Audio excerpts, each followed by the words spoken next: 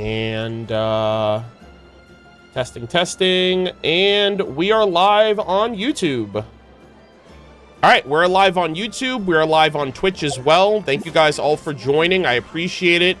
It is very, very late at the time of recording, at the time of streaming. I had kind of a rough day. I ruined my sleep schedule, and I'm suffering from my actions. These are the consequences of my actions, going live at 9 p.m. Eastern, which is not a common thing for me. I don't really like streaming this late, but I wanted to stream. I was like, I have to stream tonight. I don't care how late it is, because I cannot afford for Colombina's anecdotes to be pushed back any further than they already have been. And so today's stream is going to be a very minor one. We're going to be focusing on, we're going to do the new Colombina interaction. We're going to check out some character anecdotes. We're going to finish off Nefer's Intel quest. This is the last week for it. So after this week, we will have all of the Nodcry NPCs logged and have all of their dialogue and all of their interactions and all of Nefer's side content being wrapped up. I also got Nefer to Friendship 10, so we're going to check that out as well, which is nice. But, yeah, welcome. I hope you guys are all enjoying yourselves. Appreciate y'all being here live on Twitch as well as YouTube. Again, pretty impromptu. I didn't plan on...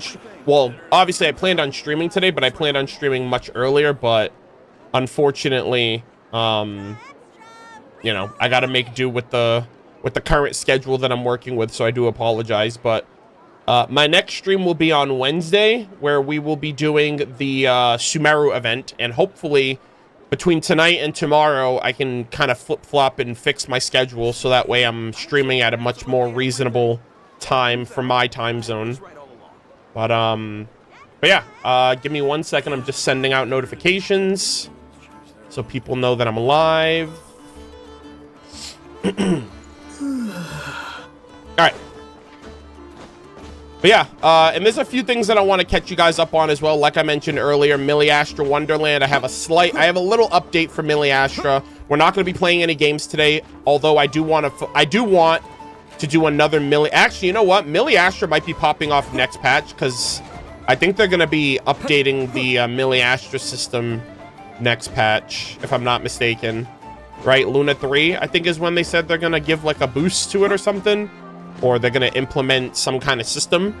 But I'm really excited to see what they do for Miliastra. I love the game mode. I've been playing so much of it. I have like a group of people that I play a bunch of games with. Yeah, it's either Luna 3 or 4. But I'm just excited for more. Because what they released out the gate, I've been indulging. And I've been really enjoying so far. And so, yeah, I'm eager to see what they do with Miliastra. Component sharing platform becomes available. Creators' prefabricated components are now open source, enabling richer creative experiences. Luna 3. Yeah, so I mean, I don't really know what that means necessarily, but it seems like something is going to be updated with Miliastra. So I'm excited about that. Yeah, I'm also excited for the next theme that they're going to do. I assume it's going to be, like, holiday themed. So, like, snowmen and Winter Wonderland themed. I'm very excited.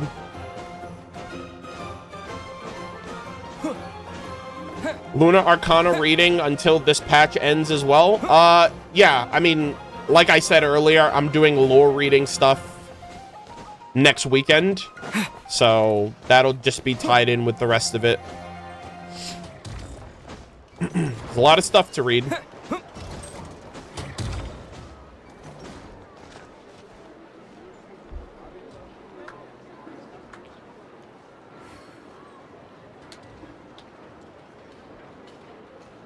See, I checked absolutely everything. Turns out I was right all along.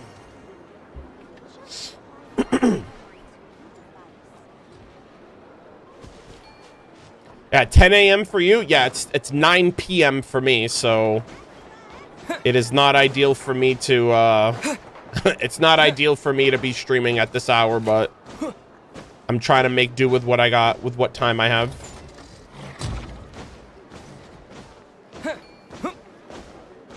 But yeah, overall, I hope you guys are having a good weekend. Hope you guys enjoyed your weekend and it was enjoyable and you were able to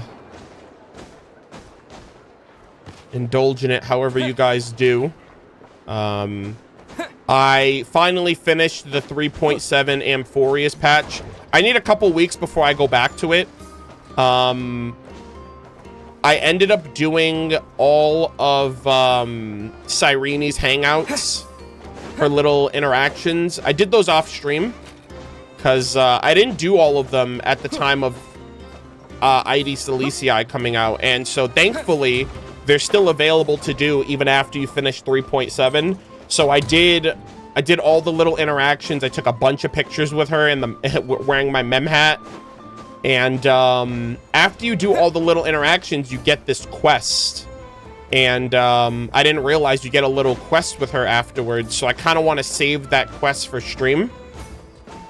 So, you know, it'll be kind of like an Amphoreus follow-up. I'm also going to do like a big interaction thing going through all of the Chrysos heirs, right? All of the Eternal page stuff. And I'll tag that in. We're also going to check out the As I've Written updates and all of that and finalize Amphoreus. I don't know when I'm going to do that. I'm probably going to be in Canada when I do. I don't know. Maybe I'll do it before Canada, but I'm not entirely sure. If not, I'll probably have to wait till I get to Canada to do it. But it's definitely going to be before the 3.8 live stream, I think. That's another thing, too. I'm going to have to figure out how to manage multi-streaming when I go to Canada. Because I've only multi-streamed here. So I'm going to have to see how that plays out. I didn't know about that quest. Yeah, so once you exhaust all of Cyrene's... all of her hangout options and you do the thing with the chimera and with the seals and with the bell and all of the little hangouts that you interact with her directly to start. She gave me a world quest afterwards and I was like, oh, I didn't know about this. So I figured I'd save that.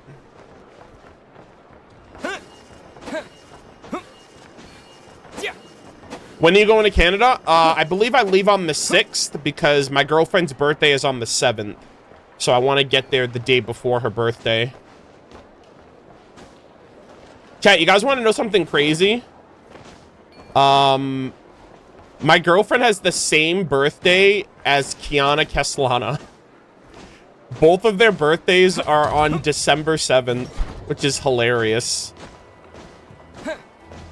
And, I didn't know that. I didn't know that at the time when I started Honkai. But I thought that was hilarious that when I ended up finding that out. Because, I mean, we started dating before I started Honkai, so I think about that all the time. Whenever her birthday comes around, I'm like, oh, Kiana's birthday's coming up.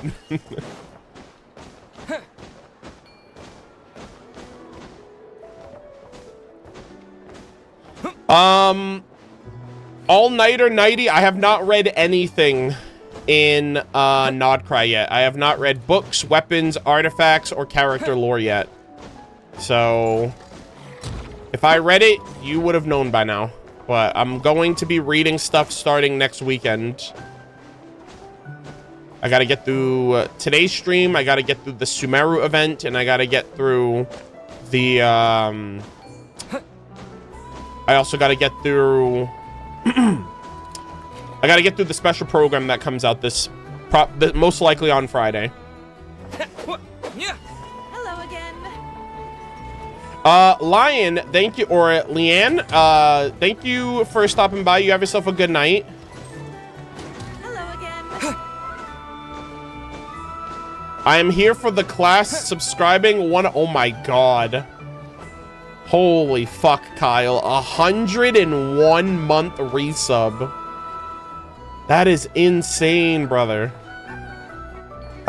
That's crazy. 101 month resub. That's that's a day one OG. Sheesh. Jesus. 24, 48, 72, 96. Yeah, that's 8+ years. Thank you, my boy. I saw it, dude.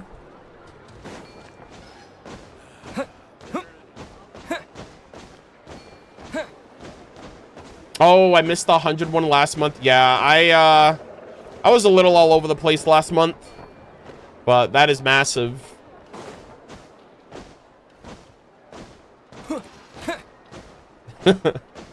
Yeah, I appreciate that, dude. I hope you're doing well. Do you think we'll see Dottore next patch?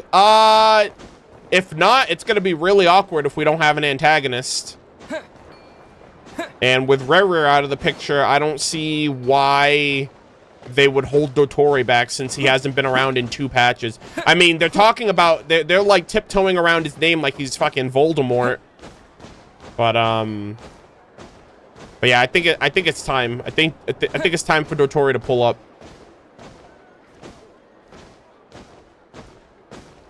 I got nothing else going on tonight, so I'm gonna stick around for a bit. Hey, I appreciate that. Yeah, we're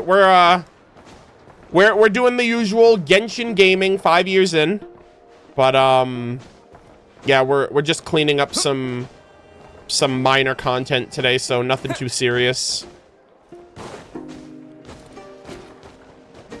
I might fall asleep listening to you talking, but I'm not. But I'll sure be here. Oh, okay. I appreciate it. I hope he's a weekly boss so bad. I want to whack him every week. Oh, yeah. I mean, that could still very well be a possibility, given the fact that... I mean, I know Natland shook things up a little bit, but we still have the current...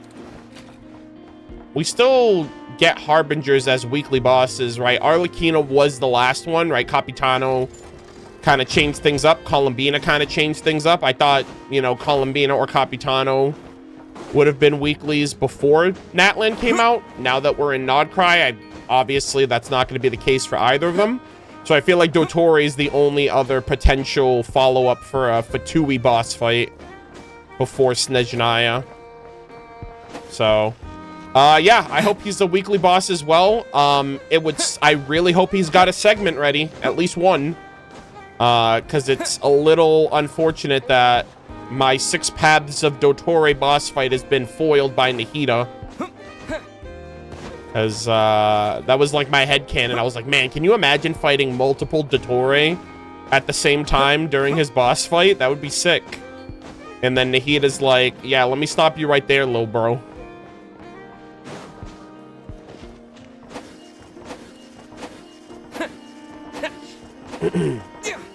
Are you gonna do anything special for Durin pulls? I mean, I'm going to specific locations, if that matters.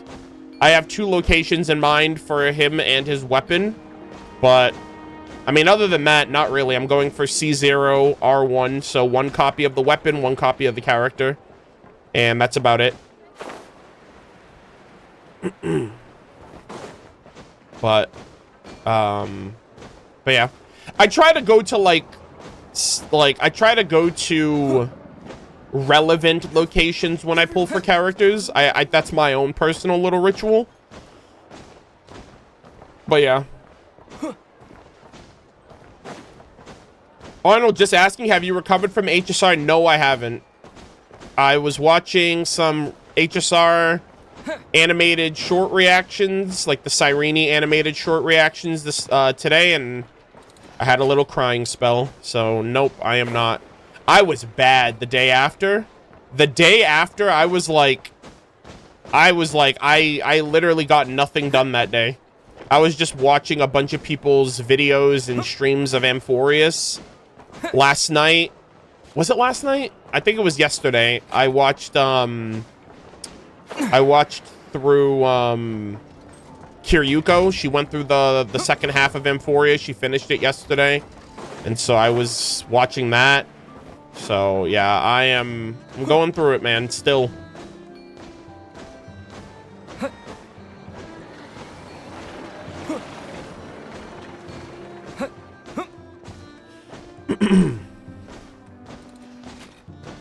Yeah. Do you expect anything from Luna 3? To be honest, no. I don't really ever go into a patch with, like, they better show this kind of expectations. I mean, I hope Durin shines. Like, Yehoda's been shining since she's released. So, like, I know Yehoda's gonna pop off. She's been doing her thing. She's been, like, the star of every patch, I swear to God. I'm excited for Durin. Like, I really hope Luna 3 is a chance for him to shine. In, like, the main story, especially. Even though he got his little pop-off moment at the end of Luna 2, right? Like, he was kind of, like, a big component in kind of reversing, like, converting the abyssal power for Colombina to use against Rerir. So, I'm really excited to just see Durin shine and be in the game and not only have him, but hopefully see him in a more prominent role now that he's officially out. Other than that, like, I don't really have personal expectations. I'm just excited to see what they're cooking up next. Hopefully they show Dottore. Maybe a Nicole tease. It's been like 2 patches already, and we still don't know who it was that, like, shielded Hisi Island from the Kuvaki cannon, or, like, helped us in the library, but I assume it was Nicole. But that's another thing, too. We haven't, like, gotten any, like, contact from Alice yet since we got here, despite the fact that we know she's around. She said she's catching up with an old friend first in the trailer, so I assume that was Nicole that she's catching up with. So it'd be nice if they teased either one of them. Personally, I'm more excited for Nicole than Alice, but if they show either one of them, that'd be great.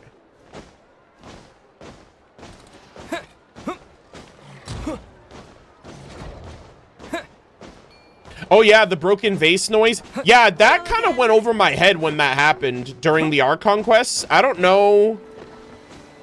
Like, it must have been like such an abrupt, immediate vase breaking noise. But I remember after I finished Act 4, people were like, oh, he missed the voice, he missed the noise. And I was like, I didn't even hear anything. So, yeah, I don't know. That one was super subtle compared to the Wanderer one.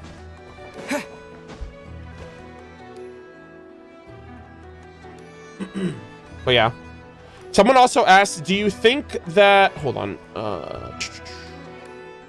Do you think Nodcry will have 8 patches like other regions or shorter? You mean before Snezhnaya? No, I think it'll also have 8. I can't imagine... Actually, I'll go as far as to say I actually wouldn't be surprised if they have a 9th one. But I don't know. Because they said that they're expanding other nations too, so maybe them giving us a Luna... What would it be? A Luna 9? I have no idea. They're not doing it by like 0.1, 0.2, 0.3. So maybe if we get 9 patches instead of 8, that would make sense, but aren't they doing it based on like the phases of the moon? So how many moon phases are there? Maybe we will still get 8. They said it's going to be a year long. I know they said that, but like they don't mean like a whole calendar year long. They basically mean it's going to last the same length of time as every other region. Basically, Nodcry is going to be around for the next year until next summer when the next nation comes out, you know?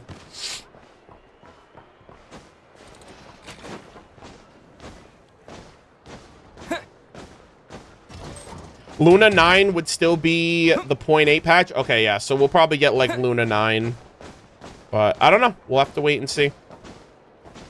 I'm also curious how they're going to cook up other nations because Lantern Rite should be during Luna 4, if I'm not mistaken. So Luna 4 should be Lantern Rite. So that's next. It's not this upcoming one. It'll be in January that we get Lantern Rite. So Liyue expansion, Blackcliff Forge potentially in January, February. And then from there, I don't know.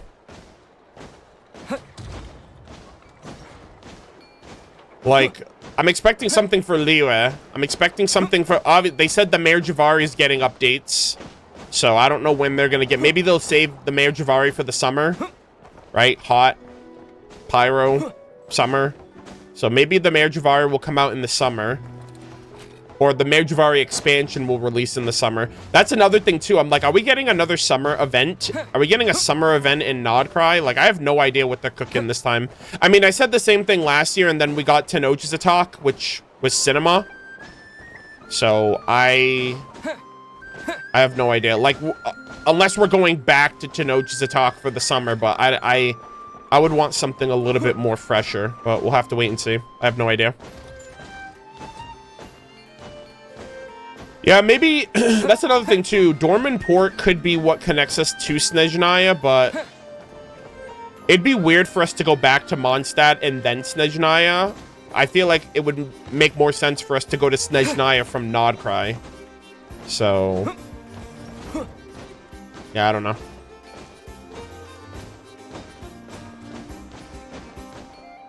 We also have to meet like Jean's mom. And Jean and Barbara's mom and dad, and Toma's mother. I think they're all at Dorman Port now. So, we're just gonna have to be patient, I guess.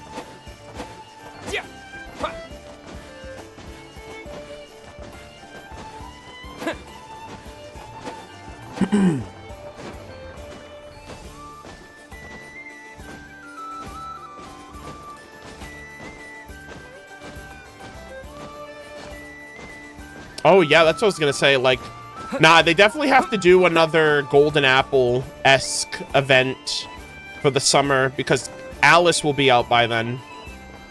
They're definitely going to do an Alice and Klee-based summer event. Like, they kind of have to at this point. Like, all of the other ones were, like, were basically that, right? Bottleland, the first two Golden Apples. You know, I mean, granted, Simulanka was a little... different, but Simulanka was also like inspired by Alice and the Hexen Circle. So yeah.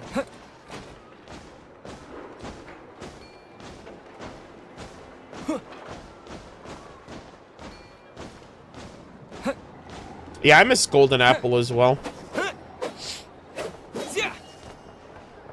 I miss the music, honestly. I really liked the last one. Like, the last one was great. The, Imanak Reich.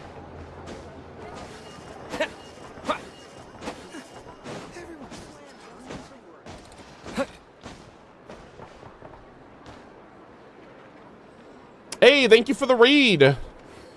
Just finished the Valorant 10-hour stream. Oh my god, that's crazy. Here to watch while I sleep. Hey, appreciate you being here. Thank you for the raid. I appreciate it. Thank you, thank you.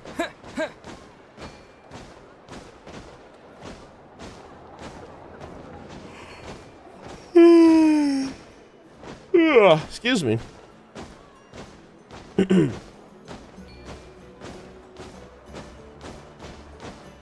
There's no confirmation about Snezhnaya's location. We just know that it's in the north. So, anywhere above all this. No clue.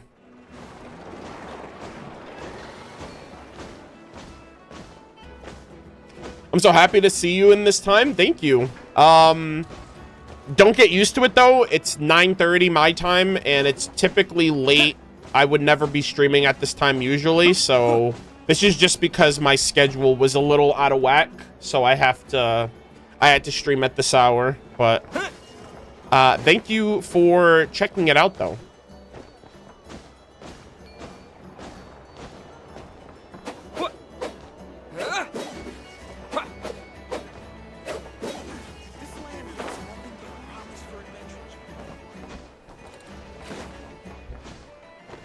Do you think Rere would eventually go back, but instead he's suddenly making moves in Inazuma?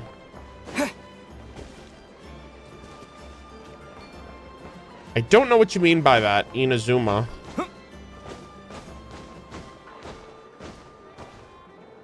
I mean, Rere's definitely coming back. Like, no one should assume that he's dead.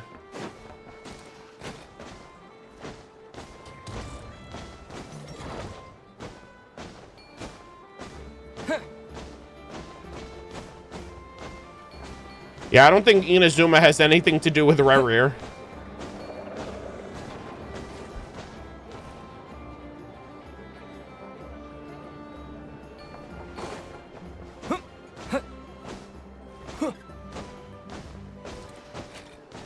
I thought Inazuma also had something to do with those moons. Oh, are you talking about like A's plane of Euthymia?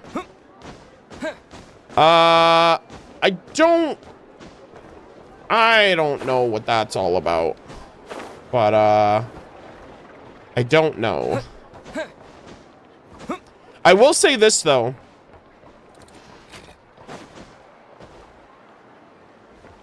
Hold on a second. Give me 1 sec. I have to I'm just gonna start recording right now just in case. Oh.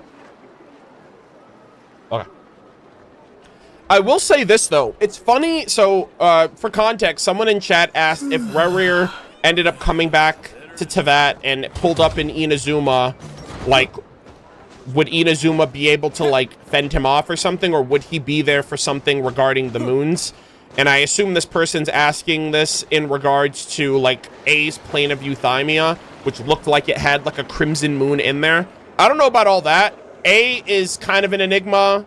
The statue of the omnipresent god is sus, and whatnot. However, there is one thing about Inazuma that did prick up my ears a little bit during the Nod Cry trailer, where when it shifts to Alice, the letter that she received was from a crow. And crows are only located in this game in Inazuma. So there was like a crow that showed up and it left her the letter, like the origami bird, and then she grabbed it and like opened it, and it had the words of the Aralos, Solnari, and Canon, like in Teyvat script. So I wonder if that letter was sent to her by A or Kujo-Sara, right, the Tengu, because it was a crow, and crows are only located in Inazuma. So I do think that, I don't know about Rerir going to Inazuma, but the fact that you said that kind of makes it, I wouldn't be surprised if something regarding the moons is affected with A and her plane of Euthymia and like whatever that like red void moon looking thing was. I mean, granted, it wasn't like Arlecchino's, and A's plane of Euthymia also changed after like Yai, after we defeated her and Yai came through. It was like more peaceful. So I don't necessarily know, but I do think that letter was sent to I do think that letter was sent to Alice by Raiden A or Kujo-Sara on behalf of the Shogun. So I'm very excited to just see how that plays out. How different are ravens with crows, since treasure hoarder symbols are ravens, I believe? Yeah, but we've never seen, I don't think we've ever seen like treasure hoarders. Like, I know the raven is associated with them, but we've actually seen the birds in Inazuma. I don't think we've ever seen a treasure hoarder associated with the animal themselves. So I'm not entirely sure about that. But I mean, also you have to remember too, the bird that, it was the crow because it had yellow, I mean, not saying that crows have yellow eyes, but this crow in particular that was in that trail, I believe they had yellow eyes. And the same kind of crows are in, I think, A and Yai's trailers, if I'm not mistaken. I think it's actually A's trailers. One of her trailers that had like a crow that she like stared into its eye. So yeah, again, I would know this too. Not only is my name MurderofBirds, like crows are my freaking namesake, but out of all of the animals that I have collected in the game, I actually at one point made it my life's mission to fill up my Serenity pot full of crows in each of the little sections that you can fill them up in. Where are they? I have 124 crows collected. So yeah, these animals, man, These creatures, they are pretty sus. Also, now that I'm reading this, a black-colored avian. The black of its feathers are darker than the long night of Tevat. When many of them circled the sky, they can create the illusion of a solar eclipse. Wait a minute. Chat, I might be cooking. Wait a minute. Solar eclipse.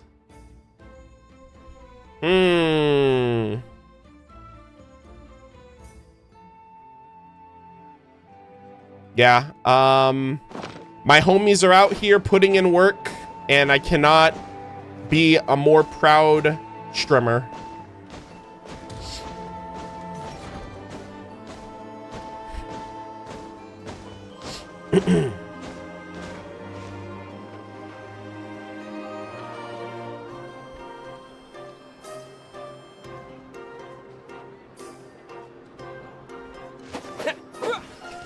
Okay.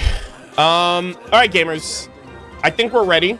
I'm gonna run the ads right now, and we're gonna start in 3 minutes. Appreciate you guys being here.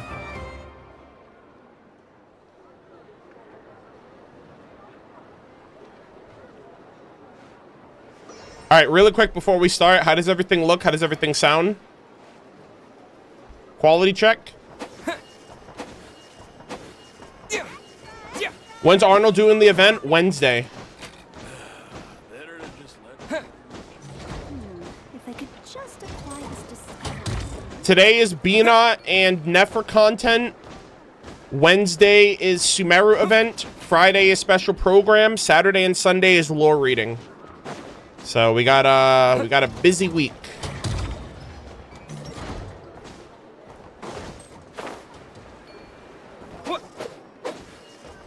Tuning in while I catch up on Abbott Elementary. My girlfriend and I need to get back to watching that. How many seasons are out now? I think we stopped watching after season 3 because it took such a long time for the show to come back. I actually don't know how many seasons there are now. But I love Abbott Elementary. It is so hilarious. I'm starting season 5. Ooh, we have a whole extra season to watch. Yeah. I need to let her know about that. Because, we watched it a lot when they first came out. Like, we watched Abbott Elementary, we watched Snowpiercer, we watched Bridgerton, and, like, at different times, all of these shows just, like, ended at different times, and then, like, COVID happened, so a lot of the shows went on, like, hiatus, and then they came back at different weird times, and we just never followed back up with it. But yeah.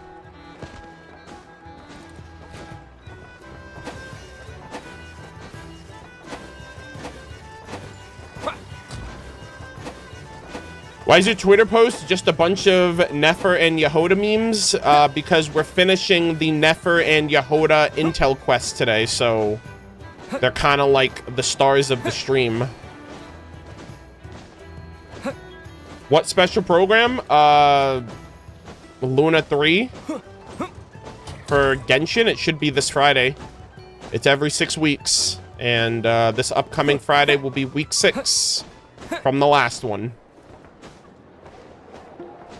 Already? Yeah, that's how time works.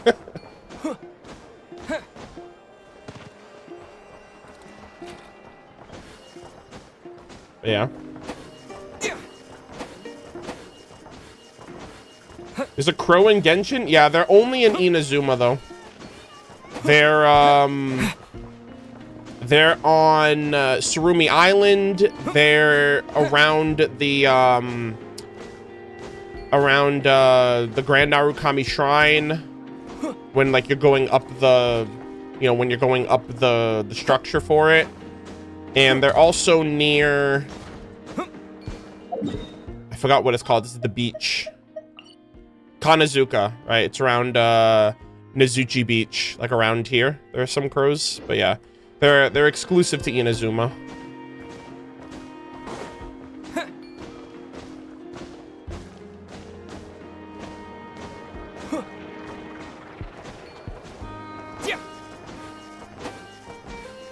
Are any of you guys skipping this patch? Like this upcoming patch? Are you guys skipping Yehoda and Durin? I assume there's some people that are like, bro, I'm saving until Bina. Godspeed to any of you.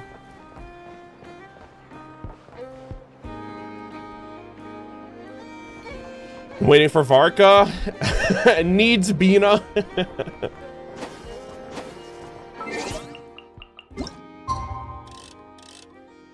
Yeah.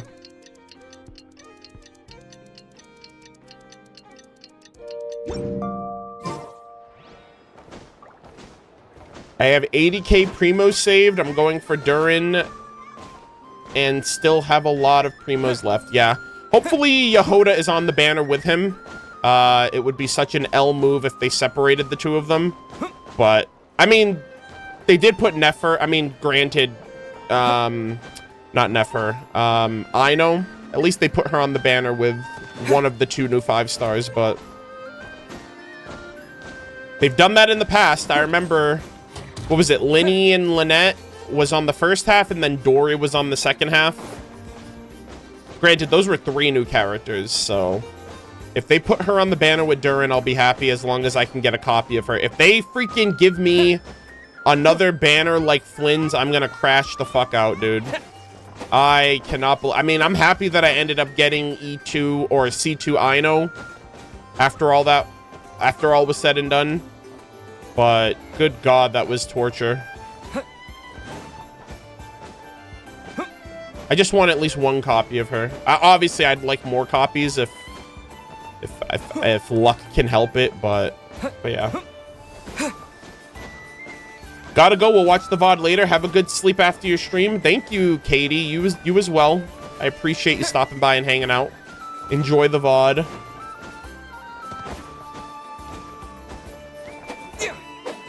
God, I cannot wait for Durin's lore and his weapon lore. That shit's gonna freaking be so dank. I'm also curious from what perspective Durin's gonna speak from, because he is basically the amalgamation of so many different life forms and beings, right?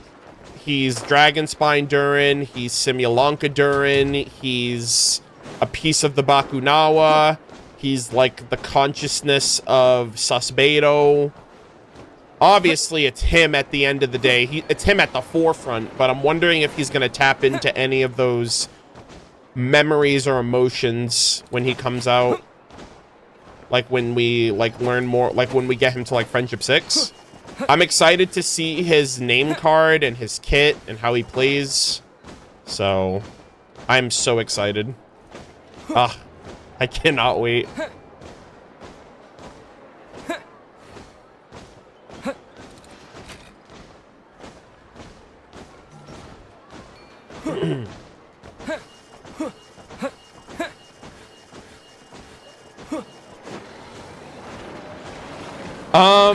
And yeah, we're doing another Bina interaction today, guys. So the last one that we did was with the moon chests, which I thought was really cool. Like super fun, like little mini game that we could do with her. Really quick, show of hands, because I haven't gone back to the VOD to check yet. Did any of you guys lose to Colombina? Just out of curiosity. I mean, I lost to Lumine, so I feel like it evens out. I lost my freaking fight match with... I lost my freaking little challenge with Lumine, and then I won against Bina, so I feel like, okay. I'm 1 for 1 right now. I'm cooked if they give me another one. Another challenge like that.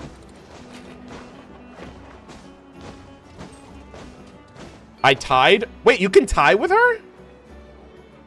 How does that work?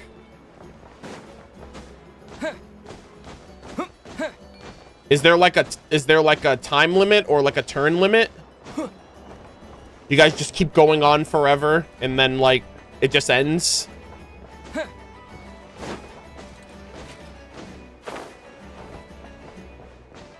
Ah. The game just gives up? Oh, damn. Yeah, I didn't realize that. I had no idea you could tie. Ah. Yeah, I'm glad that I had a conclusive decision. Even if I lost, I would have preferred that over a tie, honestly. But yeah, that was... Honestly, that was like one of my favorite little interactions with her. It was really, really cool that you can like look over and see her, and just the whole mini game aspect was super unique. I'm like, wow, that's like really, really special.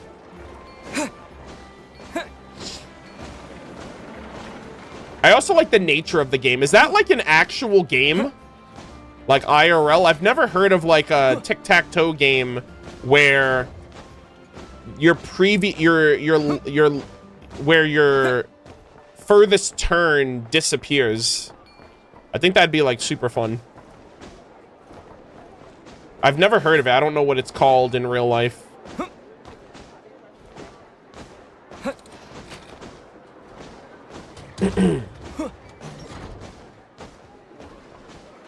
Unsure, and I don't know how to look it up. No, I know it. No, it's not. It's a variation of tic-tac-toe, but it's not tic-tac-toe. So, is it toe-tac-tick? Is it like the letter, like the word rearranged to something else? Tac-tic-toe. I don't know, man.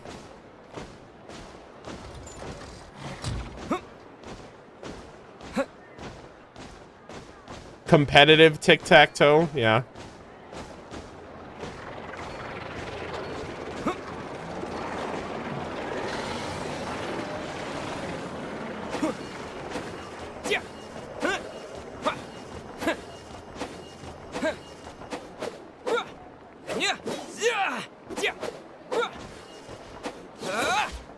All right.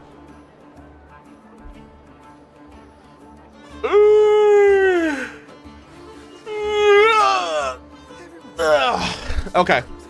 All right, all that said, all that done. Really quick, 30-second ad. I gotta get that timer back up, and then I promise we're gonna start. I'm like yapping over here. I apologize.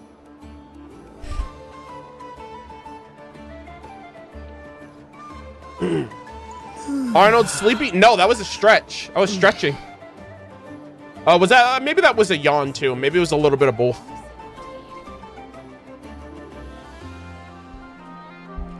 Did any of you guys do the new Abyss? No.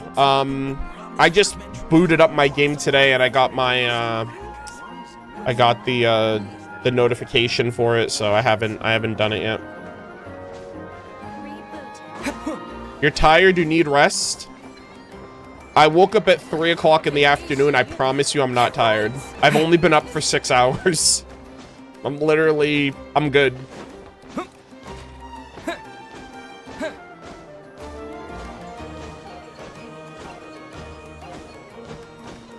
Yapnold. Whoa.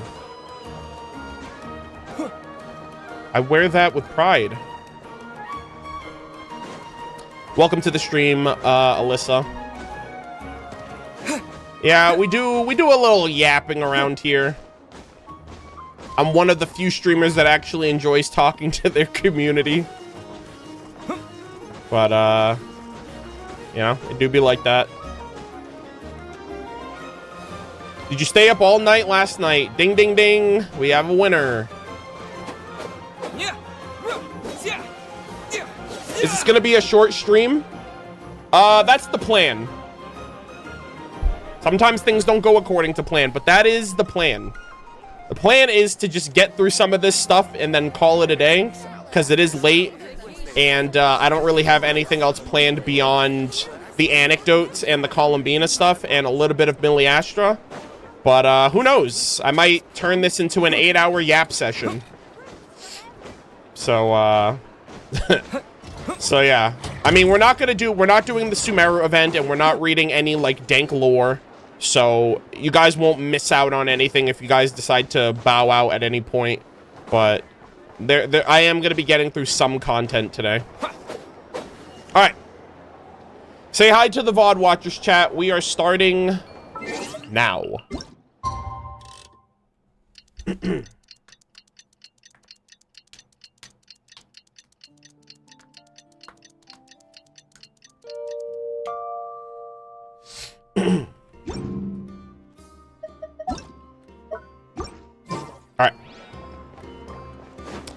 Alrighty, ladies and gentlemen, boys and girls, we're back, kicking off another session for the Genshin Impact content that I'm catching up with for this week.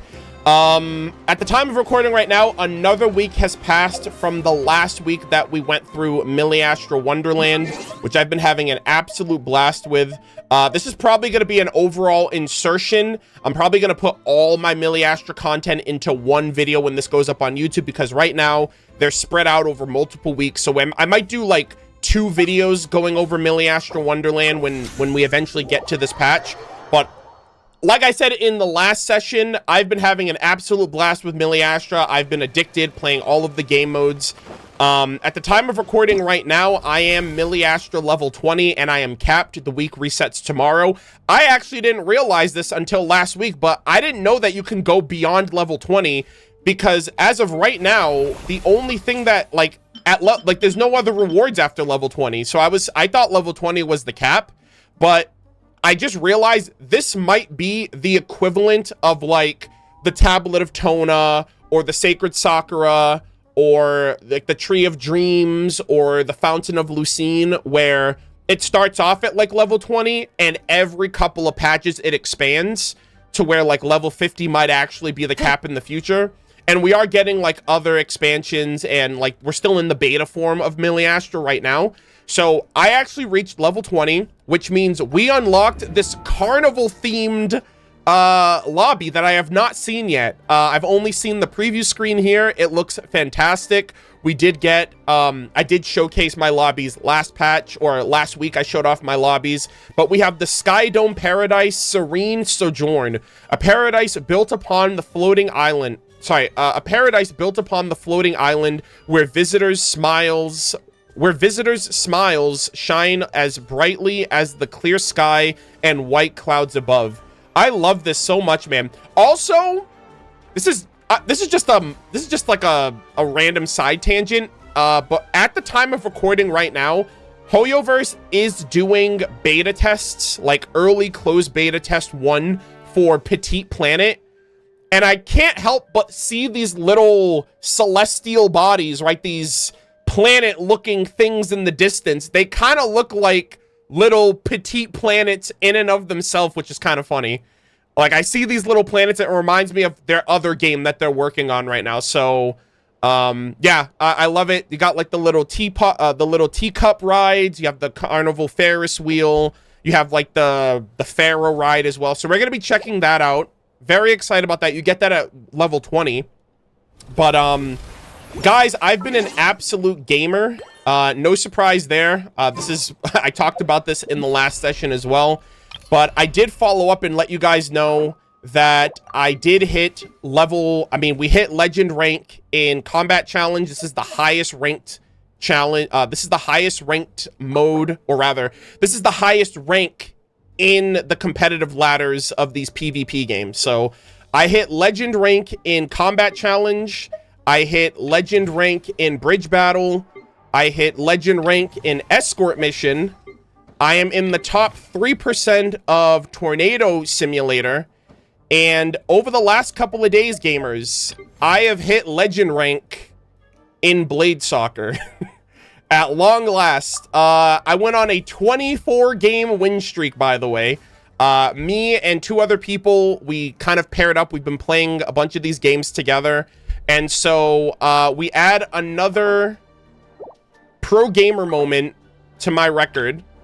And yeah, I hit legend rank 0.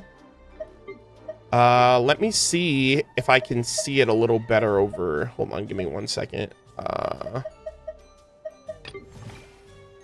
Yeah, I guess this is the best look I can get for it right now. But yeah, so we have legend rank, legend 0, 24 win streak. I don't know how many games total I played, but it was a bit of a back and forth. But I did hit, this was 3 days ago that I hit legend rank in blade soccer. And despite all of this, chat, I am currently going through Teyvat World Cup with the intention of also hitting legend rank. I'm addicted, guys. Miliastra is so fun, bro. I swear to God, this game mode is so fun. I'm already at ace rank right now. I'm on a 16-game win streak with this. So currently, let me see. Right now, I'm at ace difficulty. So I'm at ace 1. So I still need to go through Grandmaster, Artificer to get to legend. So right now I'm at ace. I'm on a 16-game win streak, and I will confidently say Teyvat World Cup is better than Blade Soccer, which is crazy because do all of the different legend ranks affect your overall ranking? How do they work? So the only thing that your rank affects is the type of people you play with. Sometimes it does, sometimes it doesn't. But there is a form of matchmaking, like skill-based matchmaking. Like the higher up your rank goes, especially if you're playing with other people of similar ranks, it will try to pair you with other people that are in a similar rank as you. So essentially, the better you are, you'll play people that are just as good or should be just as good as you. So if you're starting out a game, they're going to throw you in with other people that are just starting the game as well. But say like if you're playing with if you play with a higher ranked player, it'll probably scale you up to the higher ranked person in your party. So that way, you know, it's fair. So basically you're not like getting boosted. So, I will say I played my first Teyvat World Cup game on stream the day Miliastra came out. I hated it. I was playing with a team. One of my teammates left, which, by the way, before, if a teammate left, you kept playing the game. Now, if a teammate leaves, the game automatically ends. Nobody gets any points, and the person that left gets penalized. So that's like a way better, like obviously they updated it from when I originally played. But I remember when I originally played, we were down a player, and the game just kept going, which was kind of unfortunate. So, so like now, like we had a couple of games where like the enemy team would leave, and if someone leaves, even if your team is winning, you don't get the win, you don't get any XP, it just cuts the game and ends it right there. But I played Teyvat World Cup with 2 other people. We played for multiple games. We played for a couple hours, and we went on a 16-game win streak. And I'm gonna see if I can try to I'm gonna see if I can record my legend rank up match like I did the other ones. But I love this game mode so much. Blade Soccer was pretty fun too. Like Blade Soccer is way more fast-paced, and you can kind of just like one-man army Blade Soccer. This game is far more, like, the strength of this game is on like situational awareness, being aware of your surroundings, and teamwork. The fact that you can pass the ball to each other. The only way that only the person with the ball gets damaged. That's another thing too. So if like 3 people chase one person and that person passes it to the other teammate, then like they basically get a free score. So you have to like stick on your opponent, and you have to just trust that your other teammates know what they're doing. And that was my main issue with the first Teyvat World Cup that I played. All of us were kind of whatever. I didn't know really how to play the game, and the enemy team was kind of running circles around me. Now I actually really like this game mode. I'm probably going to get all of the achievements for it in due time. It's just a matter of just playing more games and getting higher rank. But I really like this game mode. I'm going for legend rank by the end of the season as well. And I just wanted to show that off to you guys to just let you guys know as well. I highly recommend. These are like my top 1, 2, 3, 4, 5. These are my top 6 games that I am currently like constantly playing.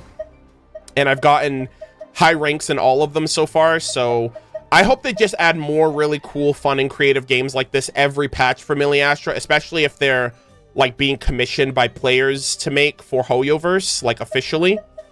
So, and then we have a bunch of other like minor games that I'm planning on doing a stream going through all of them just to kind of see like how they fare and like their creativity and just sharing it with other people. But yeah, just wanted to give a quick little shout out to my current Miliastra progress because I've been an absolute gamer and it's been really fun. All right, so what I'm actually going to do really quick, we're actually going to go into this new lobby. I'm going to check it out really quick. I'm going to just make it locked just so... Well, actually, you know what? Screw it. I'll make it public. I realized, too, if you make a public lobby, people that come into Miliastra just join your lobby out of, like, just for whatever. So, it is what it is, but this is my first time seeing this lobby. Oh. Oh my god, the music! Oh my God, look at this place. This is so cool. Guys, we're at the carnival. The teacups. Holy, oh my God, guys. This looks so sick. I feel like I'm at like Disney World or something. You got like the little concession, like the little like, I don't know. This looks kind of like one of those like trolleys with the ice cream in them or whatever. You got the little tables here that you can just, look at this view, man. All the little petite planets in the distance. Holy, this is beautiful. Ah. You got a little bench right here. You can, wow, there's a lot of sitting locations for a bunch of players. You got the little, little presents over here with the balloons. I'm gonna go sit on a teacup. And they have, this is cute.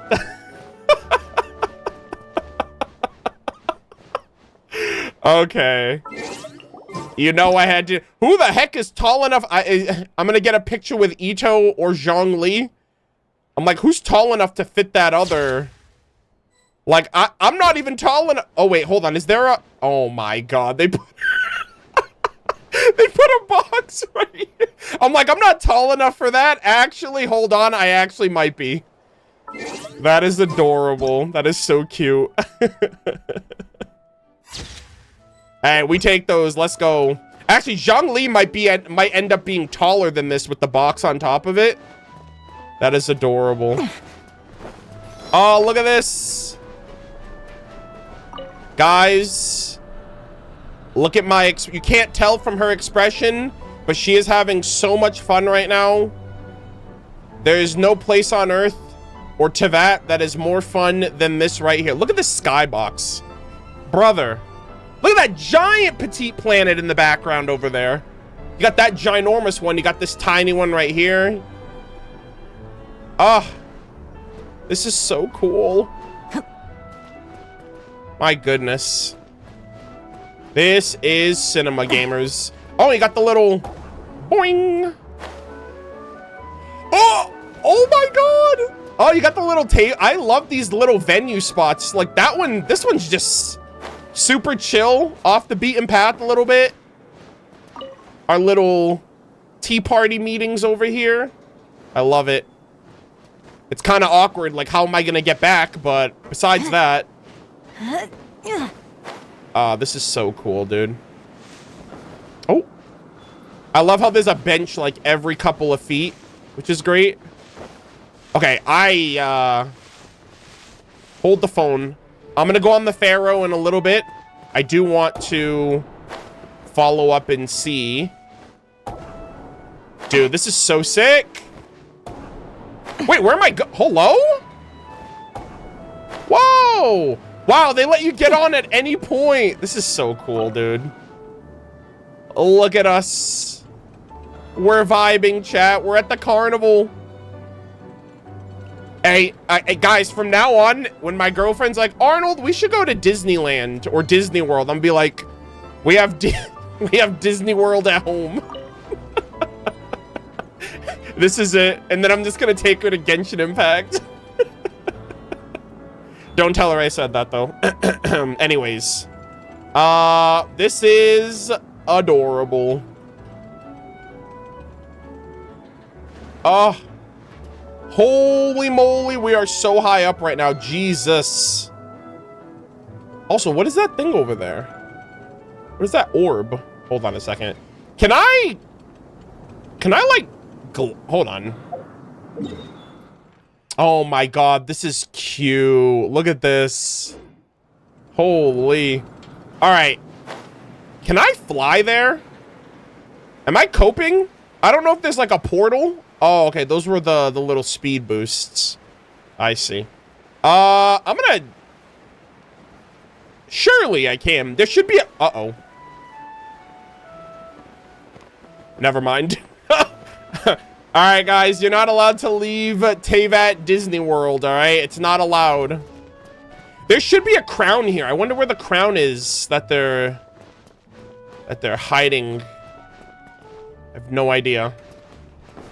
All right, hold on. All right, let's get this party started. Let's get this thing going. Crank it into overdrive. Wait, hold on. Is it? Hold on. Pause. Okay, I don't know if it is. All right, guys. This is so intense. This is so hype. The Pharaoh ride is on another level this time around. That's crazy.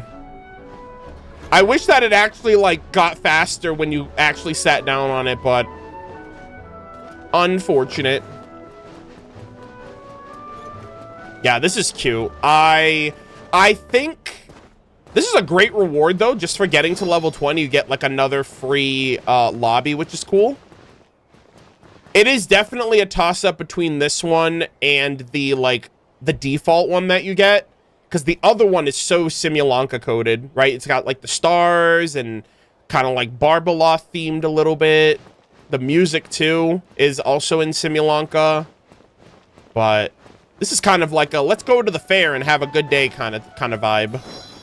Not biased or anything, by the way, just saying. All right. Actually, I wonder where the crown is. If there is there a crown here, chat? Do you guys know if a crown is here? Yes or no? Or I don't know if you don't know. There was a crown at the other one. Yes? Oh, I see it. I see it. Never mind. It's right there. All right. We just got to be patient. I will have my crown of insight.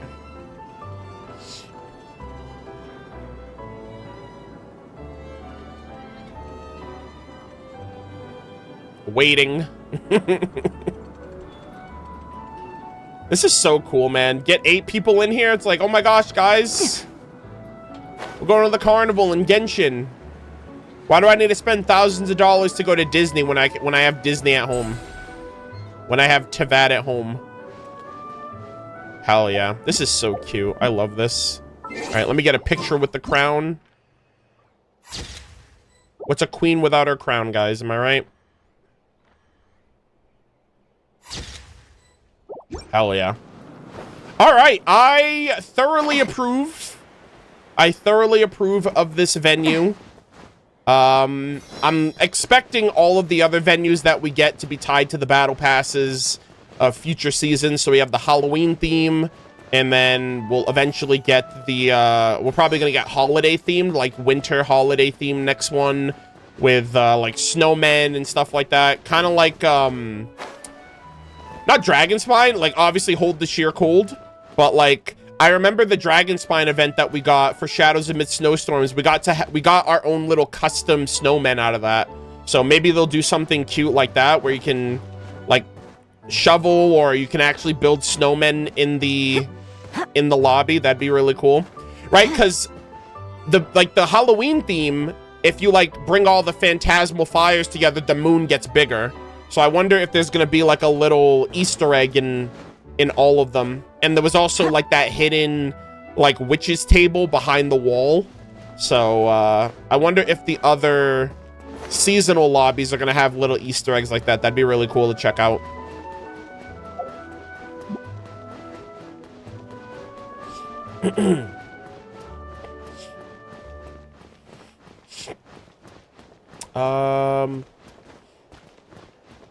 Let's see.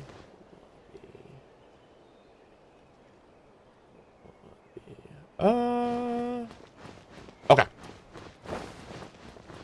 Alrighty, so I'll follow up on Miliastra probably next week. I'm gonna try to see if I can get to legend rank, and if so, you know, I'll let you guys know. But yeah, finally we got to see this, which is really cool.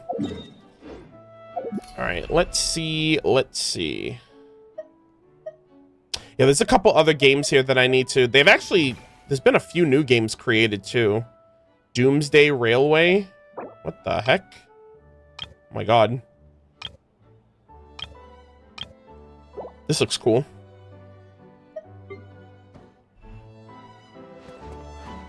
Okay. Let us track back to Tevat and get into our Bina hangout.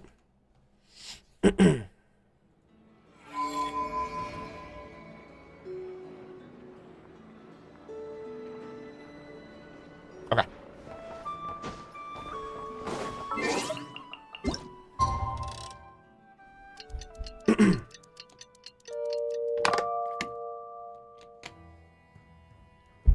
Thanksgiving, pause champ. Yeah, Thanksgiving's next week, but Thanksgiving kind of falls under the fall theme, which is kind of like, I know it's like a month after Halloween, but I feel like Halloween encompasses the fall season. This land holds nothing but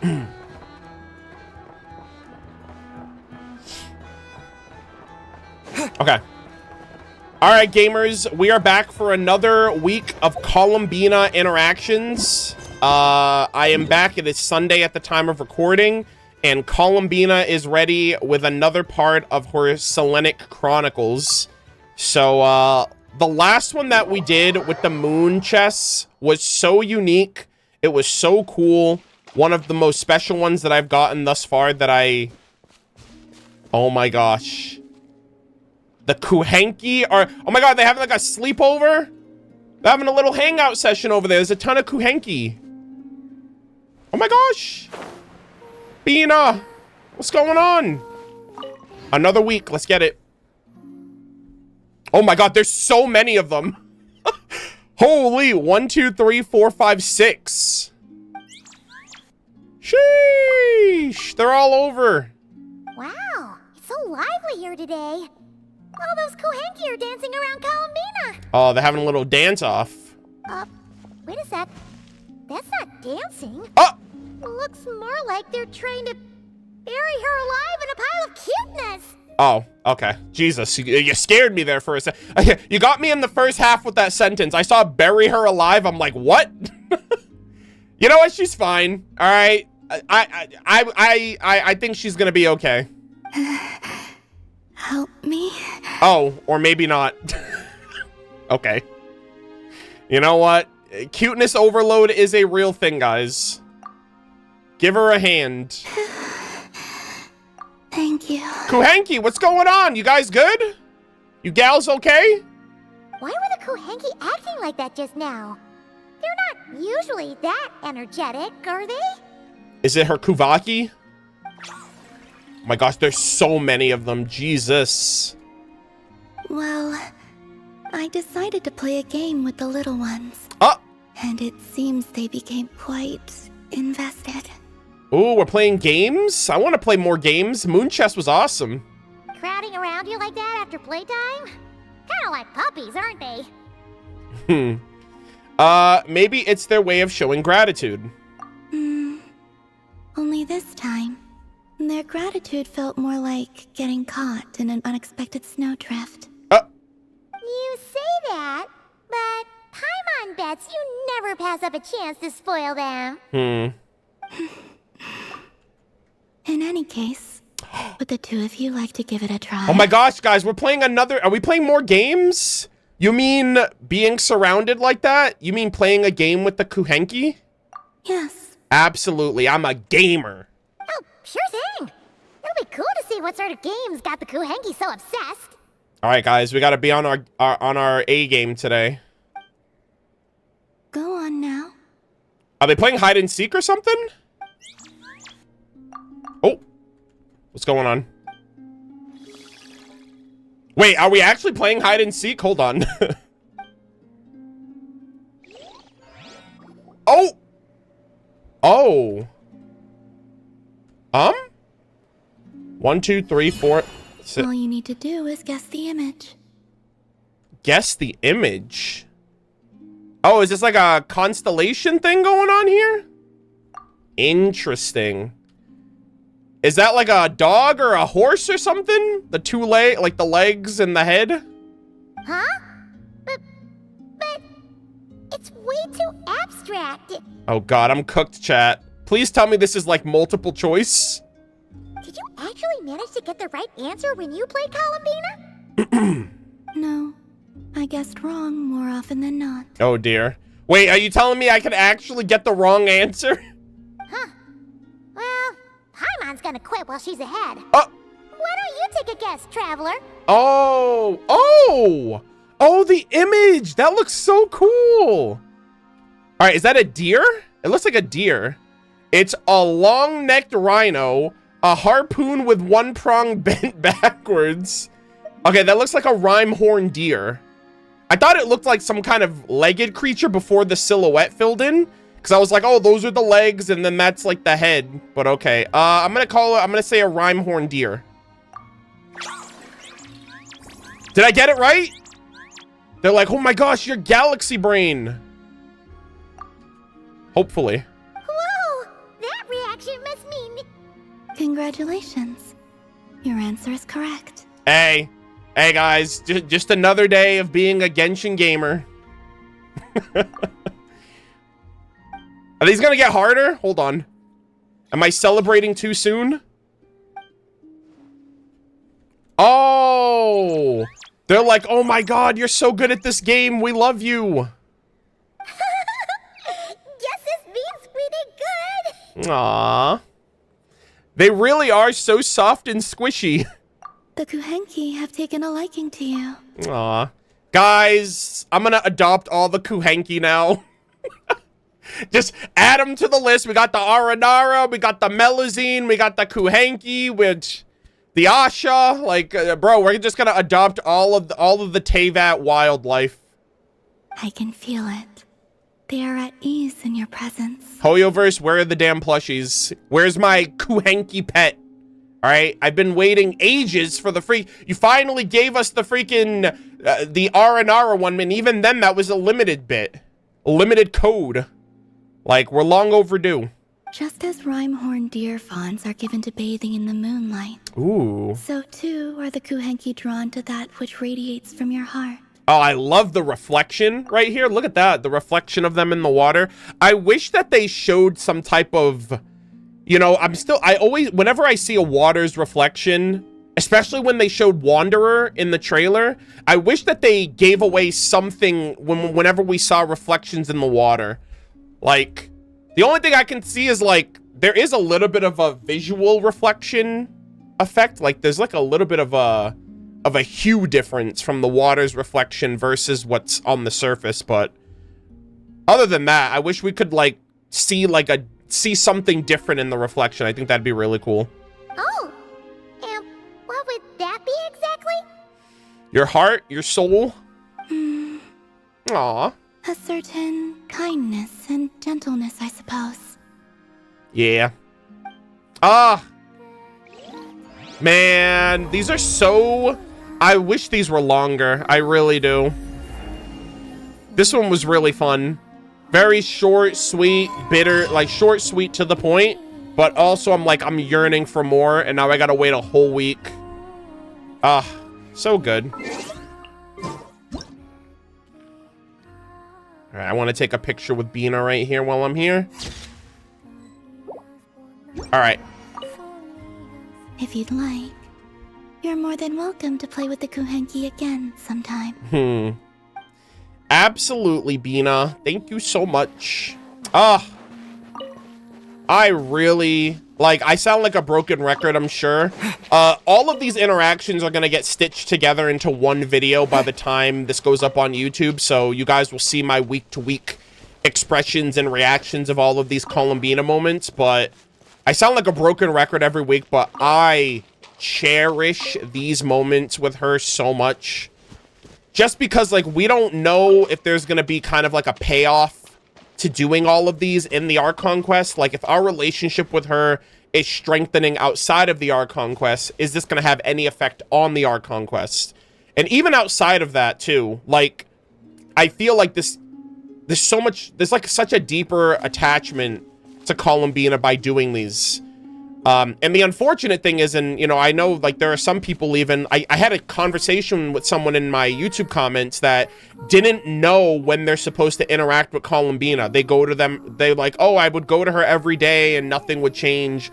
Or some people thought the little interactions when you leave and come back, like she's in a different location, they thought that that was the interaction.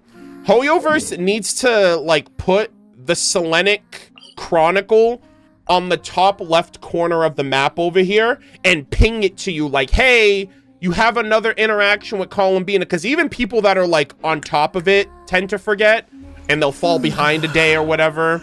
I don't know why they didn't do that, or they didn't make it more of like a visual awareness, because the only way you would know is if you're like methodical, and you're like, okay, it's Sunday, that means I'm gonna do my Genshin dailies, and I have another Bina interaction.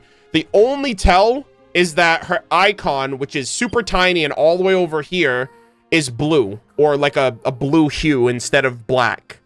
So I think they need to improve that. I don't know if they will.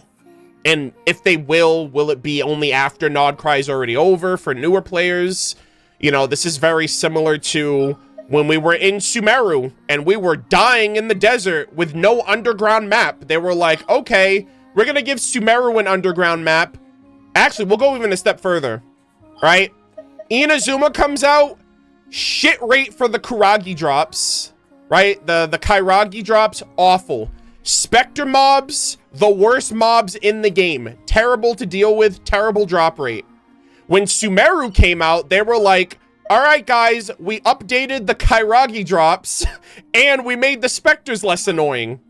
In Sumeru, we had no underground map. Underground exploration, for me at least, was immersive, but also incredibly difficult to figure out where the hell I was going at any point in time and get it. Look at this shit.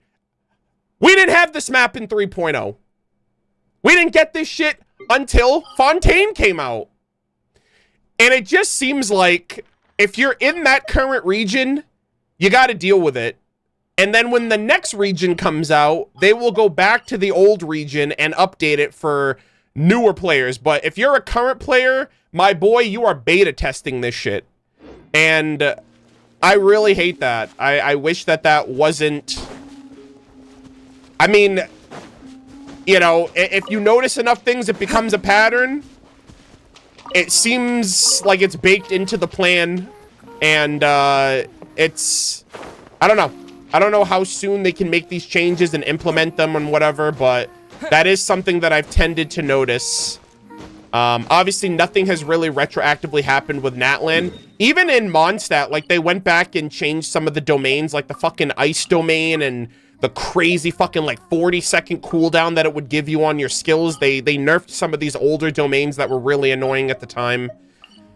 So it seems like they tend to do that. Every so often, they'll go back to an older nation and, like, tweak it a little bit. But it's like we needed those tweaks when the nation was out, not when we're moving on to the next one. But, you know, whether it be for longevity or whatever the case might be, I just hope that they consider this sooner rather than later. And maybe if newer players can benefit from it, that's nice. But we're in the trenches, my boys. But I love Bina, love these interactions. Really excited to see how this part 2 sequence wraps up. I'm surprised we didn't see Malus in this. I was actually expecting to see her. But yeah, same time next week. I hope you guys look forward to it. And I am counting down the days. Alright. Give me 1 second.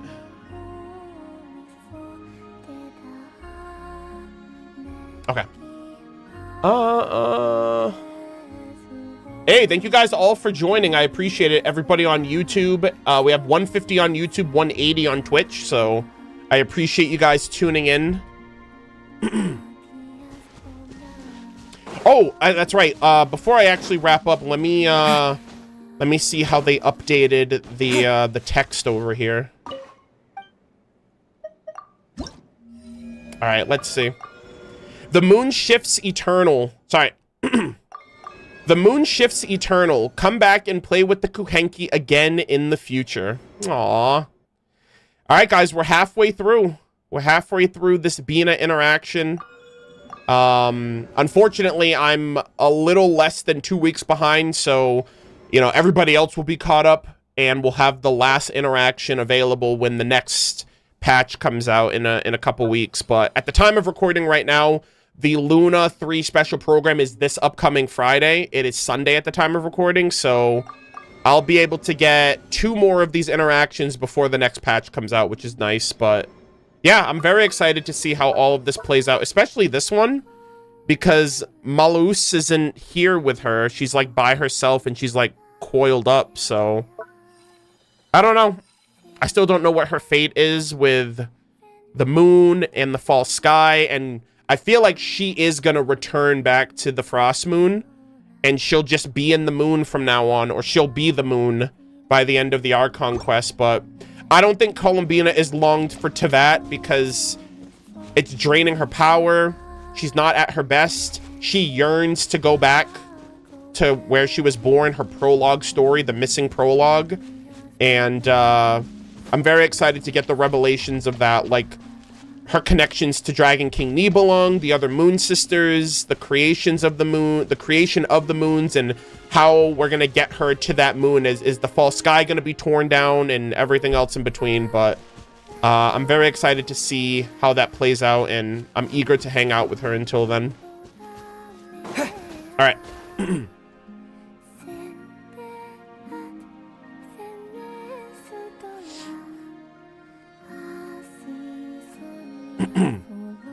What if you didn't do these or finish Nodcry? I don't know. Like, at the moment, the only thing I can think of is, like, this isn't gonna have, like, a grand effect on the Archon quest, I don't think. You'll still be able to get... I feel like at most you'll get maybe cameos or some type of personal connection. Like, for example, like, I think what could happen is if you did these interactions, if you did these anecdotes before the Archon quest, and then you finish Nodcry, maybe Colombina and the Traveler will have, like, an exclusive interaction or an exclusive sequence that you could have only done had you done these prior, but it won't stop you from still finishing the quest. You'll just miss out on this one particular thing, which obviously to some people that's a big deal. But, I mean, I personally think that... How do I word this? So, the best way I can describe it, the best way I can put this without... I don't want to sound like elitist or anything. I'm trying not to, but... The people that got rewarded for doing the Archon quest and getting the cameos of Nechka and Napeka and Kokoweek and Bona, we didn't do those quests because we knew we would get those things. We did those things artificially because we wanted to, and we were rewarded for our organic gameplay. Like, we didn't do that because we were looking to get something out of the Archon quest, and I feel like now that I feel like because that happened in Nodcry, there is that expectation of, well, we have to do these because they're definitely going to give us something in the Archon quest now. I feel like people should do these because they want to do them, and if Hoyoverse has something cooking for people who did do it, that's just a natural reward for the people that did it organically when they weren't expecting anything out of it anyway. Like, doing the quest is its own reward, you know? And so for that, you are additionally rewarded. That's the best way I can kind of put it, where it's like, I don't think people should be doing these Bina events because they're expecting something in the Archon quest. If it happens, cool, but I also think that is its own reward. And if you get something else on top of that, that's just a bonus. So, I can't help but think that something might come of it because I went through Natlan and I did those world quests first, and then I saw the payoff of it in the Archon quest. But I wouldn't want to see this as just like, oh, I'm doing this for an opportunity. I'm not doing it for the experience, is the best way I can put it. So, so yeah, I'm just excited to see whatever they're cooking. And if they're not cooking up anything in the Archon quest with these interactions in and of themselves feel like they're building up. They feel like they're going to amount to like Colombina's own personal story quests with her. Like, by the end of this, you'll know more about Colombina by doing these than you would about doing the Archon quest, you know? So, yeah, I'm rambling at this point, but that's kind of my ultimate takeaway with all of this. I just think we'll have to wait and see.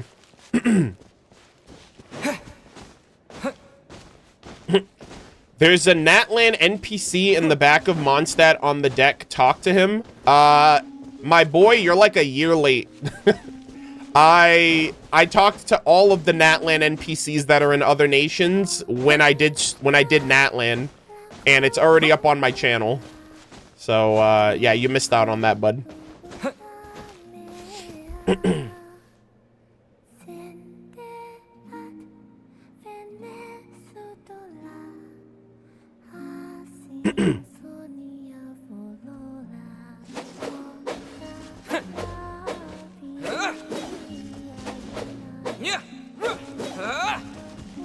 What if she's not there after the wings? I feel like there's gonna be some kind of proxy that will still allow you to get the wings, even if it's not Bina that's here anymore.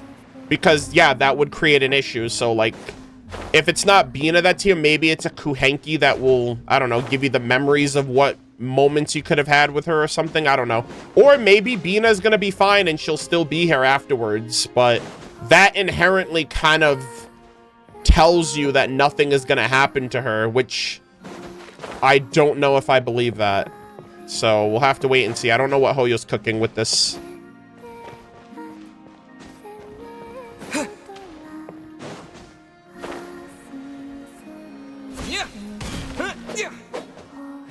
It's been a while since I've been here, so I missed it. I mean, yeah, Natlan Art Conquest was literally a year ago.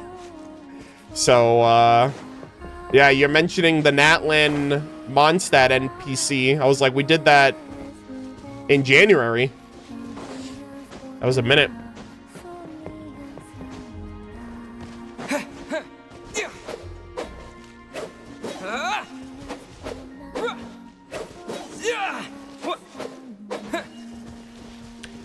My only issue is that when people in the future are doing art conquests and do the world quest later, they might miss those interactions. This might be a hot take. I don't know. I don't know if this is a hot take or not, but like, I think people just need to worry about their own experience and not other players. I understand sympathizing with what newer players will miss out on, but at the end of the day, you can't really, what's the word I'm looking for? You can't, like, shepherd someone to play the game you think is the best way for them to play it. Like, they can only want that for themselves.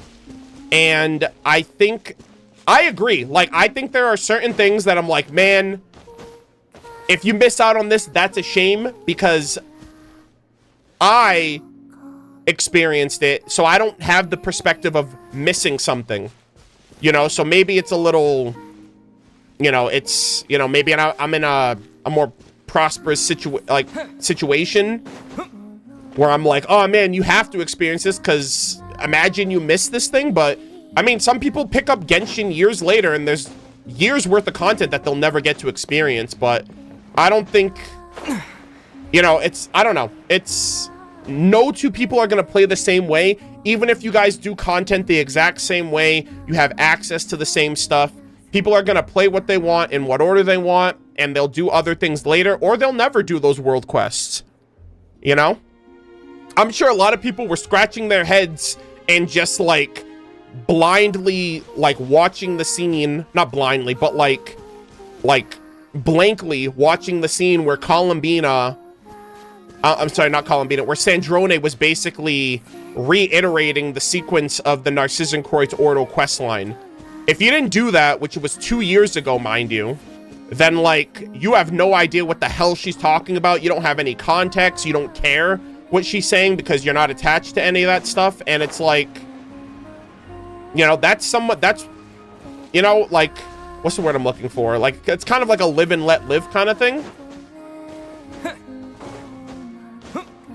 You know, someone can only regret their actions once they realize what they've missed. So, like, if someone decides to go back and do the world quest, and then they're like, oh my god, this was so good, damn, why didn't I do this during the, then that's for them to come to that conclusion. It's not meant for, you're not meant to feel that for them, you know?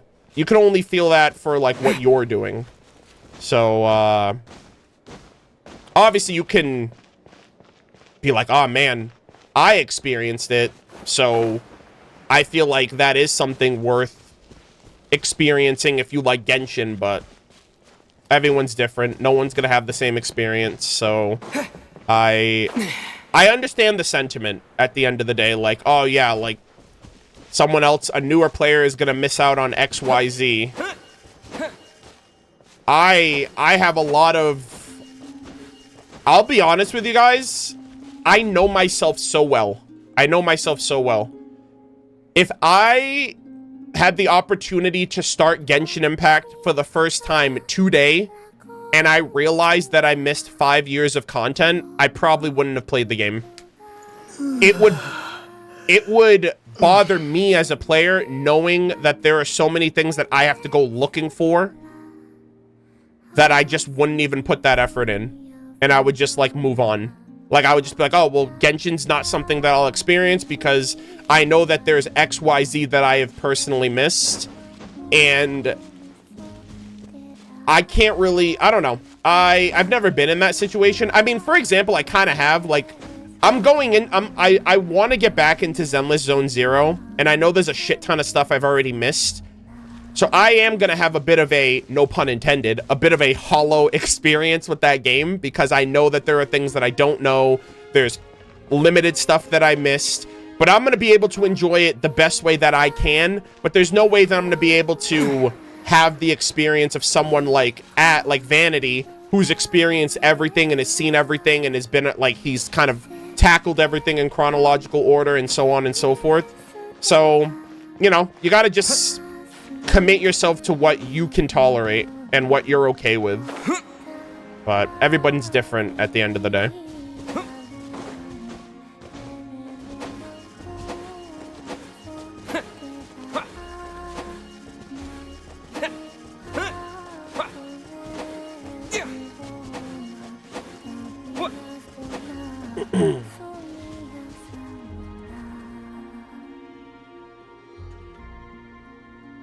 That's fair, but that's fair, but timed content is kind of ridiculous. Like someone who wants to do all the content and learn that something they wanted to do is gone now. It's restrictive and not good game. No, you're absolutely right. I don't think I've ever advocated that this is like a perfect plan and this is completely justified, guys. Just do your content within the 6-week period and you don't have, like, it's not. And I wish that there was a sense of permanence. Even if it's just for, like, the main... Because, like, the whole... Like, it's a live service game. Live services, by design, are not meant to exist in perpetuity. That's just the nature of the beast. And gacha games are inherently live service products. Even if you look at instances or situations like HSR or ZZZ, where they do have permanent flagship content, there's still so much other stuff that is relevant that is gone. Like maybe a combat event that had a character interaction, or, you know, a one-time side quest like the D-Luke Strife event. That had combat and that had story, but it wasn't the flagship event. So even if flagship events were saved, something like that would be gone forever. I just wish that Hoyo prioritized preserving lore and story-focused content. Combat shit, combat comes and goes. The meta is always changing. There's always new systems being implemented, new reactions, new mechanics. Like, combat modes, I think that's something that most people are willing to let slide and come and go as it pleases, but content that affects the perception of your story, I think that will always be the biggest L of any story-focused gacha game, like Genshin, Star Rail, like any Hoyo game, I should say, is the fact that there's so much lost media that can't be experienced in the game because the system they went with doesn't allow for that to be around anymore. So, yeah, I mean, I wish it was different. I wish there was a way that they retroactively implemented it. I still cope and hope that they'll do something like that in the future where they'll be like, all right, guys, we've created a database where you can go and experience the story on your account if you never played it before, or replay it even after the fact. But that's like a pie in the sky. That's like my #1 thing. If you could ask me, Arnold, what's one thing that you would implement in Genshin, I'd be like, make anything that was even remotely focused on story and lore permanent. Like, that would be like my #1 thing. Retroactively make it DLC or something. But yeah. And it's crazy too because it goes beyond Bina. This is permanent. No matter when you start Genshin, you'll always be able to experience this. But like when you think about that, it's like, wouldn't that be nice if it was across the board? You know? But whether it be for storage or mobile or whatever, like there's no excuses completely justified, but it's just a bad system when you think about it. But I know myself, I know I love this game enough to prioritize it, but I know not everyone's in my position because first and foremost, this is my job. I get to have my cake and eat it too. Some people have to go to school and work, and they have relationships, and they have obligations and duties, and then they, in their spare 1 hour a day or 1 hour or 2 hours a week that they have, they chisel away at whatever they can get through in the game. And I can't possibly imagine what it's like to have a hectic life schedule and still cut in some time to cover like a pretty and heavily invested gacha game like this. So I can only empathize with those people because I don't know what that's like. But I certainly understand my perspective too, because like I said, this is my full-time job. I do this for a living. I enjoy doing it, and that's the trade-off for me. You know, it's easy for me to cover because it's in equal parts my job and my like recreational hobby. So I can cover twice as much as like the average person who isn't in that same position, you know? And it's a drag. I mean, it's not a drag like a process, but it's like it's a lot. And it consumes a large part of my life too. But, you know, it's a labor of love, and in equal parts it's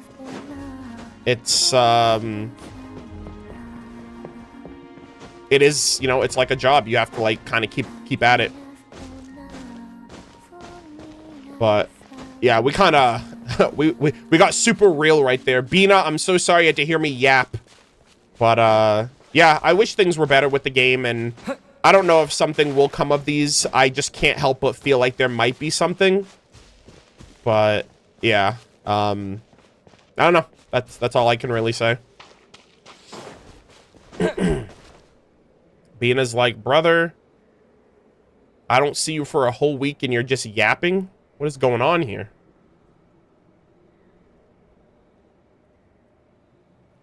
I'm really starting to wonder if when they release Dornman Port is when Venti's second story quest will be released. I think it'll be something akin to that. I think Venti's story quest, Dornman Port, and Ludi Harpastum might all occur in the same patch. That would be cinema. I also thought that Venti's second story quest would be Ludi Harpastum. I've talked about that in the past.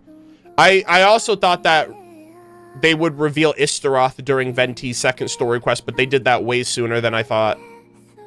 So yeah.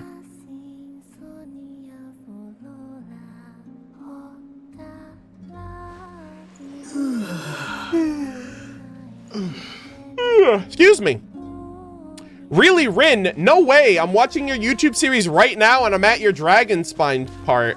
I've been enjoying watching you play so much. Thank you. Dragon Spine was cinema.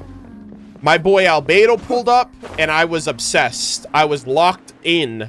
Best lore-focused characters since 1.2, and it's not even close. But thank you so much. I hope you enjoy the playthrough. You have so much content. And we're still posting to the channel as well, and this is where everything happens live, so I hope you enjoy the live streams and the VODs and the videos. Thank you. Okay, we're gonna run a quick ad, and then we're gonna get into the character anecdotes and the Nefer quests.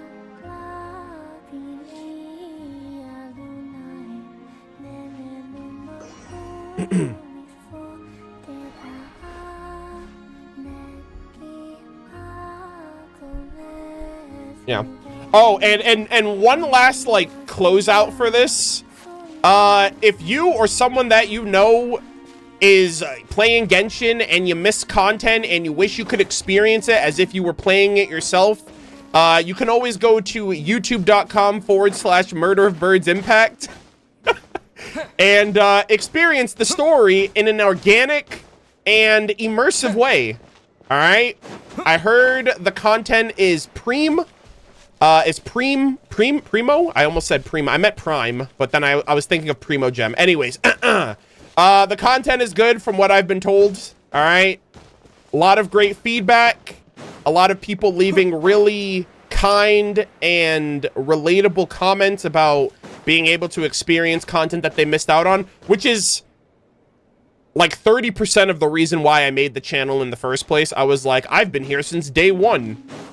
What if my content could be like a documented repository for people who missed out themselves? But I'll be honest, I can't watch no commentary playthrough videos. They're like so static and boring to just like read and watch someone else move their character through a quest, and that's how you get to experience it. I feel like it's a lot easier to put yourself in the shoes of a player who's kind of going through it and has their own commentary that you can think about and reflect with your thoughts and all of that. It's just far more dynamic to kind of go through it from a player's perspective. And so, yeah, I hope my content resonates with other people as well. Obviously, I'm joking primarily about the whole like self-promotion, but also I'm gonna fucking promote my shit because I know I put a lot of effort into not only presenting the content for other people, but also for myself.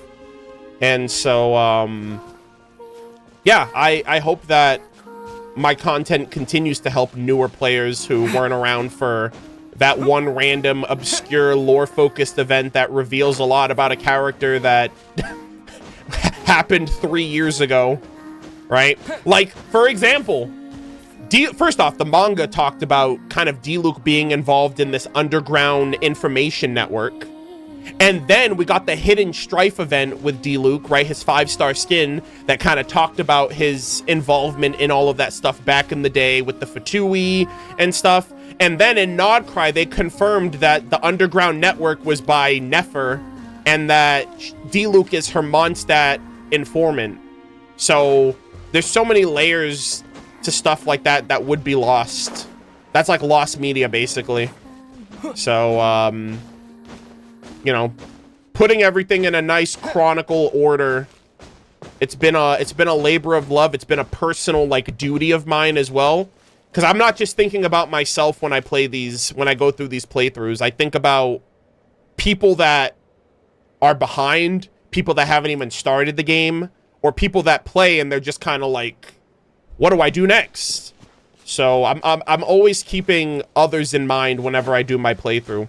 Like even this, like I'm gonna stitch all these Colombina interactions together, and obviously this is permanent, so that's a little different, but it more so applies to like limited content that's not around anymore. But yeah, I'm glad that I've made like a no pun intended, I've made an impact in the content creator space when it comes to lore and the story and the characters and stuff like that. It's like one of the reasons why I started making content in the first place for this game.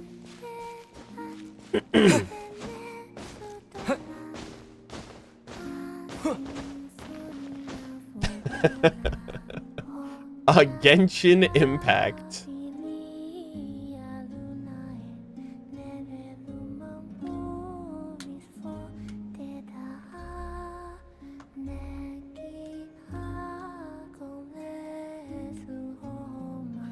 I wish I knew how the story would be if Nodcry did not exist. Well, here's the thing, right?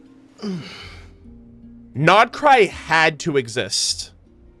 It had to. Because look at how much they're covering now before Snezhnaya. And imagine how bloated it would have been if they just threw all of this shit in on top of the Saritsa's Archon quest. They haven't been giving us the lore as soon as they should have been, or more frequently, because we're learning about the, I mean, we always knew about the moons, but they're kind of going in detail about the moons, about the sinners, about the shades, and like, this stuff has been kind of lightly expressed, but then to put it front and center in Snezhnaya would feel like such a whiplash, because it's like, where's the ease into any of this stuff? All of these characters as well. Snezhnaya, like, Nodcry had to happen for these characters to get their moment to shine. And I don't really care that Nodcry wasn't expressed in the roadmap, because the lore has been spread out through the game. The lore was planned. The nation may not have been, but that doesn't take away the fact, like, I hate how people say that, like, Nodcry was, like, retconned. The concept of Nodcry may have been added after the fact, but everything that Nodcry encompasses has been in the game since launch. The moons, the sinners, the shades, years. All of these things have been in the game for years. They just made a nation to play around and expand on these things because they haven't been in the story. So I don't think you could imagine Snezhnaya. Like, you couldn't imagine any of this stuff because it would have just been a jumbled mess.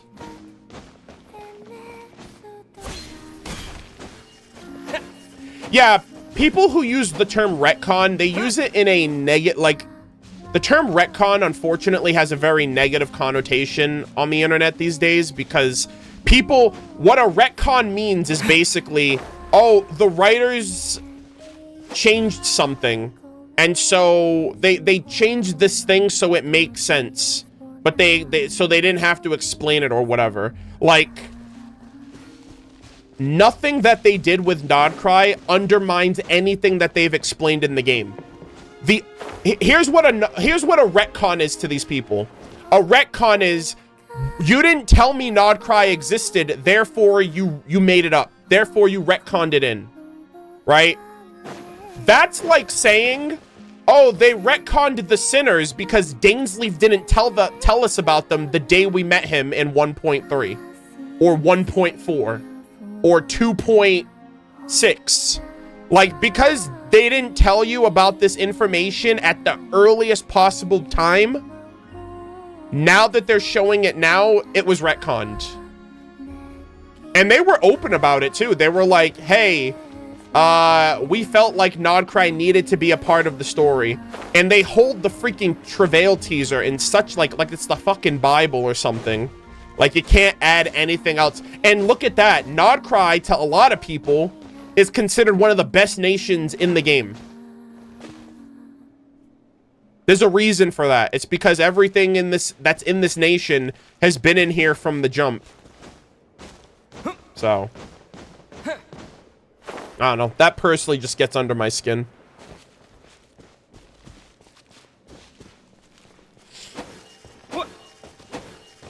It's usually Twitter, and it's just like the rage bait. I see so much stuff that I just don't comment on because I know how this works. I know the game you're playing. I know it's rage bait, and I'm not gonna give you like your 5 cents on Twitter, but I just want to let you know that I think you're stupid. It's like, you can see it, but if you interact with it, you fall into their hands, and if you don't say anything about it, it just festers and gets worse and worse and worse. And I see people that respond to rage bait, and I'm like, you fell for it. They won. They won with you. But at the same time, like, that's just, oh god, I fucking hate the internet. I hate it. That's why I just I just use these platforms. I'm like, you know what? I'm here to just post my shit for the people who care about it, and I'm moving on.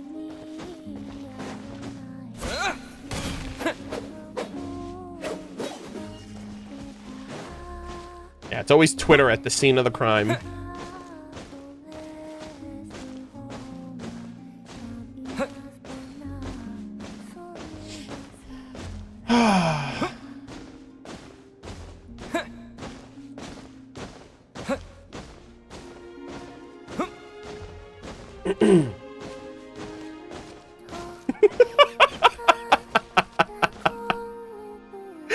I get so rage baited but never reply, but I'm actually fuming IRL 24/7. Oh my god. That's hilarious. No, it's really not worth. Like, you have to appreciate your energy and your emotions a lot more. Like,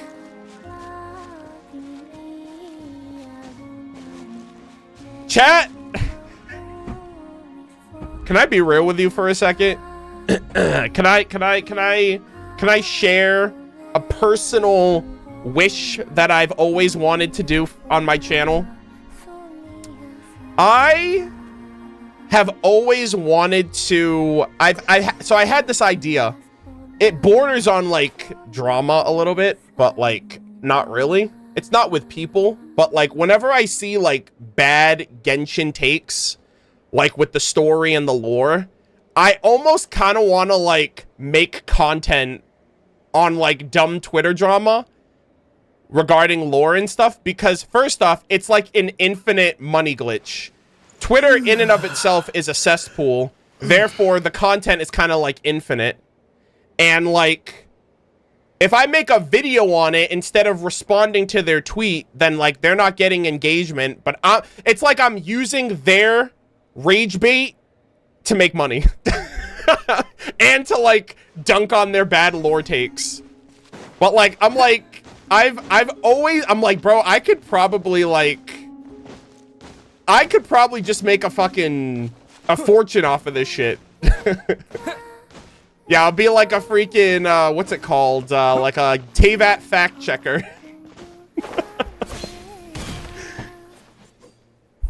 But yeah, rage bait, and it's like, and you know what the funny thing is? You know what the funny thing is? The funny thing about this concept is that most people, like people outside of lore, won't even bother like disputing it because they skip everything, so they don't know what the story's they don't even know what's going on in the story. So like, it's just like a free W. It's like, hey, I take all of this stuff, I correct the bad take, I make money, and the people don't dispute because they don't even know what's going on in the story. So it's like an easy slam dunk.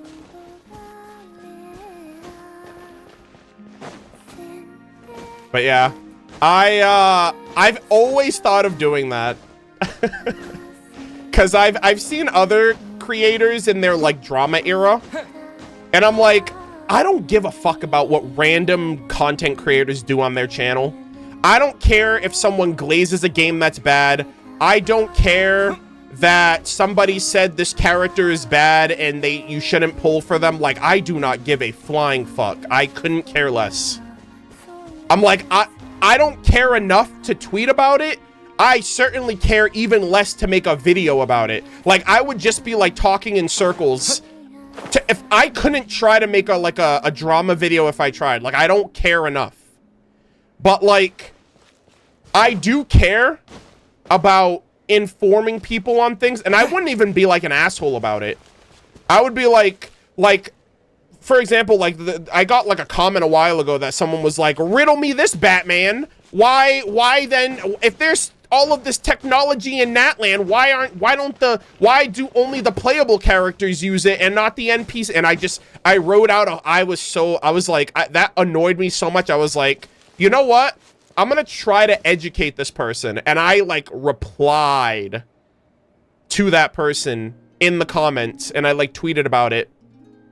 But like, I think there's like a lot of value in just informing people on stuff that they're either misinformed on or just ignorant of. In like an educational way. So it's not like rage bait, it's literally just like fact checking. And because it's Twitter, it would be like an infinite money glitch. And I would do it up to 8 minutes so I can slap multiple mid-roll ads on that and call it a day. And, you know, I can make content for like a year. Easy. And then I would get my community involved, and then they would send me like, bro, I would have like the best distribution system ever. Like, my community would be sending me the feeds, and then I just make the content, and easy clap, boys. Everybody wins. That's how it is. That's how these drama channels work. Like, the audience sends them content, and then they make drama and rage bait videos. But like, for me, I'd be doing it for like the betterment of Genshin lore. I'm not actually I'm not talking about real world drama. I'm talking about, Arnold, why do you think Washaklahun Ubakan was kind of based? Like, I'm just kind of clearing the air.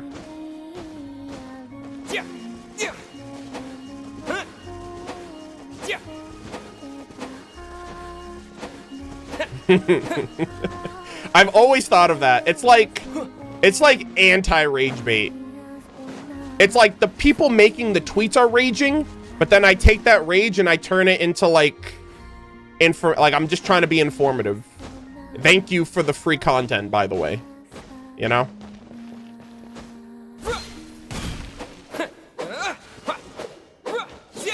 But yeah. I've thought of that for a while. I don't know if or when I'll do it. I have like no time for something like that, but the concept of it is a good idea. If anyone wants to do that instead of me, you have my blessing. Just give me credit and we'll call it even.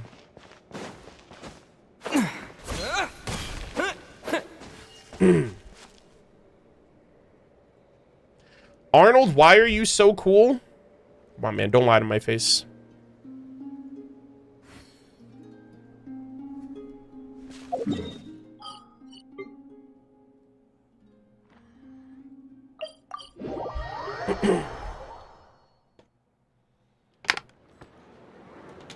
Did you do the Sumeru event? Wednesday. We're doing Sumeru event on Wednesday. Holy yap. Colombina got an earful. God, I'm so sorry. Alright, chat. I'm gonna run a 60-second ad and then we're gonna start.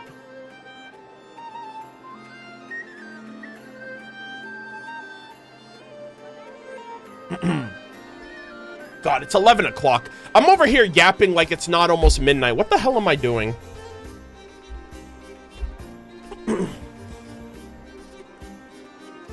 I completely forgot that I'm streaming super late.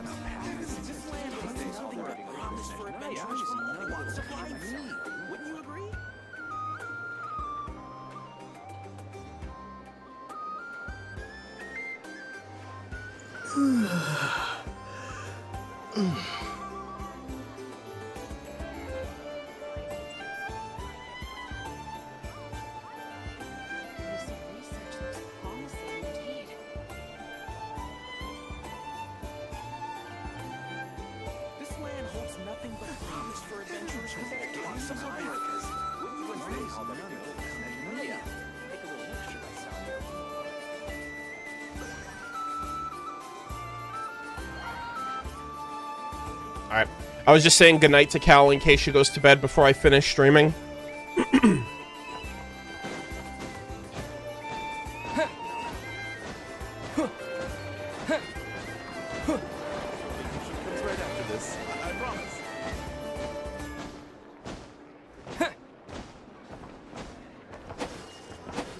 Colombina was listening to you rage and thought, damn, Arnold has some good rage bait. Yeah, I was gonna say, Colombina's kind of taking notes.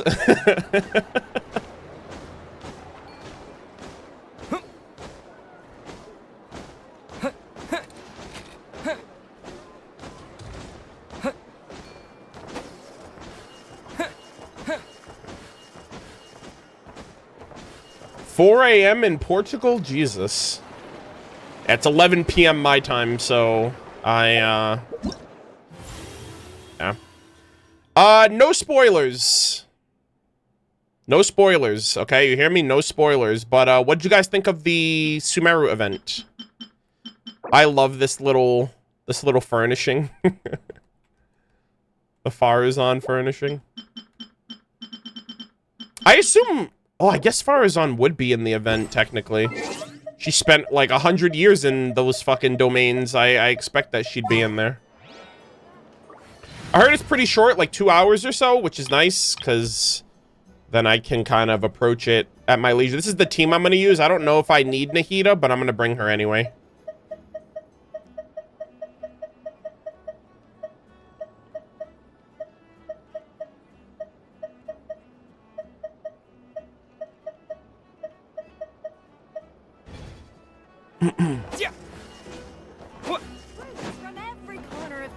All right, most people say the consensus is that it was pretty good. Some people say that it was too short, so I mean that's valid. I have to reserve my judgment, but I'm just excited to see some of the characters like Layla, and I'm curious what it's gonna cover. She talks about like the moons and shit, so I'm like, what the heck? I have no idea.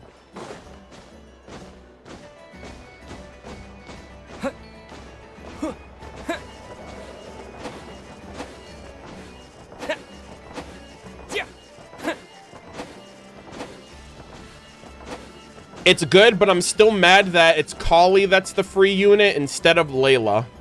You know what? Valid. This is like our... Like, how many Kalis have they given us in the game? We've gotten at least 3 free Kalis already. You get one from the Spiral Abyss, which is... I never redeemed. It's literally still on my screen. We get one from the Spiral Abyss. We got one from the Graven Innocence. Is this the 3rd one? And I think this is the 3rd one. And she was also, like, on the banner when Sumeru first came out. I mean, granted, she's been on banners as well, but, yeah.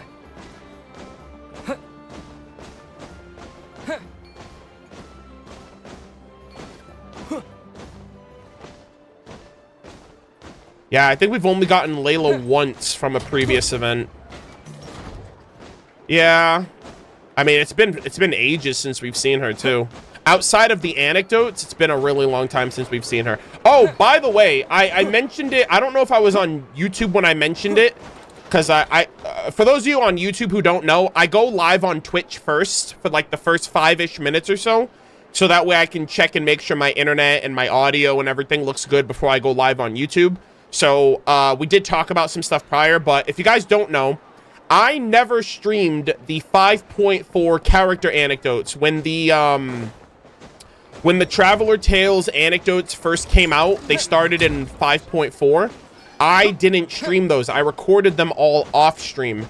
That fully edited video is going to be uploaded to YouTube tomorrow. So basically, it's content that none of you have ever seen. It's the first wave of character anecdotes that came out with 5.4.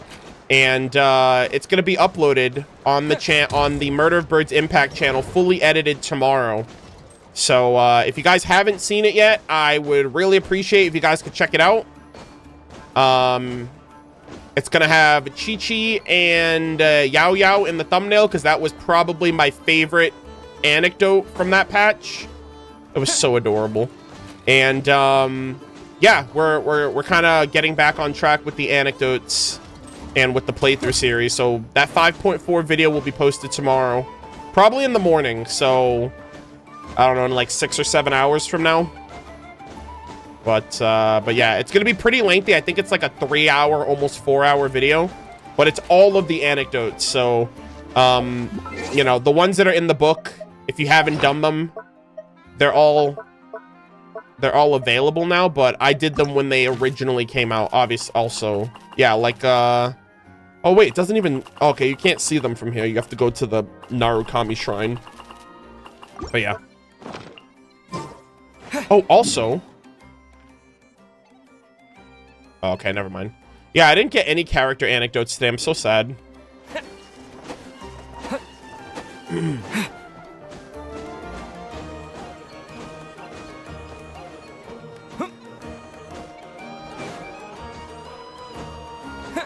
Guys, this 6-7 meme needs to die.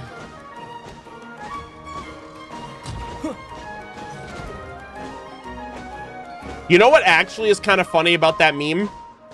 It kind of makes me realize how often we say those two numbers in sequence. Like, out of context. Like, I've seen it more often, and I'm like, damn, do we actually say those numbers more often than we think?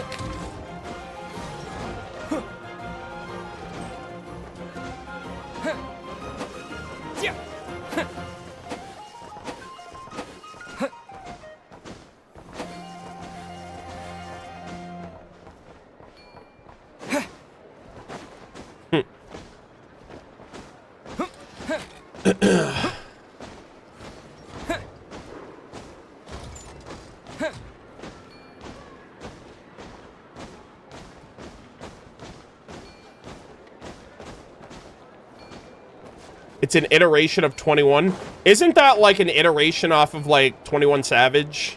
Like 21. Like, I think that's like his ad lib when he raps. I think that's where it comes from. It's like it's a reiteration off of, I think. And so people were just like, let's use other numbers. Oh yeah, like also what's 9 plus 10, 21? Yeah, there's that too. That one SpongeBob episode.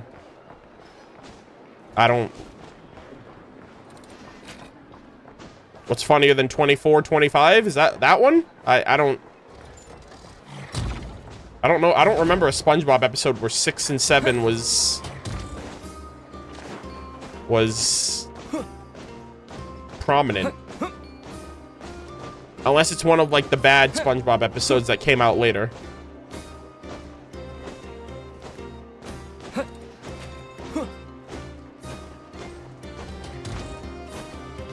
How about Layla's version event? Have you finished it yet? Oh my god. Guys, I'm in a Samsara.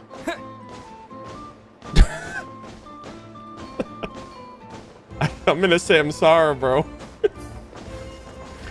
Yeah, Wesley, I know you just joined the stream.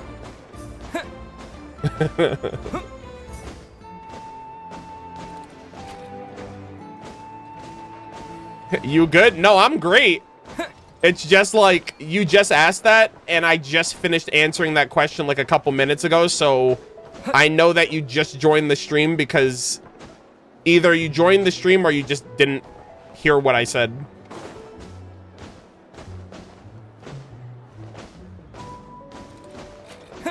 So I said I'm in a Samsara because I just answered the question and then you asked the same question. So I'm like, oh my god.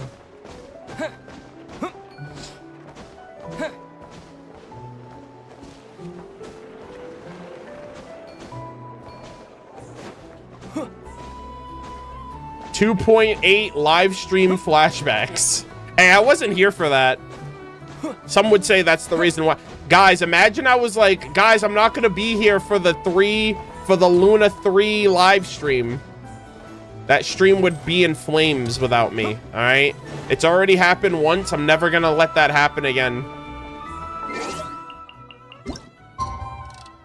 The one time that I left, the one time I wasn't here for a weekend live stream and it actually went down. Crazy. We've come a long way though. I remember that one live stream. Oh, it was 3.6. It was the 3.6 live stream, if you guys remember. The 3.6 live stream started like a minute in. And so we missed like half of the trailer. By the time like the feed came up on Twitch. And after that stream, ever since then, they've implemented like the 10-minute timer. And I was like, you should have done this shit from the beginning. But, yeah, I remember. I was there for all the scuffed streams. I think 2.1 had a scuffed stream where they were like, all right, guys, 10 minutes. We're running. Uh-oh. We're running late. 10-minute delay. 10 minutes later. All right, guys, we're running late. 10-minute delay. Another 10 minutes.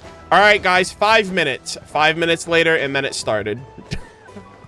I remember that. Good times, man. Good times.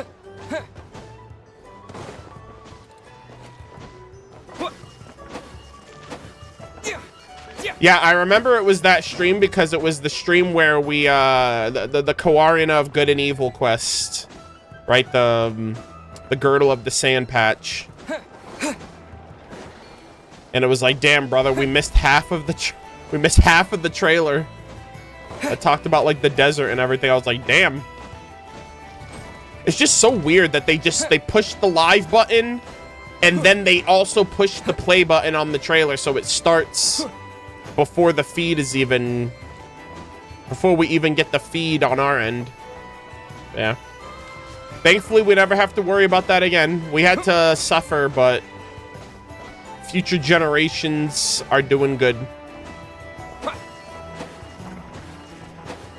Oh my god, yeah, Hoyo Fair. Oh my god, yeah, Hoyo Fair was, God, I can only imagine how Hoyo Fair was like, how the people on the back end were. When, bro, I know the feeling when you're live and you're doing like a big event and you don't want something to fuck up. Like the anxiety that you have in praying that nothing goes wrong, and then when something does go wrong, you have all these people that are immediately disgruntled and they're like, fix it. So yeah,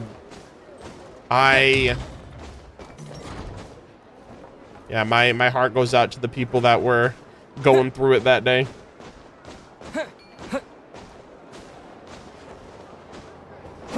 Honestly, thank God they eventually started streaming it on YouTube. You know what's funny? Okay, so really quick chat. What was y'all's first live stream special program that you ever watched, like, live? My first live stream was version 1.5. That was my first live stream that I ever watched. I still have not watched any of the previous ones, but 1.5 was my first one.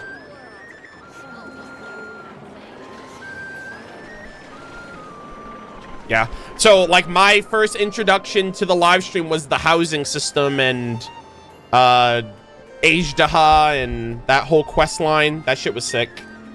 Also, the legendary line from Keith Silverstein, in terms of Primo Gems, we have Primo Gems. Legendary moment. I love that so much.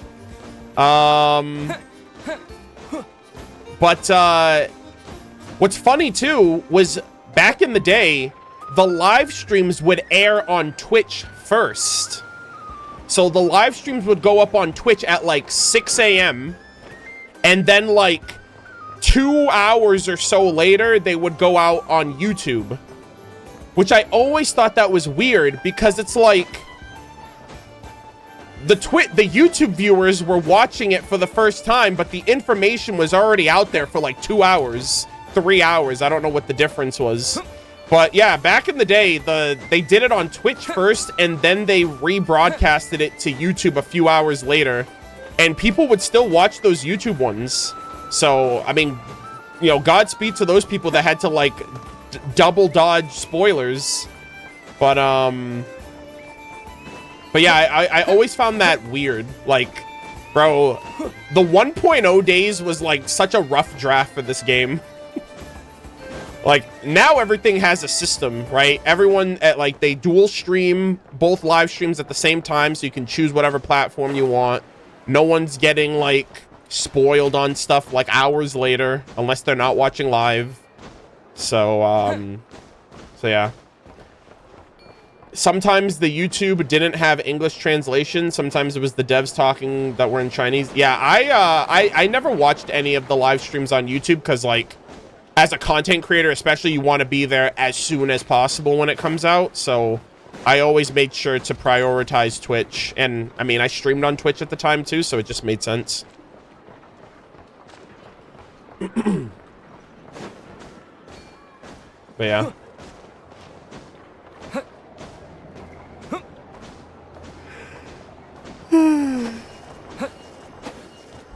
Ugh.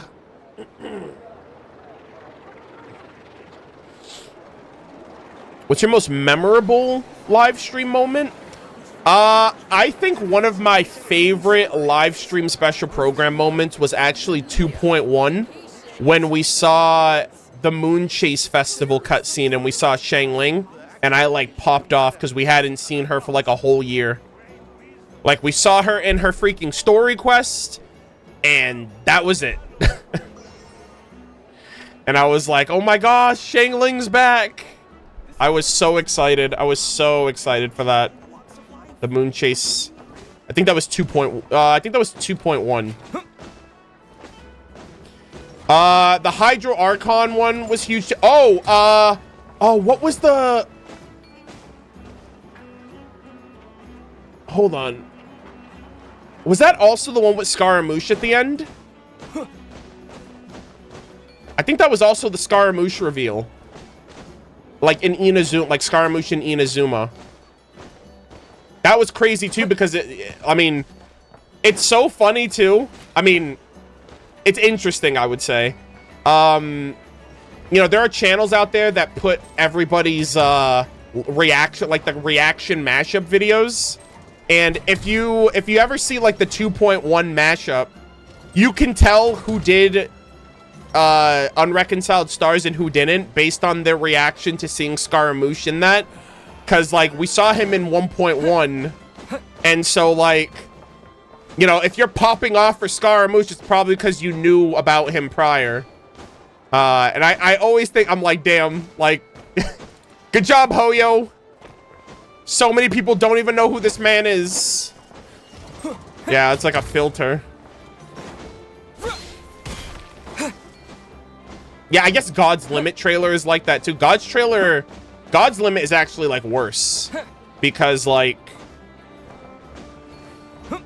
at least Scaramouche is in like he's in like story content in game that you can actually see him and hear him and he's voiced and everything. Like the Shades, that's all that shit was just readable. So like if you don't know, you don't know. But yeah, that was sick too. Oh my god, the God's Limit. I ruined my sleep schedule for that video. I ruined my sleep schedule for God's Limit, and I ruined my sleep schedule for the Nod Cry trailer. I did that for you guys. Yeah, I ruined my sleep schedule every summer when the fucking Fatui trailer comes out. I was like, I gotta do it live.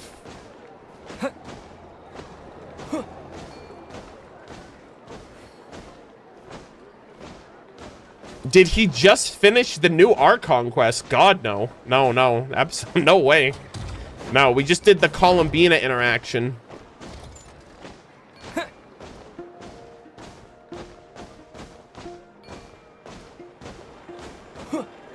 Yeah, we did that weeks ago.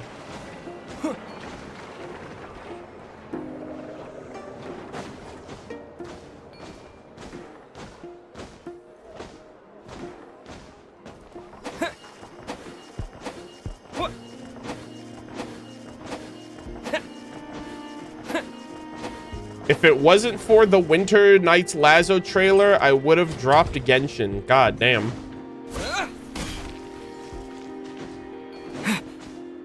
That was before... Yeah, that was before Sumeru too, actually. I don't care what anybody says, guys. I like... My favorite part... How do I word it? How do I say this? I don't care how useful leaks are when it comes to, like, pre-farming and planning out your primo spendings. Not knowing what's coming in the game is, like, the best... Is, like, the best thing about... Like, is, like, the community at its best. When the leakers don't know, when the players don't know, when something is coming out or when something just randomly drops and it just hits different, I'm like, my favorite moment in the community is when a new trailer comes out that no one knows is coming out, they don't know what it's about, and everyone just is talking about it, and like my whole feed is absorbed with it. Winter Nights Lazo did that. Overture teaser did that. I mean, granted, there's an expectation now, but you still don't know what you're getting. It's not like, you know, people know about kits and people know about story stuff that come out because of the betas. But like, no one ever knows when a trailer is dropping or what the trailer is going to entail. And I think that's like Genshin. That's like the Genshin community at its best. When everyone is excited, like genuinely excited, and they're not like, oh, I already know about this, you know?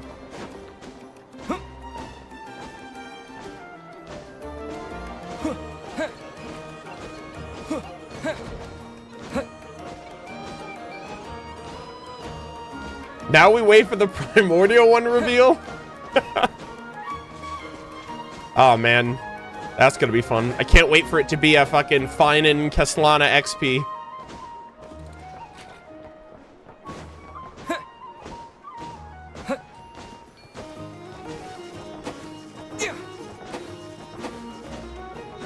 Yeah, good times, man. It would be Alicia. Actually, you know what I'm actually thinking? I'm actually going to, I don't think the Tsaritsa is Bronya anymore, or Zila, or anything like that. It has been heavily speculated that the Cryo Archon is the Archon of Love, and she is Cryo.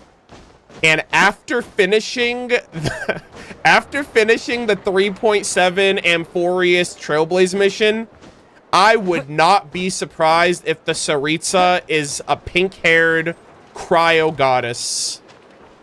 I would not be surprised at all. And a part of me is now expecting that. Now I'm like, okay, it's either Bronya, it's Zila, it's Cyrene / Alicia, or it's a completely random... I don't know, man, because, like, all of the Archons are, like, Honkai XPs to an extent.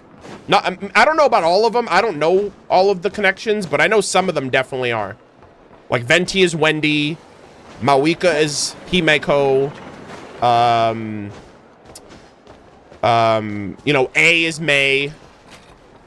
Nahida is Teresa. So, like, I don't know, man. I'm just saying.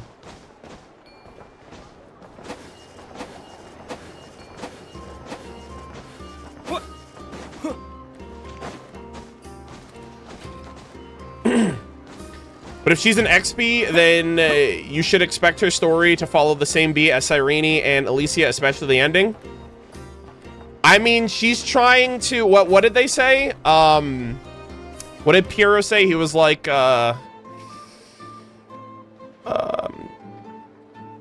Rosaline, I promise you, your final resting place will be the entirety of the old world. So, like, it seems like they're gonna, destroy this world and usher in a new one. So, I mean, I don't know Alicia's story. I can only go off of, like, Cyrene's story. But, I don't know. It seems like the Tsaritsa's, like, planning some, like, endgame shit. And I don't know. I don't know if it's gonna... I mean, I don't know what her endgame is, but... Maybe she is... She's far more benevolent than we assume. We just don't know.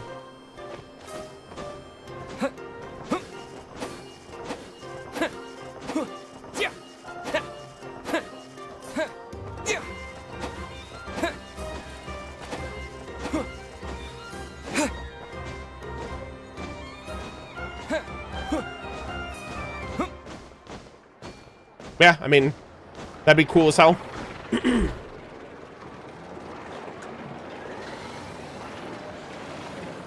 Yeah, I don't think she's bad either. It's just like, she's like, I don't care what you do or how you do it, as long as my plans are forwarded. That's kind of like, you know, fuck the world. Who cares what we do? We're going to rewrite this world anyway. So morality is thrown out the window when this world isn't going to exist once we're done with our plans of getting all the no-seas and whatnot. So we got to wait and see.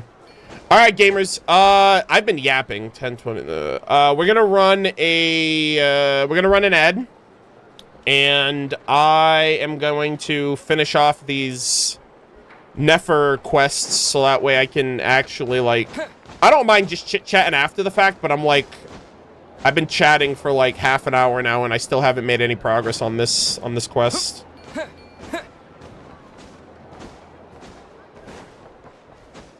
How much time do we have? I mean, we don't really have a time limit. I just want to be able to finish the quests. It's also super late my time. It's almost midnight, so I don't wanna be streaming too late.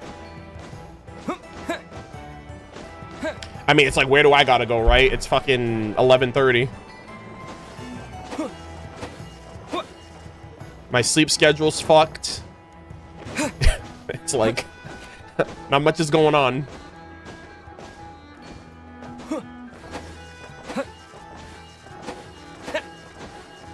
I'm so late. Have I missed anything? Kinda. We went through the Colombina interaction, and I did a little stuff in Miliastra Wonderland, just kind of updating you guys on my progress in there. We're gonna get into pretty much the rest of the content. We have a Yehoda anecdote and Nefer's final intel quests, and then we're done. And then we can just yap afterwards if you guys want.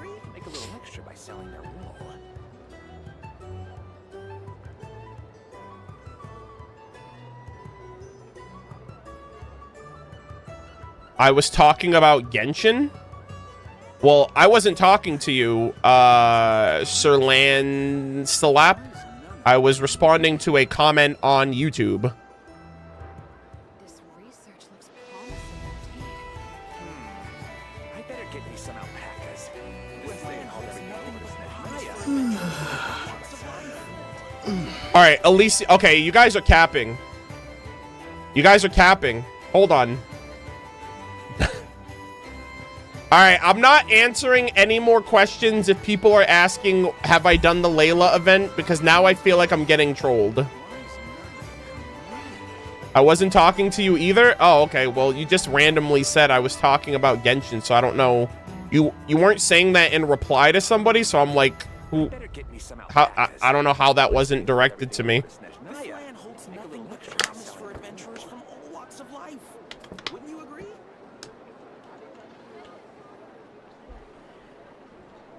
This research looks promising Everyone says indeed. there's tons of work lately. Why is none of it coming to me? I mean, we have replies, so if you're talking to somebody, a reply easily distinguishes if you're talking to me or somebody else. Once they've hauled everything over to Snezhnaya, they can make a little extra by selling their wool. This land holds nothing but promise. Yeah, if anybody in chat asks, just if they ask when I'm doing, you know what? Let me just fucking make a Layla event on Wednesday. Tons of work lately. I should have just done this from the beginning. I should have just made a pinned comment, because that would have just saved me and everybody else the energy. But then if people don't read the pinned comment, you know, I can't do everything for you. Snezhnaya can make a little extra by Let me just pin this and call it a day. This research looks I can't see? All right, well, I don't know what to tell you. How did you type that out in the first place? What do you mean you can't see? You can't see? I'll show you the door.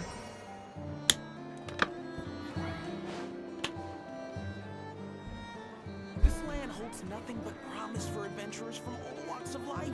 Text to speech? I better get me some alpacas. Once they've hauled everything over to Snezhnaya, they can make But a then, little like, extra by selling okay. promising indeed.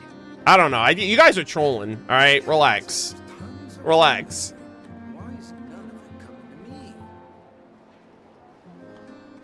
Put it as an overlay. It is not that deep. Guys, it's an event that's gonna here's what you need to take away, okay? I have 7 days to do this event. All right, if nothing else, I will have it done within the next 7 days.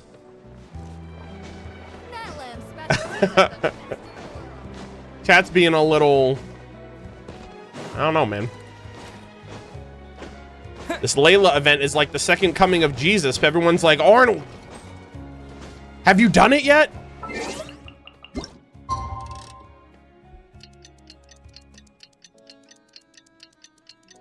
Speed run it on the last day, brother. I heard it's like 2 hours long.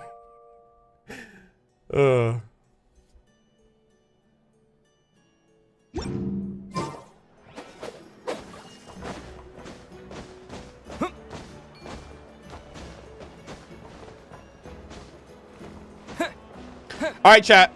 How does everything look? How does everything sound? Let me know. We're gonna get into the last bit of content for today.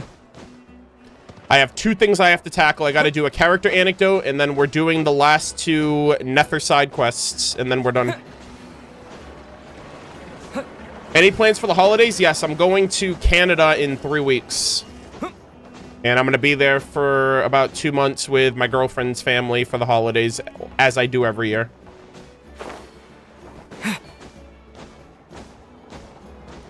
No spoilers, but the way it's actually not really Layla event. Well, you know what? Layla's right there, so miss me with that, okay?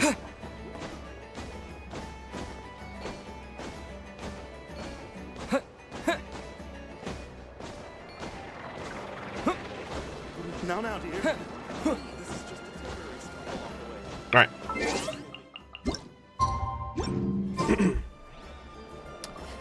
Okay.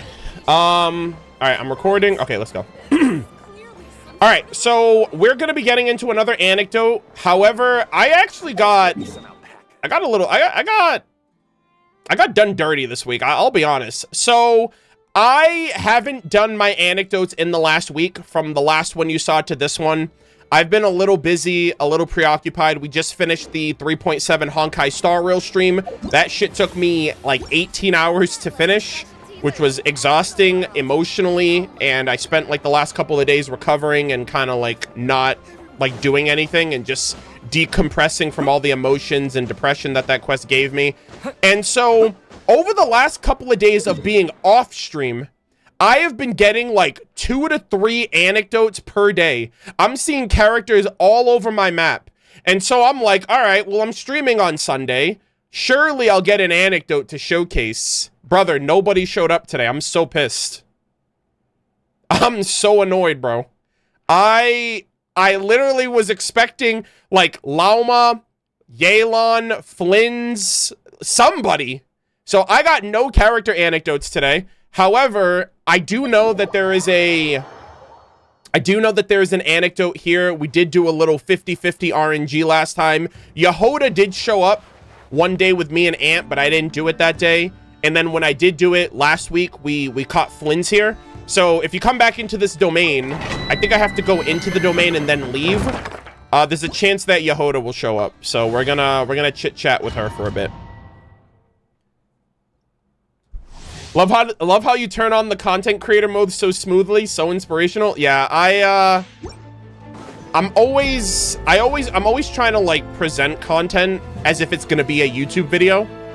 So like when I'm ready to like go, like I mean, I've been doing this shit for years, so it just comes naturally now.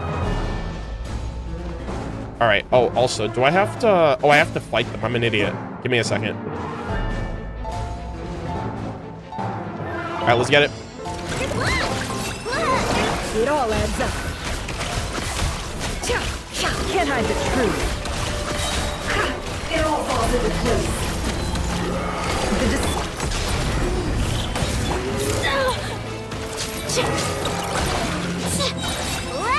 It all adds up. Time to come clean. All right. So I think you only are supposed to fight and then leave. It is like, it's RNG though, so I don't know if she'll show up. Oh, god damn. Do I actually have to use resin? I might have to use resin. Let me try again. It's whatever. I need to farm this set anyway. I need a better piece. I need a better set for Aino and Lauma.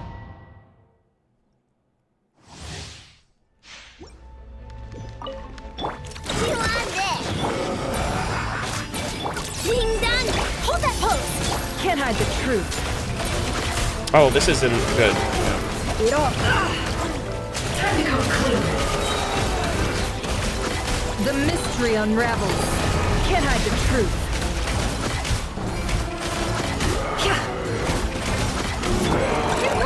All right.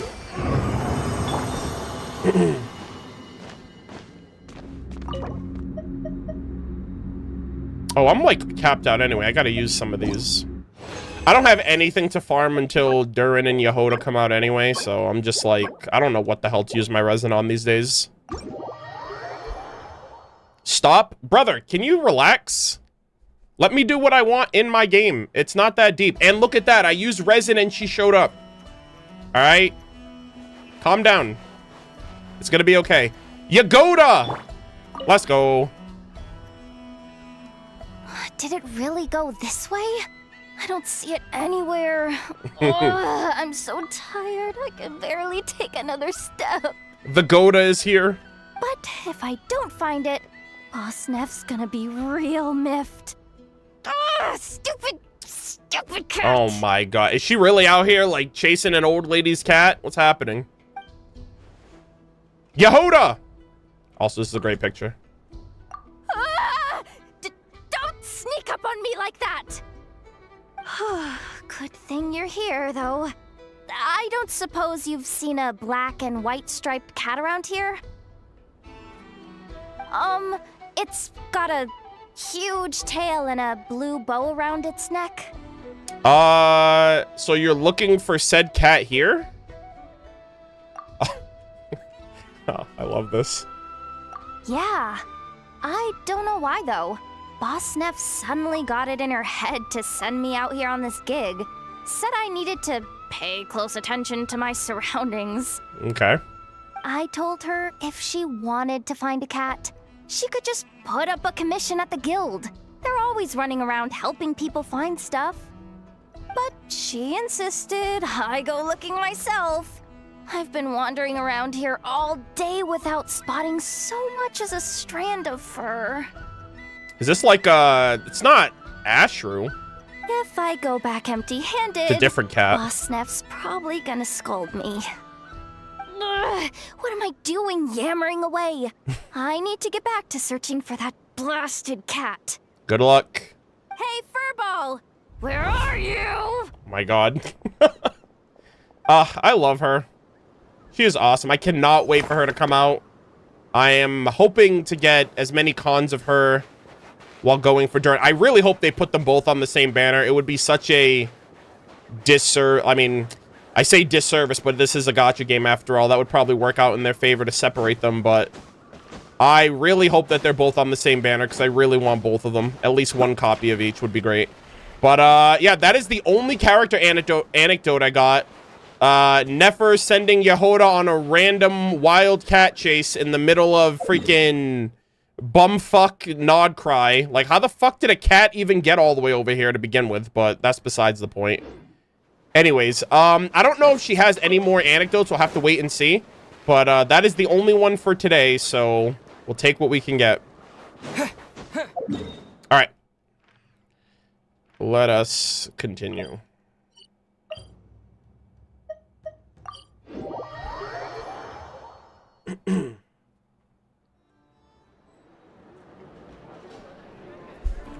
All right.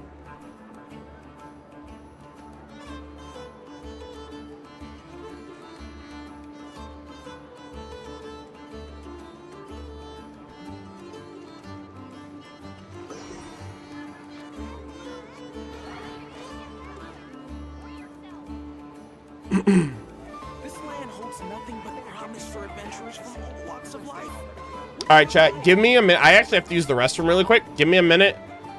And then we're going to... Breaking news! And then we're going to switch gears and do these Nefer interactions and then wrap up.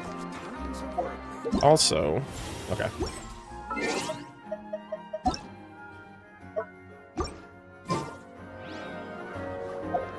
All right, I'll be right back.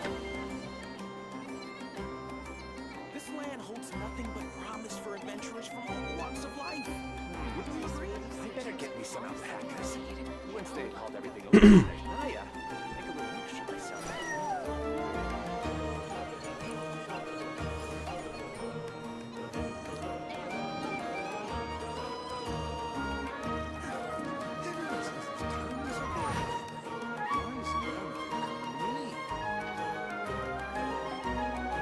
This land holds nothing but promise for adventurers from all walks of life.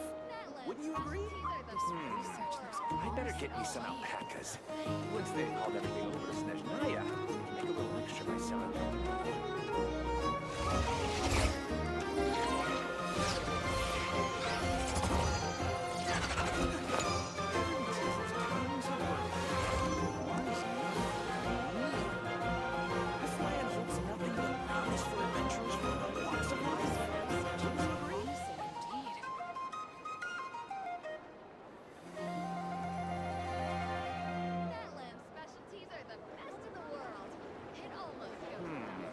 Why does Ashru sit up on the counter?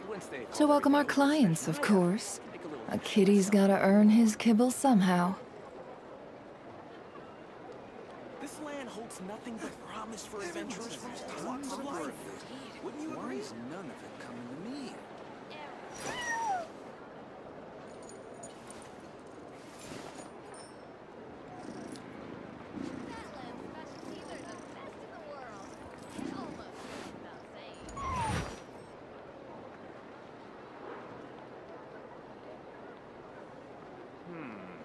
I better get me some alpacas. This land holds nothing but promise for adventurers from all walks of life. Wouldn't you agree? I'm back. Don't trust your eyes uncritically. People only see what they want to. So don't be your own fool. Hello again.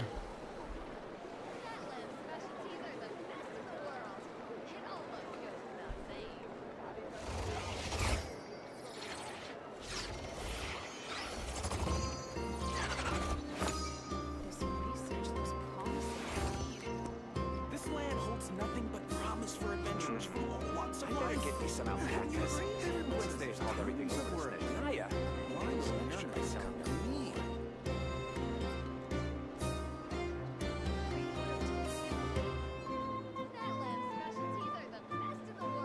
Emotions are like a raging torrent that surges through the mind. More often than not, if you try to hold them back, they'll be swept away by their unstoppable Grizzard, we're actually force. going to be doing the interactions try right to now. ignore. You just joined. I have to track down the last 6 NPCs. They're all, I have them all marked. So we're going to track down these last 6. And then I have 2 quests. I think I have one with Yehoda and then one with Nefer, and then we're done. So I think we're going to kind of slowly put this story together with that's been like brewing for the last couple weeks with this, with the Atlas ship.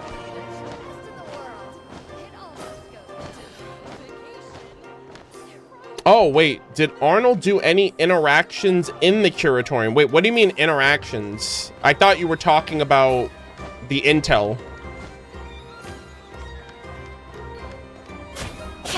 Are you talking about like with the board and stuff? Like we did that like weeks ago, technically.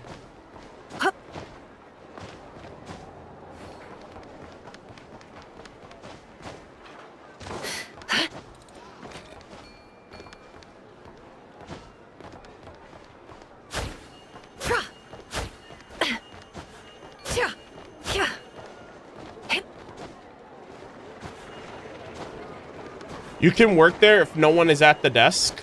Oh, I don't think I did that. Hold on, give me a second. I like talked to Yehoda one day when she was there, and like I looked at the board because that got like a little update, the board that has like the reviews. But let me see. No, I actually haven't done that. I didn't know that there was more than just that.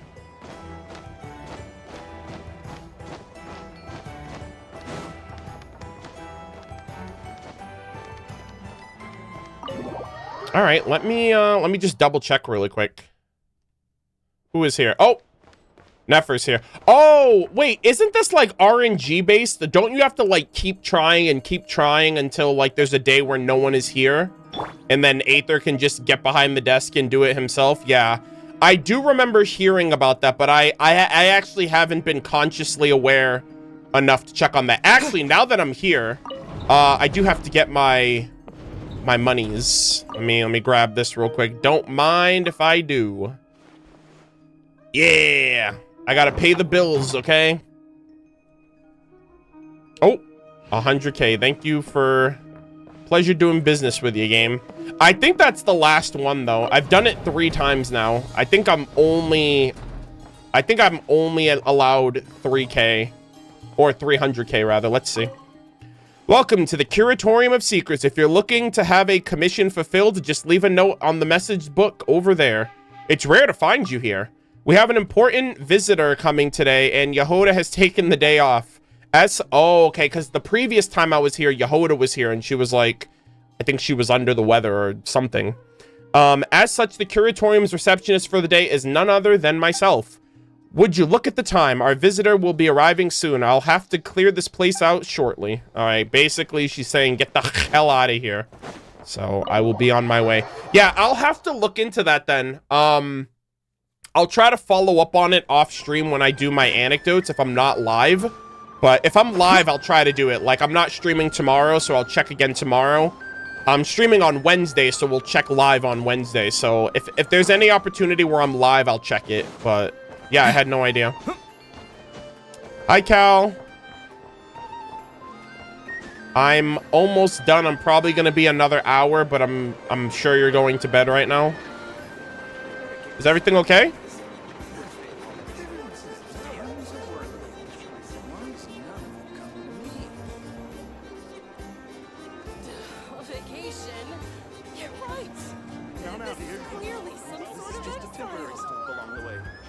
Actual vacation comes right after this. I promise.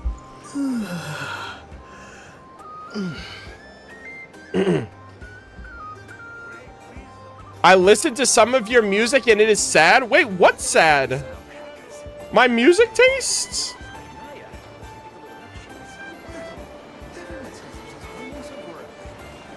Or the lyrics? Don't tell me you're judging my musical, the lyricism. Oh, oh, my music is... Is it brooding? Hey, I have some bangers in there, okay? It's not all doom and gloom. Guys, the song she's referencing is Tears Don't Fall by Bullet for My Valentine. I don't know, that song is... It's kind of near and dear. And also nostalgic.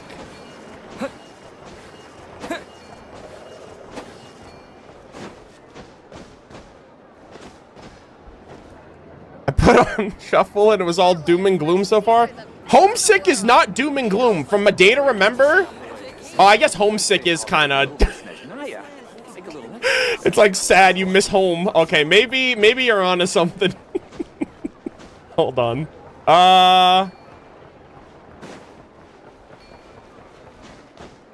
Alright, no, they're not all sad, but yeah, maybe we'll see.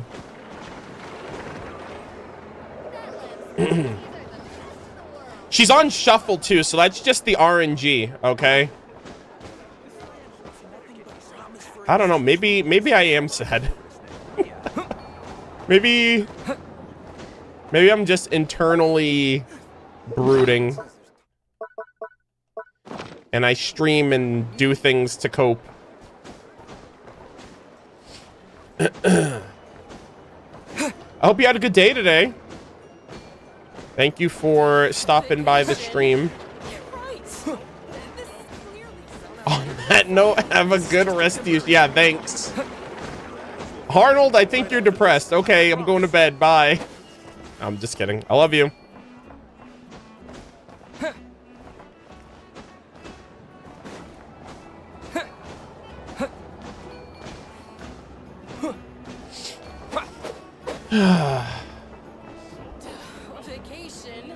All right. Okay. All right. I gotta. Okay, I have to remember where I was in this whole thing. Okay, so we did the little Nefer thing. Okay, yeah. So I gotta follow up on that. I'll try to do it either on stream or off stream whenever it happens. Anyways, we have 6 NPCs to track down. The last 6 NPCs of the Nefer side quest. So I think after we get all of these, we'll have enough of those like mission logs to be able to track down the last 2 quests overall. So I have them all marked. I just have to track down the individuals. Let's see. All right, so we have Bahrain, who is a merchant here. It all adds up. Look at this naive kid. Oh. No idea he's being picked apart by people with hidden agendas. Maybe Soren wants a piece of the pie too. Oh, interesting. Okay. Also, I realized how clashy it is for me to read when she's also talking over. So at any point where she does that, I'm just going to I'm gonna mute now so I can actually read what she says. So let's see. A Fontanian merchant, heir of a branch of House Randolph. First-time visitor to Nodcry seems easily deceived. Potentially a high-value client for the Curatorium of Secrets, can provide assistance if necessary. Okay. Bahrain, what are your wares looking like today? Oh, Archons, are there still any more strange fees I haven't paid? Oh, no, guys. He's getting duped. First, immediately off the boat, Mans is already getting finessed. Oh, Archons, are there any more strange fees I haven't paid yet? Are there? Come to me then, you fiends. Jesus. All right, let's see what's going on here. Lady Nefer, I was just about to seek you out. Can your Curatorium of Secrets help me with my taxes? This tax form is such a mess. I really can't get my head around it. Of course we can. If you need help, just drop by later on. Do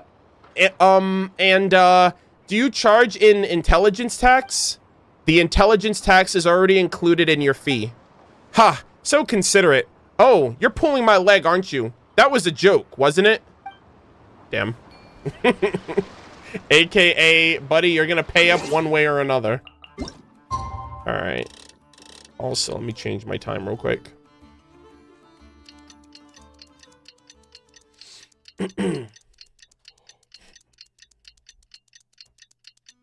Yeah, nothing is free, buddy. Okay, let's go back and... Paimon coming in! Paimon coming in! Okay, let's chit-chat with you now, shall we? I'm not here to collect your fees. Really? Whoa, that's a relief. I'm sorry, friend. I just got a little worked up. But can you blame me? 2 days ago, I was charged with some road clearing tax for passing through a small alley. And then I came to... Oh my god, bro. These people are having a field day with this man. And then came the water tax, the machine operating tax, and and the all-new door opening tax. It's a circus out here, and I'm too scared to laugh. What if there's a laughter tax on top of everything else? Bro, this man's an easy come-up. Look at these people. They're, like, surrounding him. They're like, wow, we got another one, boys. In this place, you can never guess what they're going to tax you for next. It's just bizarre. Oh, you poor man. That's hilarious. Oh, man. Sorry, I'm here to collect your...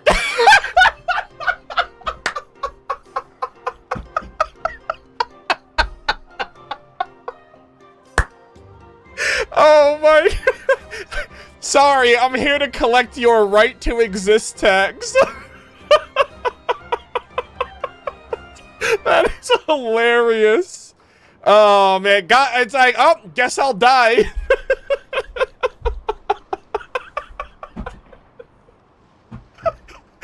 Oh, bro, I wish this was... this man is like... This man's about to freaking go off the deep end, literally. He's like, I can't afford that. Oh, my God. I know we're probably, like, playing a bit. Like, we're joking with him, I hope. But that is hilarious. My right to exist tax? Wait a minute. Surely this isn't... surely this one's a bit too much to ask for, right? Which means you're joking, right? Right? Guys, I need someone to make the fucking Star Wars meme with Nefer and this NPC where he's like, I'll be taking your right to exist tax. You're joking, right? Right. Somebody please make that for me. Oh my god, that would be so awesome. Oh, that is hilarious. I feel so bad. I feel bad for laughing, but at the same time, that is hella entertaining. Holy moly, that was peak. Yeah, I guess technically it's the Traveler asking, but I mean, the Traveler's joking with him, but it's like, if he was willing to pay the Traveler for that, then this guy is willing to pay anybody for anything. He really is gullible. It's so sad. Also, Tebble, thank you so much for the raid. Welcome in raiders on Twitch. Thank you, thank you, thank you. I appreciate it. We're going through Nefer's side quest interactions right now, so we just finished one up, which is super funny. But thank you. I hope you guys had a fun stream. What were you guys streaming? I assume Genshin, As I maybe? said, it's confidential. Yeah, thank you.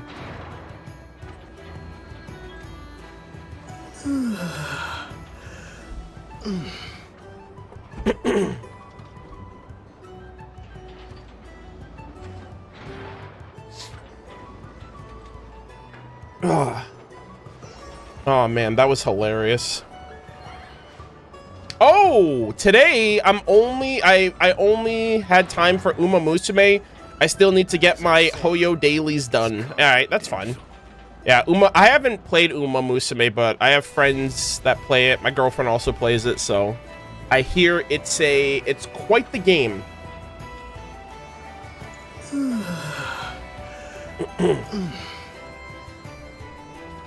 Yeah, thank you for the support. I appreciate it. All right, chat, let's lock in. We got another one. All right, so we have Chicherin, warehouse manager. No more lies. Oh, Looks shit! like Chicherin is still sticking to the agreement and hasn't taken any new jobs. For now, at least. That should put Saren at ease. Bro, this guy's a former ratnik. Hold on. Paimon coming in. Paimon. Hold up, what did that say? Former ratnik injured years ago fighting the Wild Hunt. Appears to have been on close terms with the ratnik Bro! This man was Sigurd's homie? Appears to have been in close terms with the ratnik Sigurd. Claims to be unable to fight anymore, though it doesn't seem entirely credible. Oh my god, that is kind of peak. What? This guy's a badass. Sigurd is like the goat of Nodcry, and you're telling me that this man is like the closest thing to like his right-hand man. Paimon coming in. Paimon coming in. But he got injured by the Wild Hunt, so now he's like kind of doing like odd jobs as a warehouse manager. Yeah, he got As I said, he got injured. It's confidential. Oh, hello, sir. Oh, wow, damn, you get 2 messages from Nefer here. All right, let's do the Nefer ones first. Okay. Oh. How's life been treating you recently, Mr. Chicherin? Thanks for asking, Lady Nefer. Life's been ticking along as usual. Good to hear, as usual, is the best we can ask for. I wish you all of the best, Mr. Chicherin. Aw. Showing his respect. Yeah, thank you for your service to our nation against the Wild Hunt. Another L for Rerir, by the way. This man's out of commission. He was injured because of the Wild Hunt, which is all Rerir's fault, by the way. How have you been, Mr. Chicherin? Everything's well. Thank you for asking. It's just, as usual, I can still hear his awesome battle quotes too, sir. Oh my god. It's just the usual. I sometimes dream of Sigurd. If it becomes too painful, I can find a way for you to forget those memories. I appreciate the thought, but until Sigurd rests in peace or death takes me first, I have no intention of forgetting anything. Oh my god, what a freaking homie. I will find him. I will put him to rest. And if you worry that I might sell my power to those treasure hunters because of this, no, I promise you, I would never do such a thing. I do so hope so.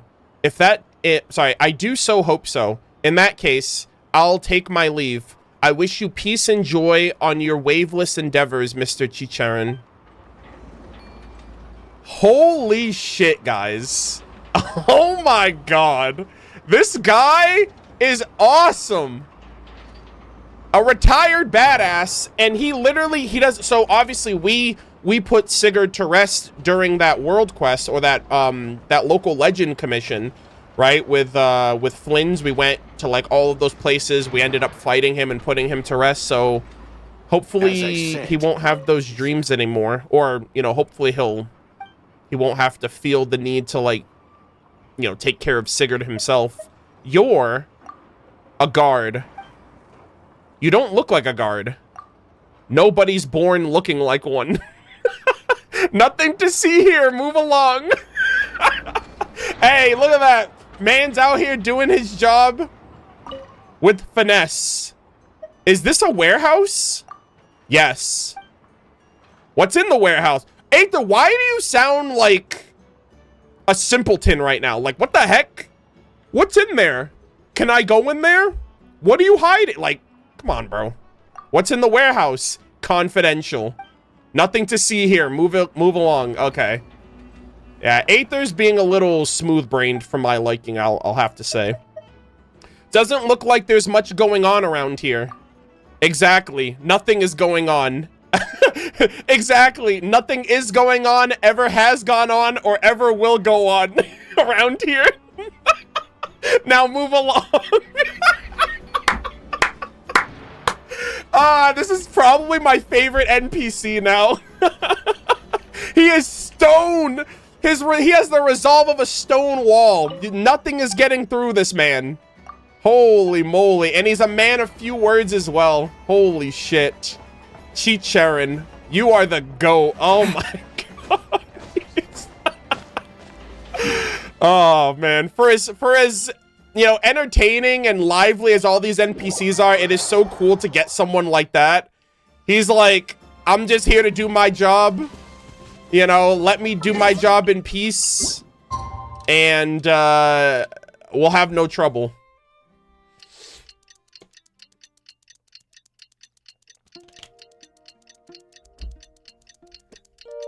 Oh, man. All right, Mr. Chicharin, you're the GOAT. Not only are you homies with Sigurd, who's one of, like, my favorite NPCs in Nodcry, but, like, you gave your services to your country, and you're a pretty great warehouse manager, I will admit. Where did I leave off with the story again? Oh, okay, so this is the angler, the Nodcry angler. No more lies. Okay, I was just wondering if she would have any. It'd be weird if she had dialogue on the fish on the fishing association lady. All right, so let's see. Can't hide the truth. A fishing enthusiast and a lover of books. Fishing buddies. Oh, fishing buddy of Ilmari and Pakani. Oh, those are the NPCs from the Eye of Krati, and I think from Hisi Island. No more lies. Once reeled in a relic from the Atlas, but since it wasn't a fish, she simply tossed it back into the sea. Oh my god. Lady, you were probably sitting on a gold mine. I mean, if anything, imagine she fished out one of the proofs of cognoscenti, and then, like, we ended up fishing it back out. That's awesome. Hold on a sec. What was the verdict again? I feel like I settled on... Oh, who are you? An avid fisherwoman, that's all. Maybe a fanatic. Depends on how you define those things. Hedvika. I love that name. Beautiful name. What verdict?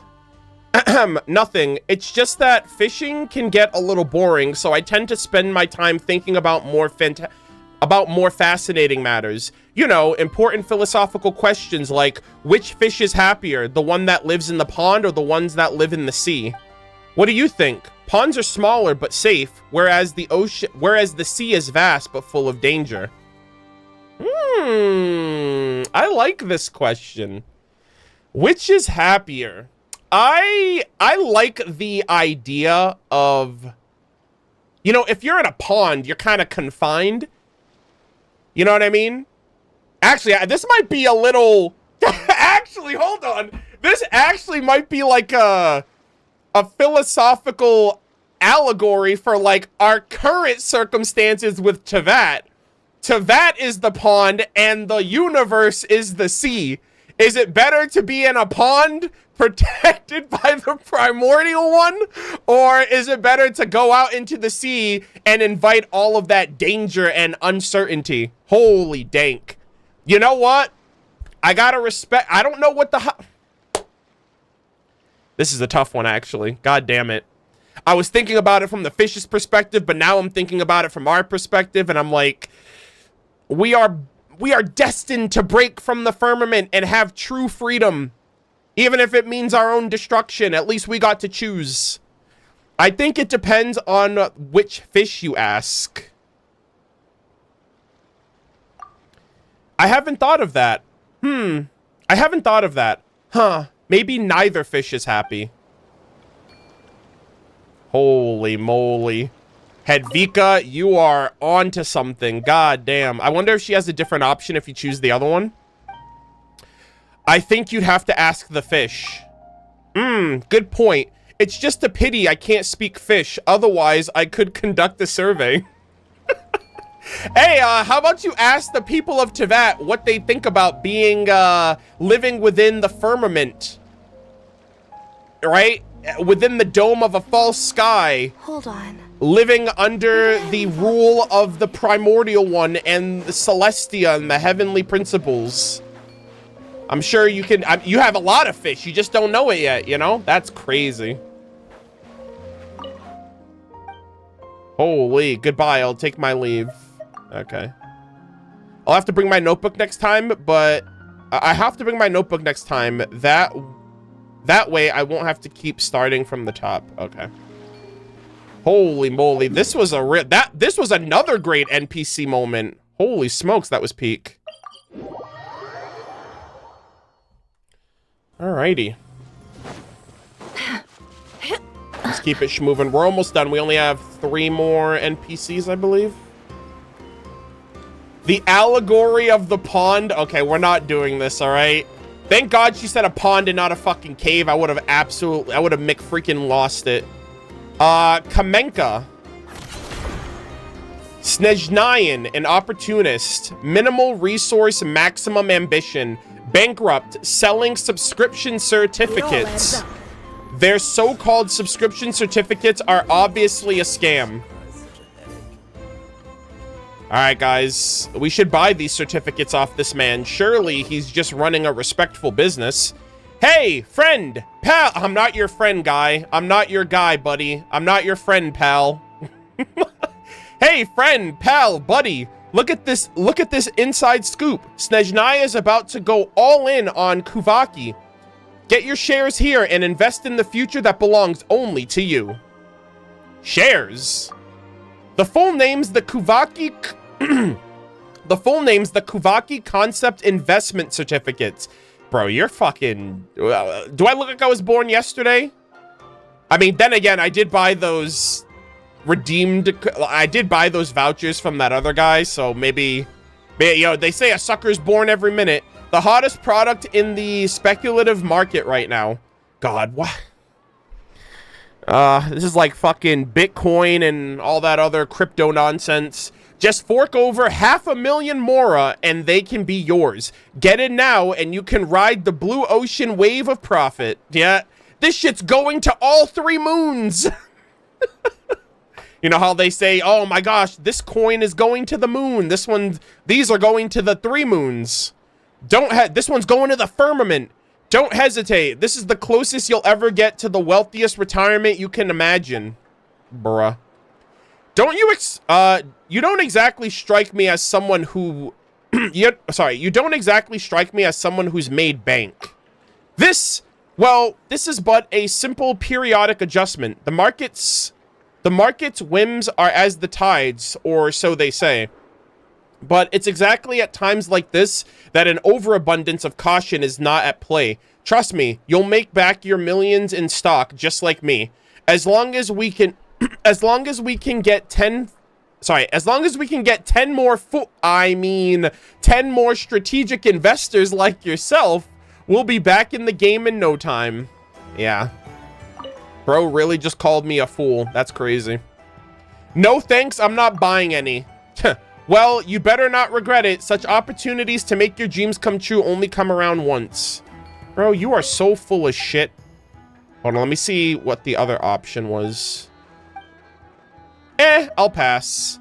Are you sure you don't want to think about this? Are you sure you don't want to think about it some more? This is a great opportunity. If you find the share suspect, I can offer cheaper Snezhnayan bonds at only 300k Mora. Nah, you can keep all that nonsense, all right? I will avoid that. I've already been scammed in 2 nations. I don't need to... Well, I've already been scammed in Sumeru, and then I got scammed again here by this fucking guy. And you're right around the corner trying to scam me again. I'm good. Get out of here. I am so good, brother. All right. All right, the next one is actually in the, hold on. Yeah, so the next one's in the flagship, so we're gonna go there really quick.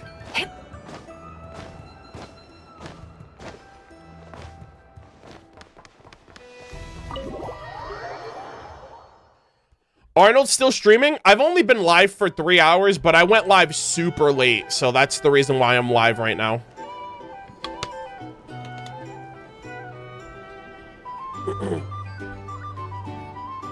It's the age-old question, what's more important, safety or freedom? Yeah, I guess that's true. Again, it comes down to who you ask. You can't, you know, you can only speak for yourself. You can't speak for everyone. So, I'm kind of curious what they're gonna... I wonder, hey, what if you run a survey and you just like, okay, the people that want to leave, you're free to leave, and the people that want to stay, you're free to stay, but... I don't know, I guess it's like an all or nothing to the primordial one, so it's very interesting. Okay, so we have another Fatui right here. Crew check. No more lies. Employee of the Oh, Jesus Christ, this chair's in my way. I can barely see. All right, let me try it over here. Okay, so we have crew check. Can't hide the truth. Employee of the Kuvaki Experimental Design Bureau responsible for recruitment. Seems to have limited clearance, but not useful intel. No more lies. But not much useful intel can be extracted. Seems to have received missions directly assigned by the Tsaritsa of Snezhnaya? Question mark? Well, yeah, this is the guy that the dude outside is talking about that, like, wouldn't pay him his fee after he, like there was, like, a situation and he didn't get paid. Want to sign up? Make your paperwork all... Sorry, want to sign up? Make sure your paperwork is all in order. Sign up for what exactly? For a job where you can complete our commissions. Think it's your speed? About recruitment requirements. We are simply hiring people who can complete commissions. If you get the job done, we'll see that you are paid. I don't know, man. The dude outside is saying you didn't pay him, so... Simply complete the commissions. Have you achieved those... how you achieve those ends is irrelevant. Oh my god. No standards here. Goddamn. Alright, let's see. About payment guarantees. We do not have any mentions of such in our recent notices at present. AKA, we don't know how you're gonna get paid or when. Don't ask. However, everyone who completes their commissions will receive their pay in the end. As long as they return alive, of course. Jesus. I don't blame the guy outside who's protesting. About the commissions themselves. I will sign a short-term contract with you on behalf of the Fatui, during which I will be the sole representative in charge of our correspondence. The contractual obligations of both parties are only valid for the commission's duration. We will not... They will not affect any other businesses you have outside of the bounds of our contract. Okay, it's a lot of yapping, brother. All right, let me see. That'd be super cool if they let you do like a short-term commission for the Fatui just to get like to know what it's like to be on the inside. I would love to do something like that. Maybe if we go to Snezhnaya. I mean, I had a theory that like the 10th Fatui Harbinger seat is open and they're gonna offer it to the Traveler when we get there as like some like inner grand scheme or whatever. Because obviously we're probably gonna have to like work alongside the Tsaritsa in some way, shape, or form. And what better way to do that than to have the 10th seat available to the Traveler? Just just so that way we could just like work more closely with the Saritsa, or even other harbingers like Child, just for like clearance and stuff like that, if we are going to be kind of working with her and the Fatui in some way. But that'd be cool if even if not that, that'd be cool if we can get some type of commission-based quest with other, like working with the Fatui, being on their side, seeing things from their perspective, from, you know, from their side of things, instead of always seeing it from a traveler's perspective. So, I don't know, we'll have to wait and see. No thanks. Goodbye. If you change your mind, I'll be right here. All right, not bad, not bad.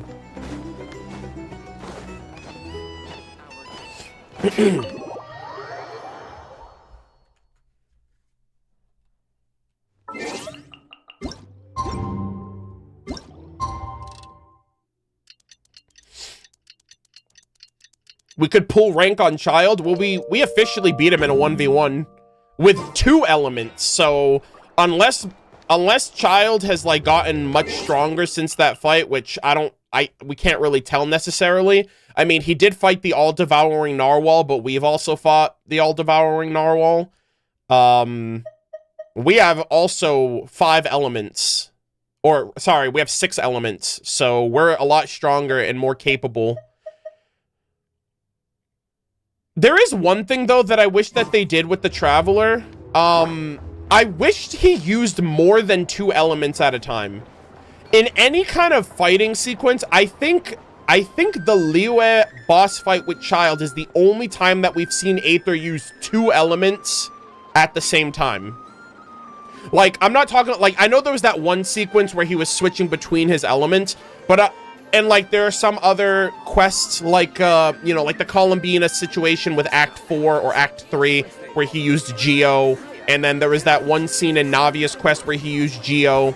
It's cool to use different elements, but I wish he was able to more fluidly switch between elements during the same encounter or the same situation. Like, if he had, like, a fighting sequence, like, let him go all out, use all elements interchangeably. I think that'd be really cool. Didn't he use them all in Skirt's quest? I guess so, but, like, I don't know. I just wanted to, like, also, that's kind of my point. It took 4 years, almost 5 years for him to do that. I wish he did it more often, especially at the rate that he gets new abilities or new elements, you know? So, I don't know. I just wish he used his abilities, like, more of them, and more variety, too. Like, he kind of sticks to Hydro and Geo for the most part. I haven't seen him use... I mean, he used the Electro one against A, but that was in Inazuma when we got Electro. He hasn't used it much since then. So, I don't know. I would just like more varied usage of his elements during, like, cutscenes and stuff like that, where there's fighting.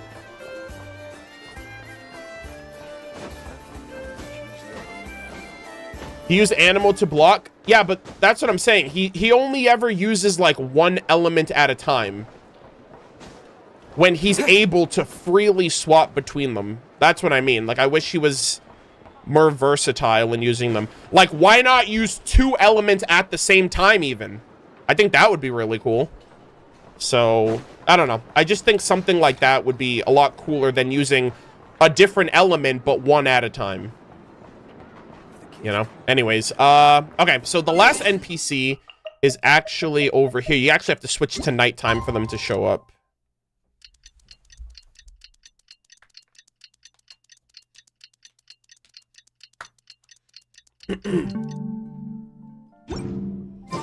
Oh, okay, we have an information broker. An information broker. Valetti. A self-proclaimed information broker, in truth, a boastful swindler. His vision is perfectly fine. Those with sunglasses are... Sorry. It all adds up. His vision is perfectly fine. Those sunglasses are there only for the mystique. He's also afraid of water. Interesting. Want to hear a secret? It won't come cheap. Although... want to hear a secret? It won't come cheap. Though, if you'd rather hear about how I battled a sea serpent, well, I'll tell you that story for free. Damn, brother thinks he's Beto. What secret? I could tell you, but, well, rules are rules. You ought to show a little goodwill so I know you're legit. I'll cut to the chase. No haggling. 200,000 mora per piece of intel. That's too steep for me. Ha. The price is right. If you're not willing to pay, that just means this secret isn't meant for you.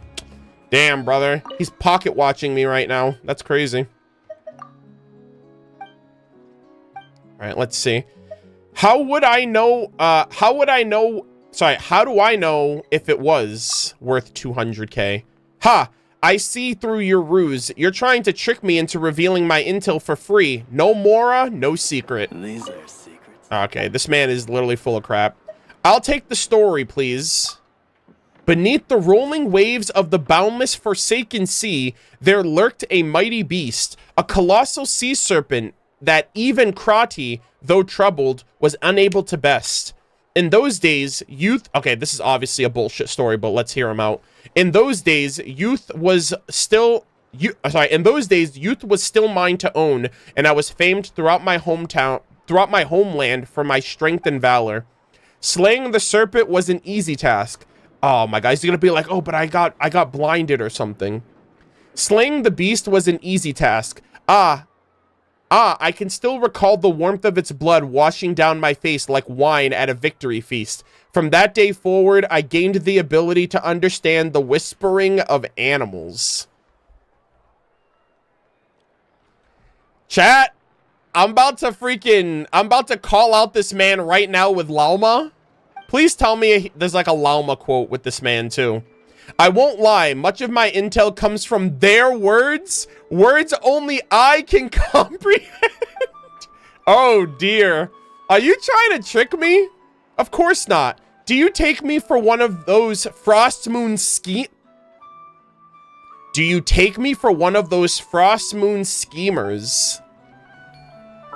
I want to see if Lauma has any quote potential here. If she's on my team, because I mean, she is literally Mother Disney herself.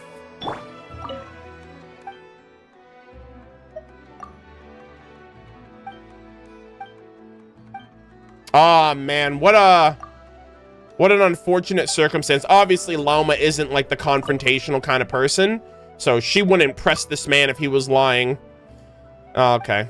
Whatever, sir. You're full of crap. You are no Lauma, and I resent the idea of you talking shit about the Frost Moon Scions, okay? Those people have been carrying this nation.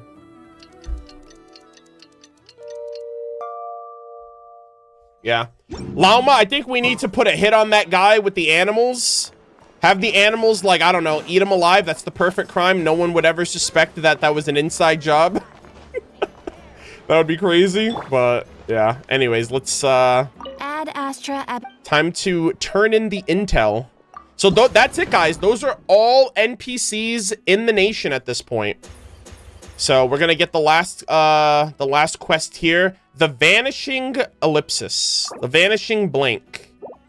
Oh, the Vanishing Bounty Target. Okay. On the bounty board at the flagship, there's a target known for vanishing without a trace after committing numerous heinous crimes. Yet justice demands retribution, and sins must be atoned for. Ask Lezek, an employee at the flagship. Sorry, asking Lezek, an employee at the flagship, may yield further information.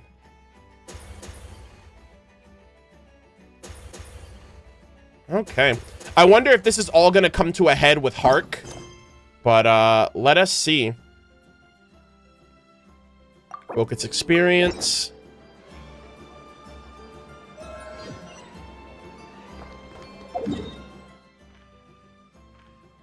Alright, let's head there.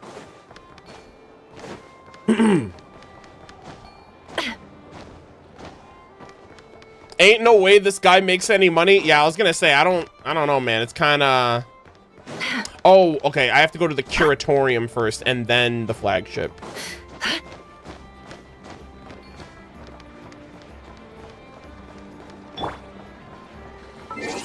Also, I need to put, Actually, I think I'm going to swap the team out because I'm not even going into any domains. I don't really need, I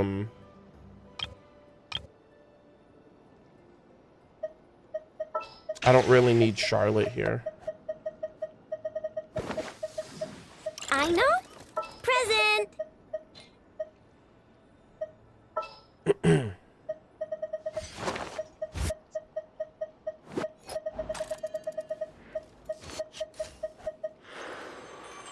Follow me, and bask in the soft light of the... Okay. Mannequin team? Oh, no. I just did a quick showcase. All right, here we go. Seems like only yesterday there were plenty of bounties going at the flagship. Now there's only one left. Apparently, it's all down to Murder of Birds, but even he hasn't been able to crack this last one. Well, there really aren't any leads. But just because something isn't written on the bounty board doesn't mean it doesn't exist. What's this? A sudden flash of inspiration. I'm going to ask Lezek with all of my experience. I should be able to get something useful out of him. Okay. Yehoda taking the initiative. I like to see it. I'll leave this to you then. You can count on me, Boss Neff. Aw. I love her, man. She's come such a long way. All right, let's get this bread, gamers. By the way, Arnold, I don't know if you noticed, but did you check on the sky of Deshret's pyramid at night? I'm sure looks interesting. From Nodcry? No. Like the image of Nodcry is, I'm assuming, is what you're saying? I haven't been to Deshret's pyramid in years. I think the last time I was there was when actually over a year, when Natland came out. That's why I pulled for Kachina and Mualani.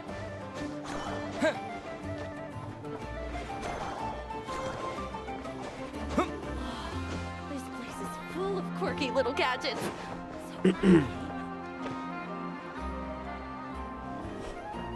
But no, I haven't checked it, but maybe I'll check it out at some point. Pulling for Surfing Girl in the Desert? Well, it's because Natland had just come out, so I was only able to see it from a distance from the pyramid, but I wasn't able to pull in Natland.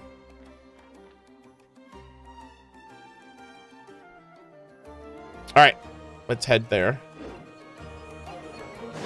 All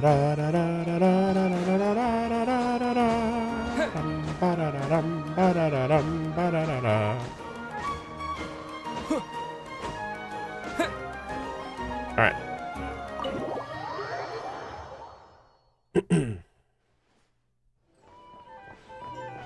Oh, this guy. Hey, what's going on?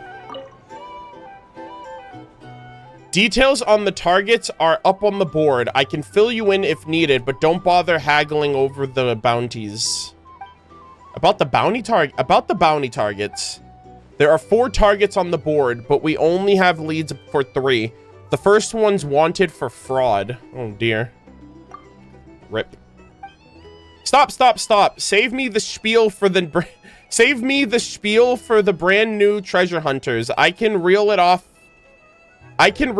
as well as you. You know who I'm here for. The curatorium wants to get involved. That depends on how the boss is feeling. How did we arrive at you asking questions? Anyways, seems to me the real reason Crackjaw's not been found is the lack of leads. Look at the board. You haven't even said what he looks like. Well, if these treasure hunters set off without even knowing who they're looking for, well, that's hardly a match for someone like Hark. Yeah, so it is about Hark. I just want some novices. I don't want some novices wasting...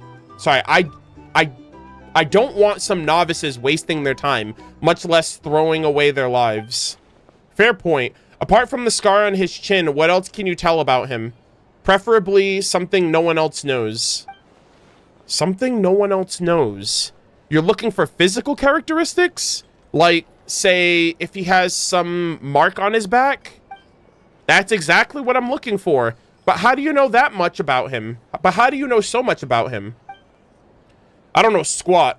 I never said he actually has any mark. Besides, even if he does, how are you going to see them? Well, yeah, sorta. So there's nothing you can tell me? We've always worked well together. Can't you just give me anything to work with? After Hark revealed his true nature here in Nashatown, he fled to the north of Lempo Isle and picked up his old life of crime. That's old news. Everyone and their dog knows that. No one's reported seeing him recently. What if he went further north? I could maybe track him in Pyramida? But what if he's made it all the way to Snezhnograd? Holy moly. All right, guys, so we're definitely going further north at some point. Nothing but ice and snow up there. I'm not sure if my arms could function in the cold. He hasn't. He's still on Lempo Isle. I just don't know where. You can consider that something no one else knows. Is he in that house? The first commission we did, Yehoda went to like this one house that had like some guy living there. And then apparently somebody else is there, but they wouldn't say who they were and they wouldn't let us in or anything. So I wonder if like he like killed whoever originally lived there or something. And now he's just hiding out there because they said he's still on Lempo Isle. Huh? How can you be so certain? Also, I love this shot here. Now that's a trade secret. You want to know? You'll have to pay. Ah, stingy. Still, a hunk of a man with a scar on his face, even on Lempo Isle, that's not hard to find. They're not hard to find. How am I supposed to know which one's Hark? Well, seeing as how we worked together so well, I'll give you some free advice. Don't get too caught up on looking for a scar. Are you saying he found some way to hide the scar on his chin? I guess that makes sense. If everyone knows you're a if everyone knows you as Crackjaw, walking around with no visible scar on your face would be a pretty good way to hide it. In that case, I just need to find someone who's deliberately hiding their jawline, right? That's a lead at least. All right. If I find anything, I'll come back and fill you in. I'll wait with bated breath. All right. Finally, we got some leads, gamers. Wait. Oh, this is it. Is this the quest with Nefer now? Hold on. Oh my god, what is happening here? Okay. The dust settles. Go to the flagship, which is literally where I'm at right now. The hiding place of the infamous bounty target and criminal Hark, the Crackjaw, appears to have been uncovered. Oh, interesting. So now Nefer's getting involved. Let me get a quick little picture here while I can. Ladies.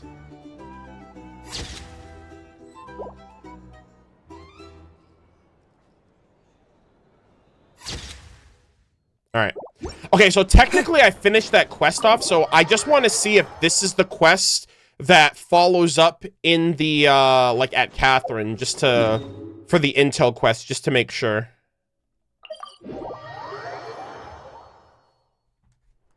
All right. Add Astro. Intel. Yeah. Oh. Wait, hold on. The man who... Okay, so this is an enabled quest. So I haven't enabled this one yet. This is a separate thing. Okay, I'm not going to enable that quest yet. I'm going to do this quest that's currently active, and then we'll come back and do that one then, I guess. Okay, I thought this quest that popped up was that quest, but I guess not.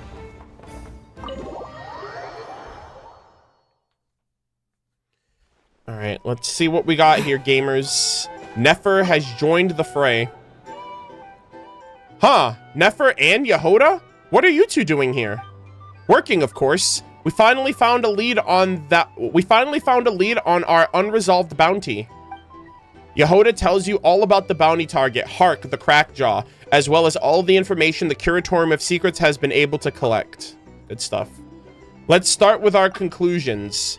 The real hermit, Derwent, is likely dead, and the man living in the hut... Yep, I figured that. Yeah, I forgot his name at that. We did that like 5-6 weeks ago almost. The real hermit, Derwent, is likely dead, and the man living in his hut is the bounty target, Hark, the crackjaw. The diary scraps Yehuda uncovered was enough to show that even though Derwent knew who he was, he still took him in. It shouldn't come to a shock that it shouldn't come to a shock. Yeah. It shouldn't come as a shock that Hark has returned to his old ways. After dispatching Derwent, he took over the hermit's identity. When I went to investigate, he wouldn't show his face, but no matter how you look at it, there's no way the man in that hut is the real Derwent. Taking on the role of a hermit also means Hark can get up to all sorts of bizarre activities without arousing any real suspicion. The mask he wears clearly has nothing to do with cultivation. He's wearing it to hide his scar. As for the missing merchant, the worst case scenario is he's already dead. Damn, that is crazy. Bro caught 2 bodies already. How can someone be so evil? Repaying others' kindness with murder? It makes Paimon's blood boil. For what it's worth, I don't think Hark stole those goods from the peripatetic circle. Not enough motive. Sorry, I don't think Hark stole those goods from the peripatetic circle. Not enough motive. Also, I want to get a screenshot here. He'd behave himself well enough for 10 whole years. Is the price of a few stolen goods really enough for him to throw everything away? To throw away everything he'd worked for? I don't believe so. So, let's indulge in a little speculation. Yeah, I need to fill in those gaps. We already know that he returned to the wreckage of the Atlas and attacked the treasure hunters who came looking for treasure. When he was in dire straits, when people are in dire straits, they often instinctually return to where it all began. When he was still the helmsman of the Atlas, he had fame, wealth, everything he wanted. But what about once he joined the peripatetic circle? Even after 10 years of good behavior, the second something was stolen, everyone turned their suspicions onto him. What must have stung even more, Juhani, who was once a pirate, albeit one of significantly less renown, remained free from suspicion. He accused Juhani there and then, and no one believed him. Driven by disappointment and rage, he made his first mistake. That was the turning point. Whatever went down with that hermit's hut was likely a similar situation. For someone like that, even the smallest of conflicts can blow up into a fatal confrontation. Hey, Murder of Birds, we can't allow someone that dangerous. We cannot allow someone as dangerous as that to keep walking around doing bad stuff. All right, let me deal with this dangerous criminal. Since Murder of Birds is so eager, you should get some rest, Yehuda. All right, I've been working overtime on this investigation. I think I deserve a holiday. As for whether my speculations are correct, we'll find out soon enough. Okay. The plot thickens, gamers. The dust settles. Let us head back to our first Nefer quest. This was weeks ago, man. We've come a long way.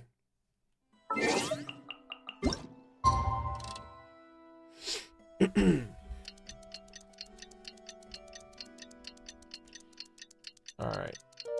Oh, also, let me run the last ad really quick because we're at a minute left. This will most likely be the last ad of the stream, and then we'll be good for the rest of it. Also, did I change the voice back? Okay, I did.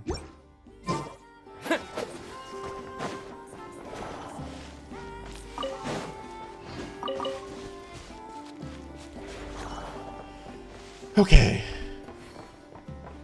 Yeah, I really liked the Nefer quest. This was actually pretty cool. And it also tied back into the world quest that we did at the Eye of Karate, which is even cooler.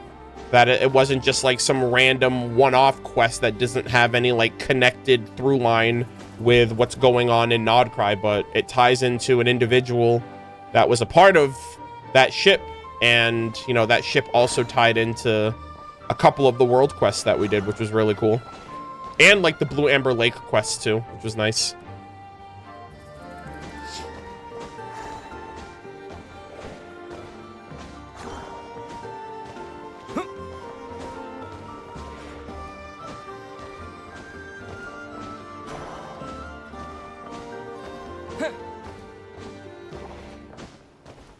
Yeah, and I already did the quests, so it actually kind of, it's cool because like I had the context of doing those because I did the quests during Luna 1, which was nice.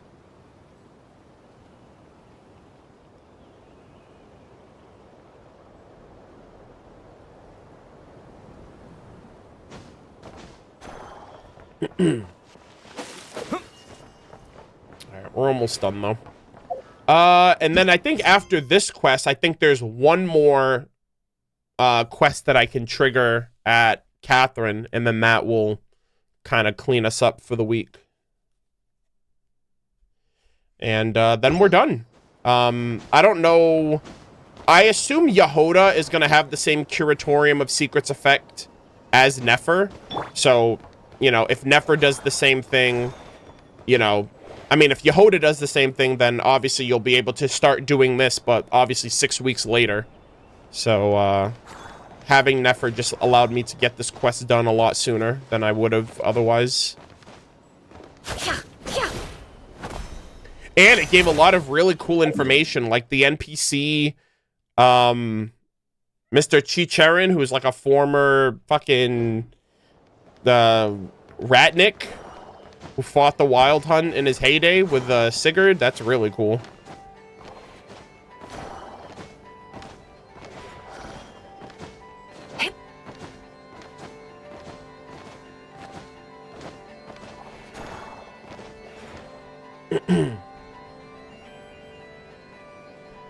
Oh, it looks like Yehoda has... Oh, was Yehoda's icon also a quest too? I didn't clock that. I actually thought that they were both... For some reason, I thought... Hold on, let me double check that really quick. For some reason, I thought that... Add asterisk. Hold on, let me see. Oh, yeah, I'm an idiot. Trade conditions unknown. Oh... This will be a quest for Yehoda when she comes out, I think, or when you get her on your account. I didn't realize that. I completely overlooked that. I thought that that was just like a part of these connected threads. But yeah, okay, so I'll need Yehoda as well. That's really cool. So doing this as soon as possible means that when Yehoda comes out, I can immediately follow up on that, and she will also have one. It'd be cool. You know what I would actually like? It would be kind of cool if Yehoda, because there's a bunch of other NPCs in Nodcry as well. It'd be cool if Yehoda can scan other NPCs that Nefer isn't able to scan. I mean, obviously, it's just more like NPC creep, right? Lore creep.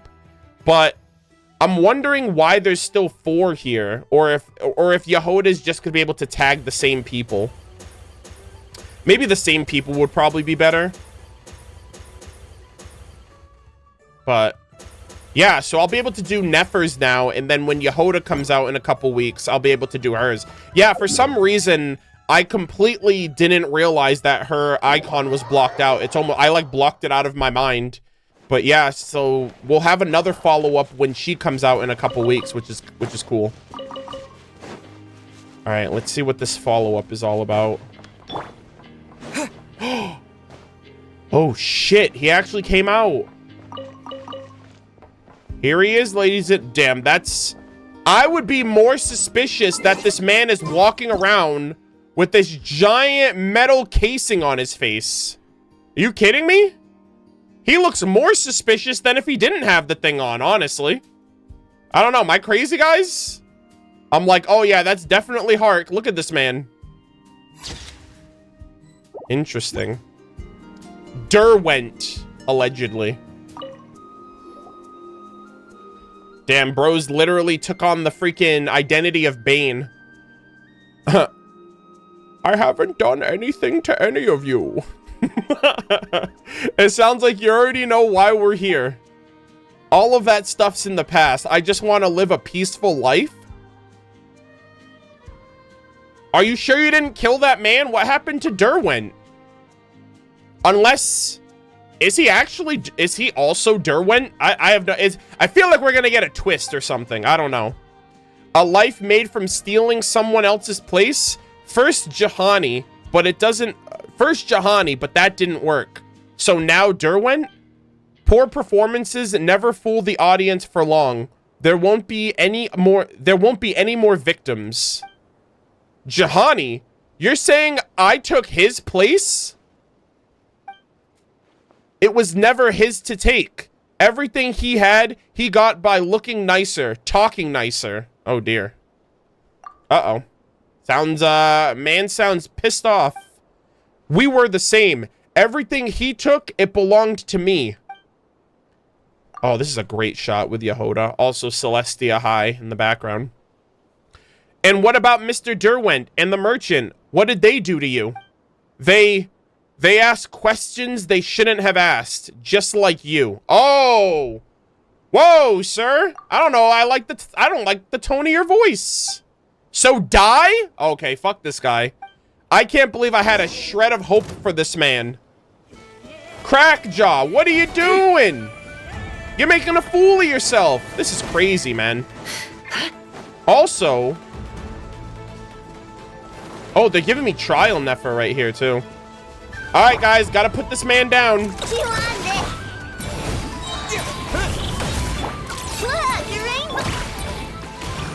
You pull. Oh my god. Nice. There we go. That was really quick. Oh my god. As expected, just another pathetic soul who couldn't stop repeating the same mistakes. I have to say, I'm a little disappointed. He stopped himself from doing wrong for so many years, but in the end, does it mean bad people can't mend their ways? It's harder to keep doing good. He made some poor decisions. Every decision was his to make. Even just now, he could have chosen to admit his mistakes, but he chose violence instead. Every move was poorly made, and everyone led him to this end. That's enough about him. Here's to a job well done, Murder of Birds. You can take the bounty proof to Lezik as arranged. Oh my god, there's like a fly in here. Get out of here.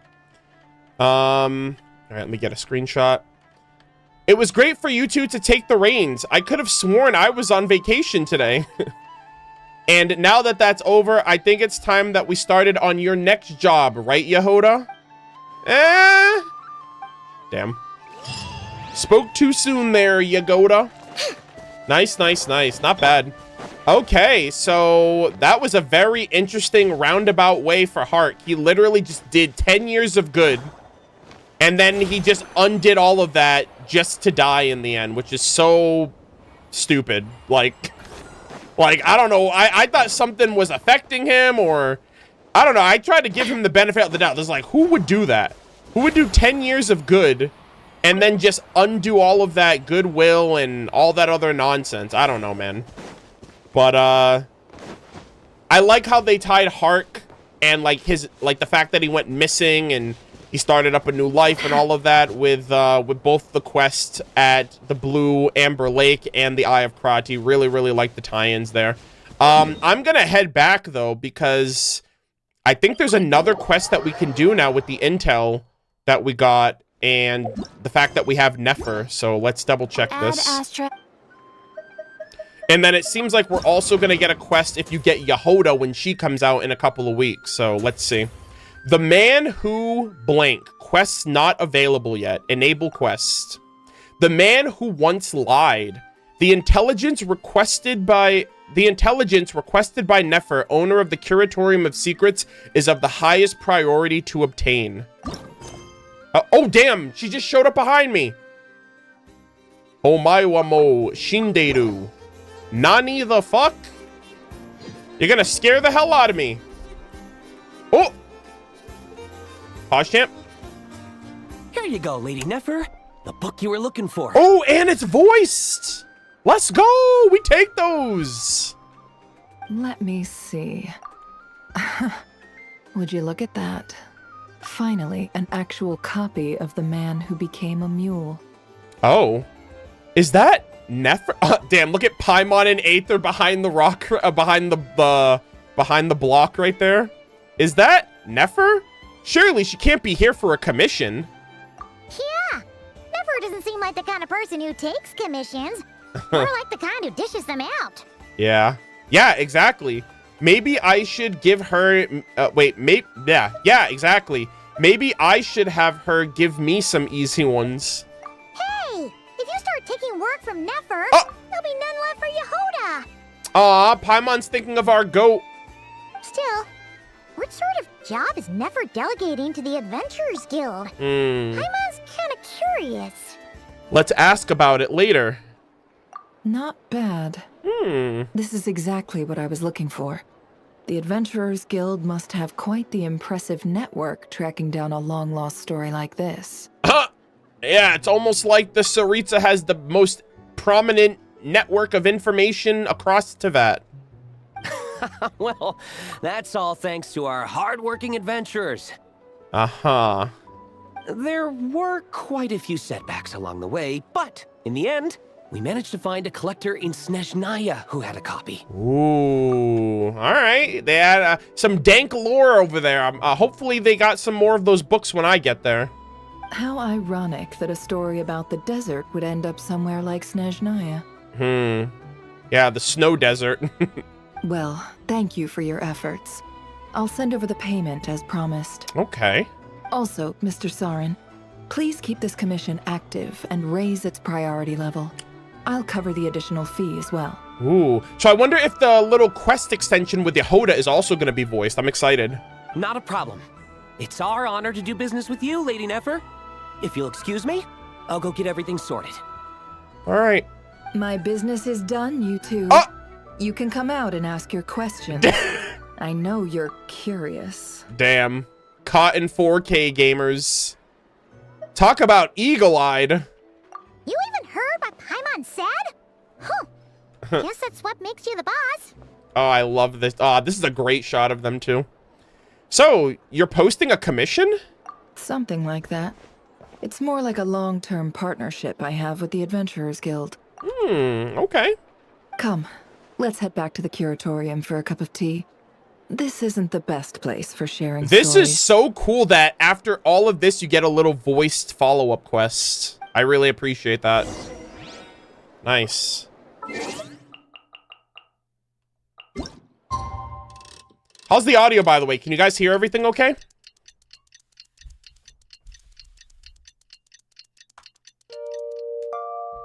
When you're done talking there, talk to Saren, head of the Adventurers Guild. Oh, okay, okay. Oh, yeah, and then there's this guy, yeah, the branch master, Saren. This land holds nothing but promise for adventurers of all walks of life. Wouldn't you agree? Bro, I was over here idle earlier in the day, and this man would not shut the fuck up about voicing this line. It made me want to... I was like, I should probably just move, but I'm too lazy. But this guy is, like... I'm surprised they just didn't have him voice this line. He literally says this exact thing, and it's already on my... He's already getting on my nerves. All right. And, okay, I'm going to get through all of these. And you are... Hello, I'm Saren, the head of the Adventurers Guild... Hi. Hello, I'm Saren, the head of the Adventurers Guild's branch in Nashertown. If you need any assistance or even just want to hear about our the local berries... Sorry, let me read that again. I'm struggling. Thank God this quest is voiced. If you need any assistance or even just want to hear about which local berries are the sweetest, just come look for me. Okay. Tell me a little bit about Nodcry. Heh, a land that holds countless ancient secrets is perfect for us adventurers. Isn't it wonderful? May your adventures be fruitful, just like those of everyone who sets foot in these lands. Okay. Do you have any special commissions? Special commissions? Those only come in on special days. Speaking of which, is it snowing outside? Snowing? Not right now. I see. In that case, the emissary who brings the commissions won't be coming today. Thank you for your patronage. If you're ever looking for special commissions, I suggest you come back another day. Error. So he only gets commissions when it's snowing? Is that like a whenever there's a Snezhnayan individual, or is that like a snow Why fae? does Ashru sit up on the counter? Huh. All right, let's see what Nefer says. Any special commissions on the docket? Lady Nefer, I didn't expect to see Lady Nefer, I didn't expect you to visit here in person. But what about Yehuda? By all accounts, there shouldn't be anything recent that requires your personal attention. Oh. I heard that the Fatui have stepped up their vigilance these days. I heard that the north wind has been strong these days. If Yehuda were sent running errands in the cold, she might freeze along the way. Oh shit. So I came by myself to hear your thoughts on the recent weather. Oh, so they're talking in code. No need to worry. The weather's been mostly clear these past few days. Just a little chilly, but not enough to bring a snowstorm in, a large-scale action. If snow were expected, the Snezhnagrad Vetch, the Adventurers Guild, would make sure to notify you so you could prepare for the cold. Oh shit. So they're like, hey, keep us informed on the Fatui's actions, and if they start mobilizing, let me know. That's a relief. It seems like you really do have the best insight when it comes to the weather. Indeed, you see, our works involved coordinating adventurers from across the nations and supporting their expeditions. Weather greatly affects adventurers. It's something we must keep track of. Since there won't be snow... Oh, okay, so the snow is like, we don't have to prepare for war. Since there won't be snow, I'll take my leave for now. I hope your work continues smoothly, and please pass a word on to that old gentleman for me, the rooster. Snowfall doesn't only affect us. He'll feel the chill just the same. Brother, this is interesting. They're getting the rooster involved. That's the mayor of Snezhnaya, Pusinella. I think he's rank 5? I think he's rank 5 of the Fatui Harbingers. I will. Thank you for the kind words, Lady Nefer. May you have a good day. Holy. That's huge. Man's really just dropped the fact that the mayor of Snezhnaya might be getting involved in all of this too. Very interesting indeed. Yeah, I love that this quest is voiced, by the way. I'm very excited to see what we're going to get into next.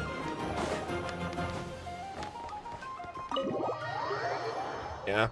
Yeah, because that's the thing too. The mayor of Snezhnaya is probably affecting... Oh, Ashru. What's going on there? The mayor of Snezhnaya... Oh. Looks like Yehuda's not back yet. Yeah, I was going to say, the mayor of Snezhnaya probably overlooks the Adventurers Guild there. So, I wonder if Snezhnagrad is like the capital city of Snezhnaya, if that's what they're referring to. Wait here. I'll go brew some tea. Okay. Ashru! Oh my gosh. This cat is gorgeous. Here, kitty kitty.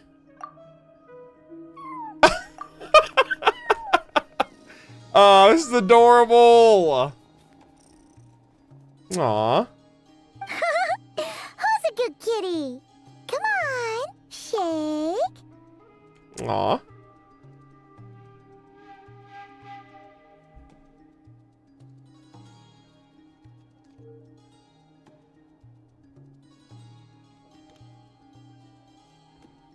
right. Huh, we are having so much fun with that cat. All right, help yourselves. Cream and sugar is over there if you need it. Okay. Oh my gosh! Ashrew's just hanging out with us. Looks like Ashrew's taken a real liking to you. Back when I first brought him home, he was as fierce as a little lion. He didn't let anyone get close except for me. Anybody else who tried would have his little fangs and claws to contend with. Oh. Seriously? You'd never guess he used to be aggressive. Yeah, I know, he's kind of chilling now. Look at him. Oh, that purr is actually pretty authentic. That was a long time ago, when the two of us had just arrived in Nodcry. Yeah, I mean, we saw the memory, too, so... Back then, we had no one to rely on but ourselves. And to survive in a place like Nodcry, we had no choice but to bare our claws and teeth. Of course, things are different now. Yeah, for the better.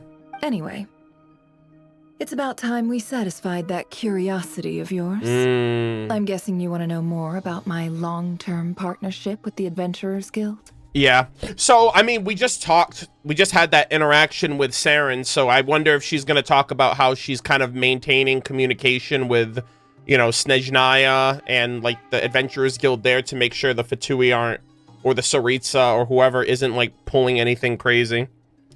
I still can't believe you would need to post a commission. It must be for something really important. You mean like some kind of extra special treasure even Nefer can't get her hands on? It's special, no doubt about that.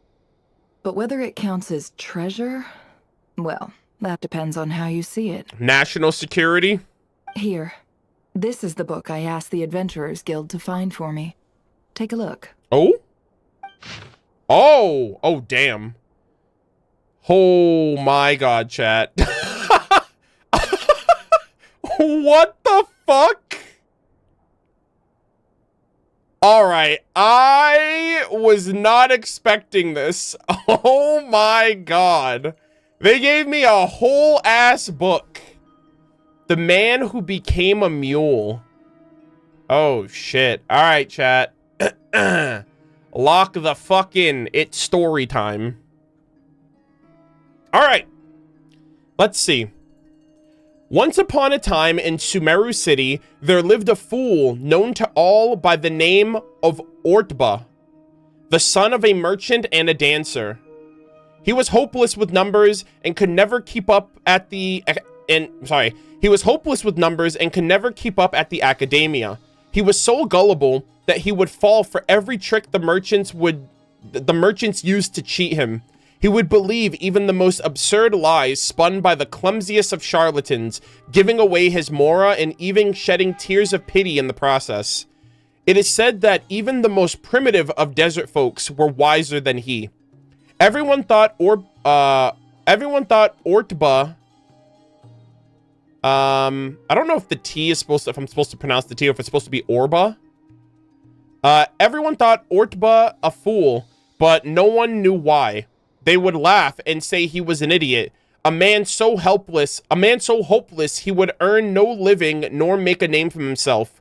But Ortba's parents and the friends who truly understood him did not care about what others said.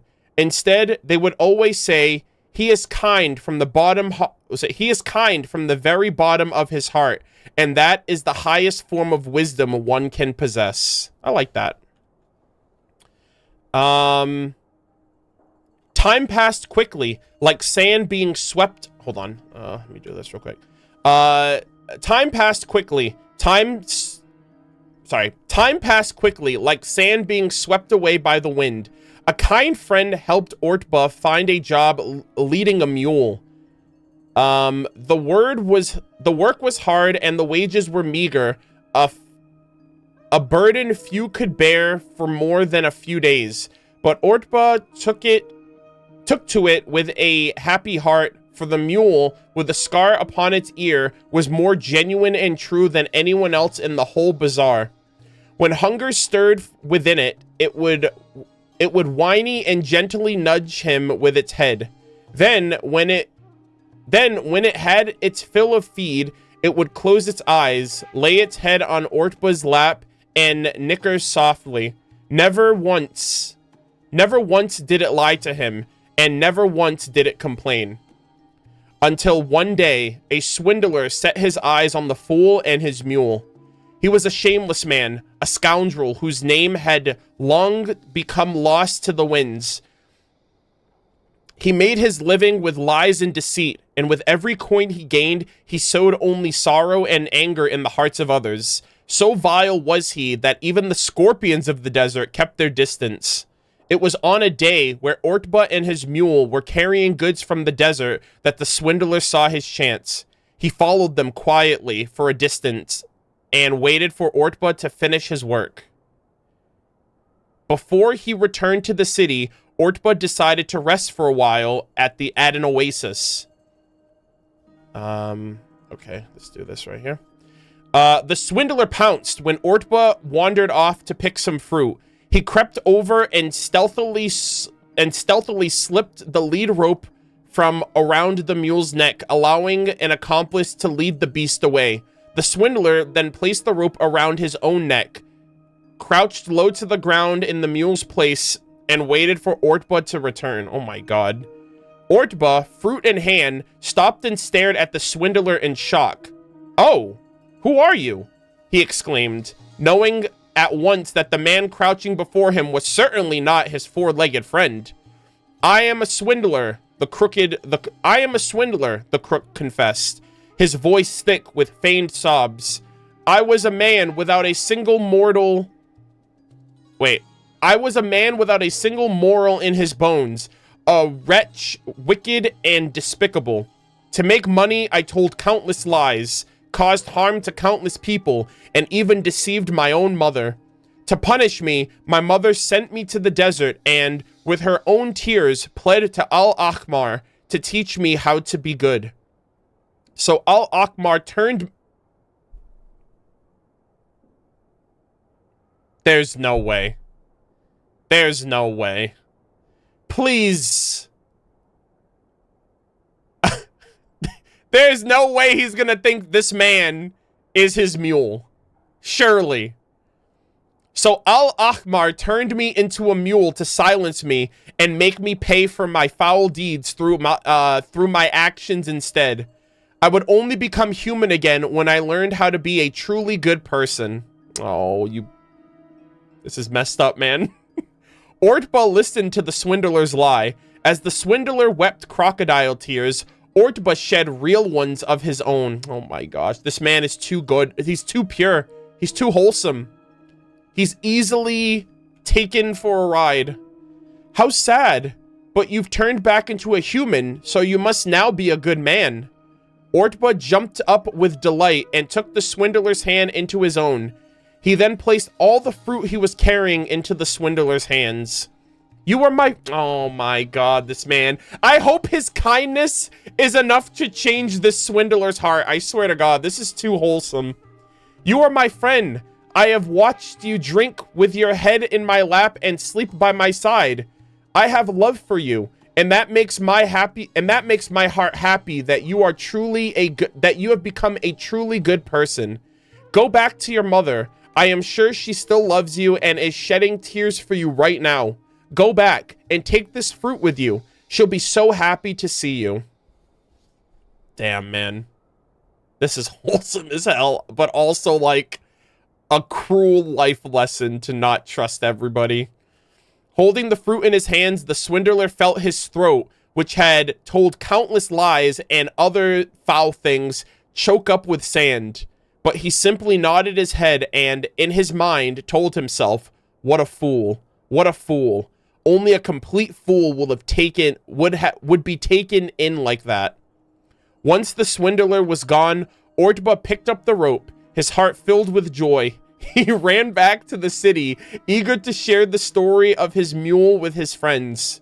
One of Ortba's friends, a mercenary, turned crimson with anger as he listened to the tale. The powerfully built man sprang to his feet, his hands flashing to the hilt of his sword as he exploded. That stinking lowlife! He fooled you! He took advantage of your kindness for a few coins! Tell me his name. I'll tear that rat's tongue out myself so he can never lie to another good man like you. I'm just trying to get screenshots of this as I'm reading it. Despite his friend's indignant fury, the smile never left Ortba's face. He gently guided the mercenary's hand from the hilt of his sword to his cup, which he then filled with mead. I am moved that you are angry for my sake, but the way I see it, what happened was a good thing. If my words were true, then there is one less then there is one less villain in this world that would be punished. And in his place, there is one more person that has learned the meaning of repentance and regaining their morals. What if what he said was a lie, then there is one less person in the world who would cheat his own mother, and one less tearful mother who would have no choice but to curse her child. Another friend who had already built a reputation for himself at the academia interjected, Ortba, I admire your kindness. It is a wisdom that humanity so grievously lacks, yet holds in the deepest contempt. But the wicked must be held to account, lest the virtuous be exploited with impunity. Exactly. This man's wise AF. Holy moly. While I believe this swindler would first face due judgment, principles be damned. He has committed a grave affront amongst my friend, and for that alone he deserves to be lashed. Sensing his friend's frustration, Ortba paused. He raised the mug of mead and filled his friend's cups, but his fiercely loyal friends remained silent, their brows still furrowed, as if a whirlwind of sand and dust was whirling around them, carving countless ravines and valleys from their features. Then suddenly, another friend burst through the door of the tavern, shouting, "Hey, I saw that mule with the scar on its ear. It's right here. It's right there in the bazaar." Hearing this, the mercenary gulped down the mead in one go, then shouted, "All right, it looks like the rat has left the trail. We will follow it. We're bound to catch him." Oh man, this is getting spicy. Ortba, his friends by his side, hurried to the bazaar, and sure enough, there stood the mule, right in the middle of the marketplace. Ortba was filled with shock, and he ran towards the creature as if he had something to say. Imagine that. I mean, the story is called The Man Who Became a Mule. What if he told that lie and then something happened to him where he actually got cursed and became a mule, and now that swindler is the mule? That'd be kind of interesting. The mercenary was already asking around for the mule's seller, but the scholar, who knew all too well what Ortba was like, held onto his sleeves gently, trying to stop him from doing anything too strange, like talking to the mule. But Ortba softly patted the scholar's hand, then bent over nonetheless to whisper, "Why have you become a mule again? Did you lie to your mother and break her heart once more? You'll have a hard time with someone else. Listen, I'll buy you back and take you with me. Don't say a word until then, otherwise I may not be able to pay your price." Just as Ortba was counting the mora in his pocket, a hand came to rest on his shoulder. The hand belonged to a man with tanned skin and eyes like pure gold. He gave a slight squint as he said gently, "I am the owner of this mule. Do you want to buy it?" "Yes, I want to buy it. He is my friend. In fact, he..." Ellipsis. Ortba looked down and stopped himself from telling the rest of the story. He believed the man would not want the world to know what he had done. "I can't sell it to you right now. Besides..." The man reached for another rope from behind him and handed it over to Ortba. This is your faithful friend, my dear Ortba. Take it home with you. Ortba stared at the animal in surprise. It had a scar on its ear, just like the first. The mule, recognizing its longtime companion, nudged Ortba with its head, and Ortba responded by ruffling its mane. But what? The mule looks just like my old friend, said the astonished Ortba, wondering how one man could have turned into two mules.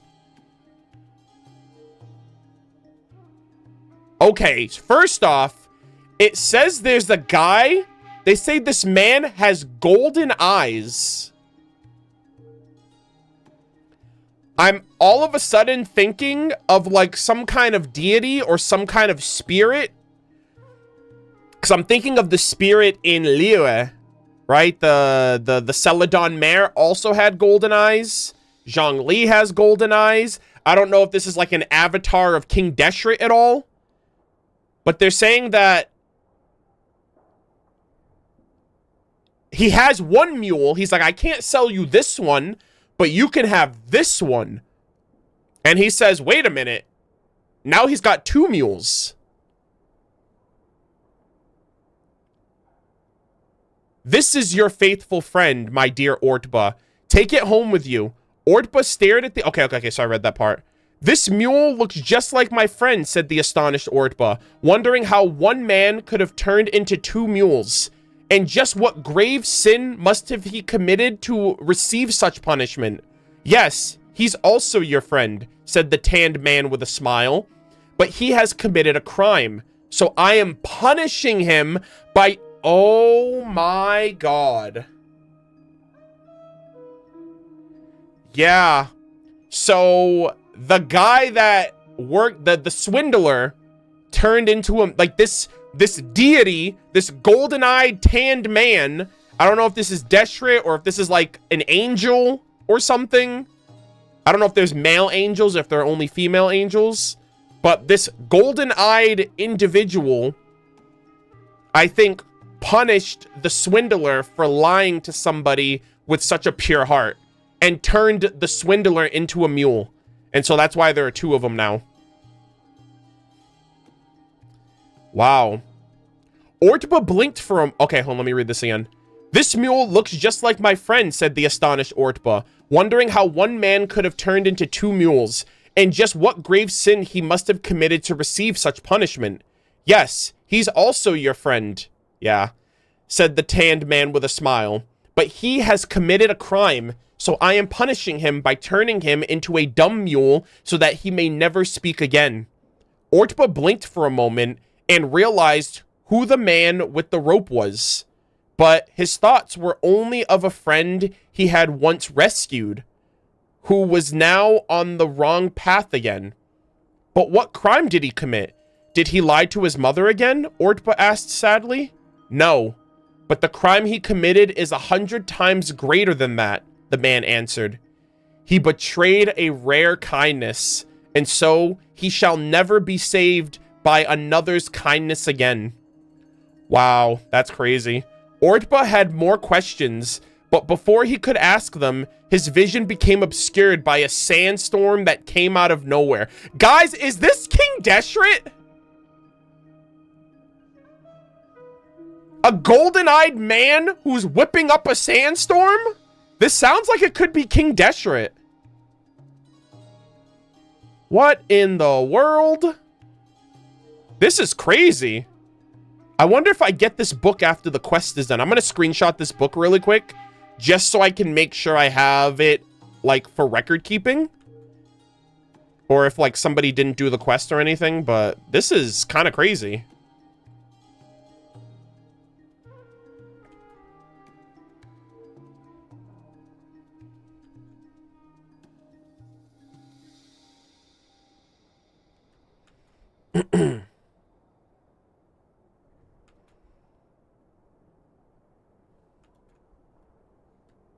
Okay.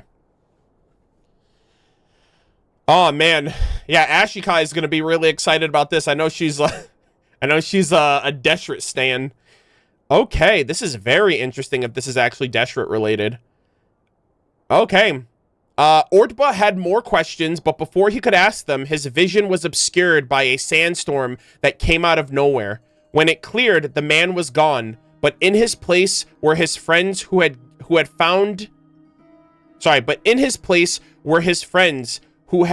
their way to him and were now asking where the swindler had gone. Ortba told them sadly he made another mistake and was turned into a mule.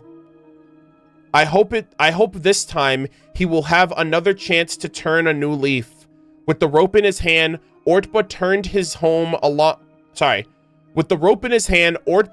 for home alongside his friends. Along the way, he thought, I need to make more money. Goodness knows how much I'll need to buy him the next time I see him. And despite all of that, he still wants to try to buy that man back as that, you know, that swindler, and like save his life.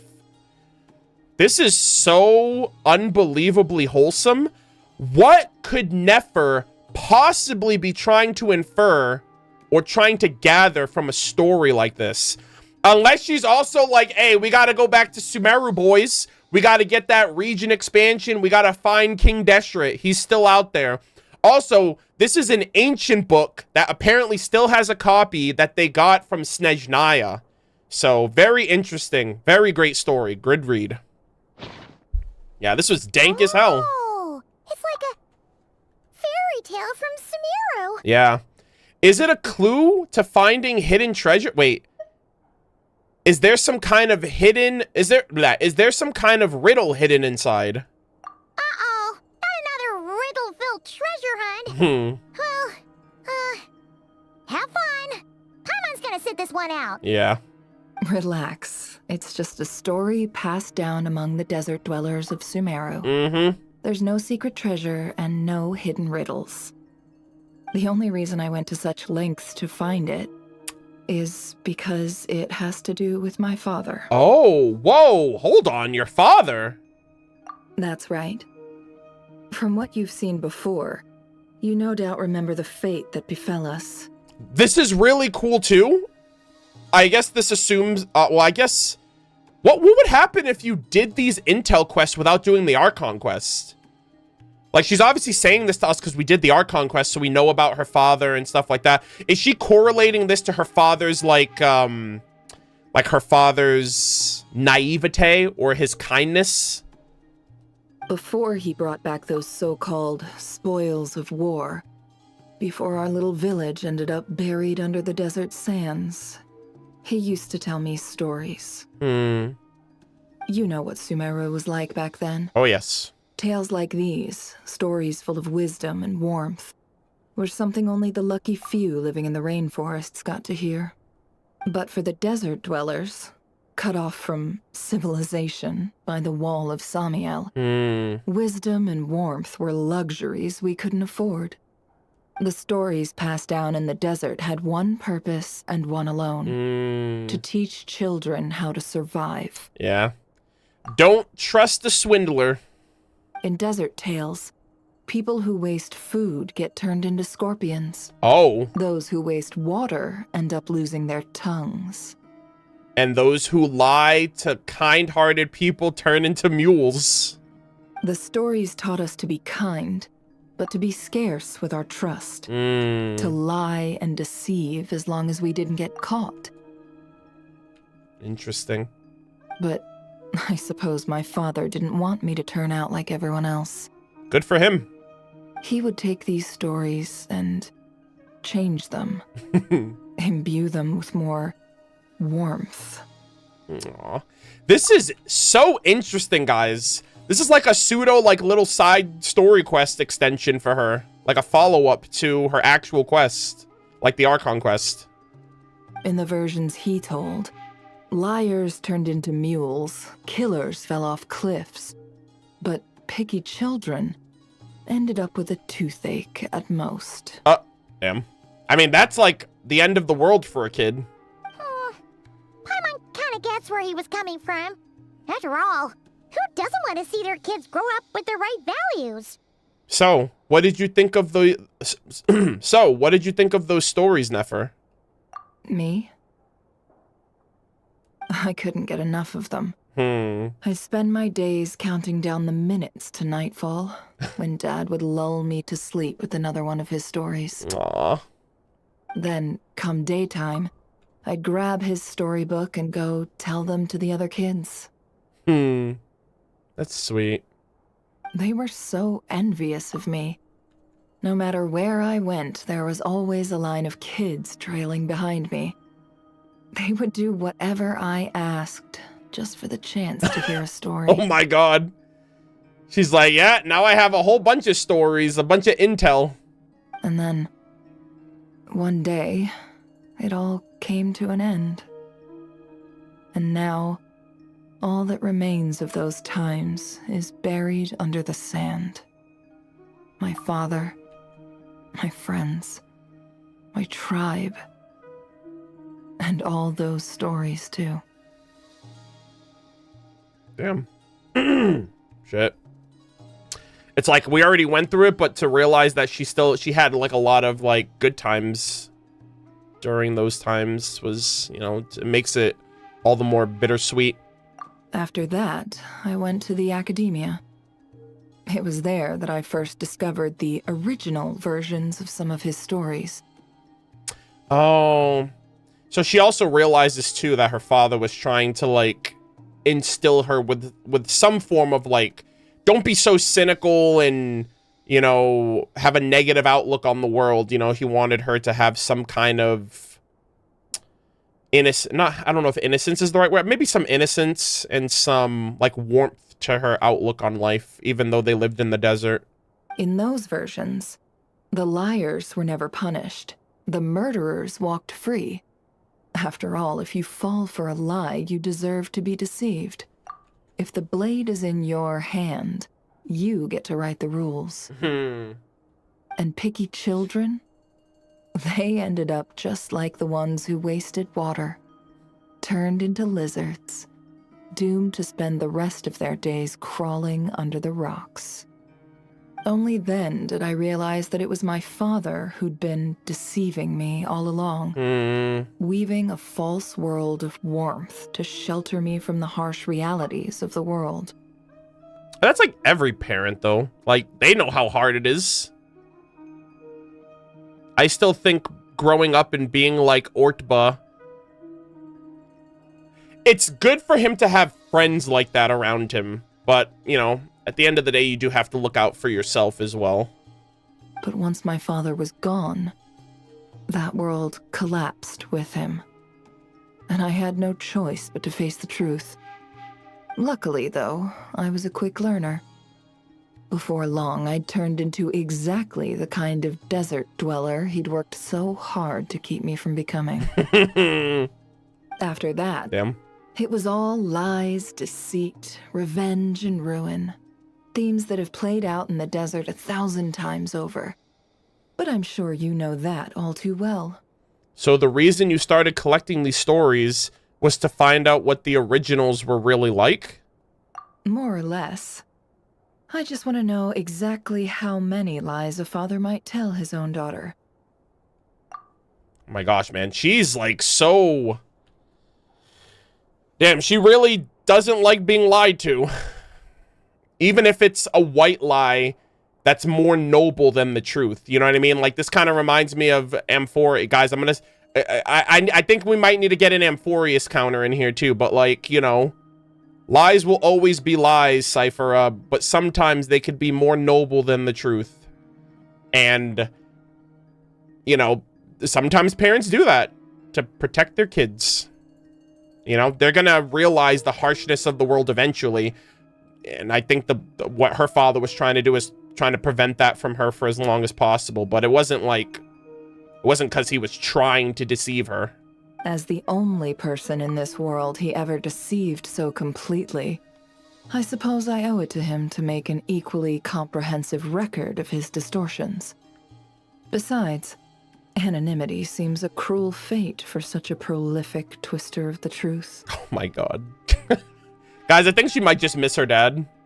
You know, and she's like, this is like some kind of subversion. Anyway, I'm sure Thoth, the Ibis King, would approve of what I'm doing.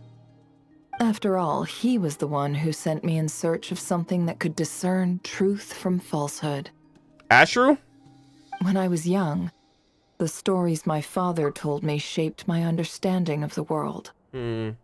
Whereas their original endings, well, they taught me what this world is really like. Yeah. I love these, like, scene shots here. And it's true. For me, they really did help me discern truth from falsehood. I figured that gathering them up might be the key to finding the answer the Ibis King was looking for. So, after I established myself in Nodcry, I started using every available channel to track down the stories my father once told me. Holy moly, she's a freaking lore collector, guys. She's just like me for real. The problem was, nearly all of them were folk tales, parables, passed down in the desert through word of mouth. Very few were ever written down. And she found this one in Snezhnaya. But living all the way out here in Nodcry, it wasn't like I could just go wandering around the desert to find those who still remembered them. So she's using the adventurer. That's so clever, man. Adventurers go far and wide throughout all the nations, like work in tandem with the Adventurers Guild, you know, cross-reference their information, and boom. As for Yehuda, well, I was short on manpower as it was. Wow. So I needed a different plan. Very cool. And considering the countless adventurers at their disposal, I decided to strike up a long-term partnership with the Adventurers Guild. Very, very clever. They bring me stories passed down among the desert people. I pay them accordingly. And sometimes even do them a little favor in return. Hey, I got all the stories for you. You kidding me? I have the tale of Shiruya and Shirin. I got the Shepherd in the Magic Bottle. I got so much books on Sumeru lore. Mr. Sauron was more than happy with my terms, so we soon came to an understanding. And from the way things have been going, I'd say our arrangement has worked out rather well. So, what's special about the story you just got your hands on? Well, this was the very last story my father ever told me. Oh. The only one whose ending he left unchanged. Oh. There you have it. Your father wasn't a complete liar in your eyes. He actually told the truth about kindness and about that being the purest form of wisdom. And I love that for her too, because throughout going to like all these NPCs and talking to them, she's actually like helping out their businesses. And some people are like, oh, Nefer, can you help me with my this, and that? And she's like, I got you. Just come back to the office. We'll talk about, like, she's not just out here like being a girl boss and also like being a tyrant to these people. Like, she's kind of taking care of people. She's taking care of her own in a sense, you know? And so I feel like that's kind of in character with the story and with this lesson her father was trying to invoke. A man who spent his life distorting the truth. Buried under the desert sand the one time he chose not to lie. And look, it even says, deep down, his was a heart of gold. And that is the greatest wisdom of all. How ironic is that? Sheesh. That is such good tie-ins with the story, her father, her. Anyway, I can make a copy of this story if you're interested. Yes! Oh my gosh, guys, you get a freaking lore book from this after. Duh, and I just realized. Wow. You're an adventurer too, aren't you, traveler? She's like, I'll make a deal with you. Give me every Sumeru book you have and I will pay you a fortune. Yes, I am. Well, being an adventurer means you've traveled far and wide. Pause champ? And seen many things. Pause champ? Yes, I have. Gurabad, the Eternal Oasis, Vorukasha's Oasis, The freaking, the ground zero of Conria's gates. I've seen it all. I was just thinking, we could sign an agreement for a long-term partnership of our own. Yes! Oh my god. If you ever come across any stories about the desert dwellers of Wait! Sumeru, bring them to me. Wait, And I'll make actually? it worth your while. Like, actually, though? Hold on. I live, eat, sleep, breathe Sumeru. My favorite nation. Wait, was that your goal this whole time? Just to ask us that? Oh my gosh, that'd be so cool. So, there was a commission at the end of all this? Wait, okay, wait. So, there was a commission at the end of this after all. Wonderful. Then here's to a long and fruitful partnership. Wait, hold on. Is this actually tangible, or is this just, like, for the plot? And speaking of partnerships, Oh! why isn't Yehoda back yet? Uh-oh. Was that job I gave her really that difficult? Ooh. And now, that mission that Yehoda's been doing, is it really that difficult? And now, I think the second half is going to be waiting for Yehoda to release. At the time of recording right now, the Luna 3 special program is in 6 days. And then, or it's in like 5 days. It's Sunday right now. The special program should be on Friday. So we have to wait 2 weeks before we get Yehoda. And then we're probably going to get a follow-up to this. Guys, we need Jet and Ben. Holy moly, that was cinema. That was actually peak. That was actually really good. And they gave me a copy of the freaking... It's a note. It's not a book, though, but it's a copy of the story we just read. Oh, wow. Yep, right here. The Man Who Became a Mule, a storybook gathered by the Adventurers Guild. It tells a fairy tale that originated in the desert. Holy, guys. So, they did not say we would get all of this just for getting Nefer. This is crazy, bro.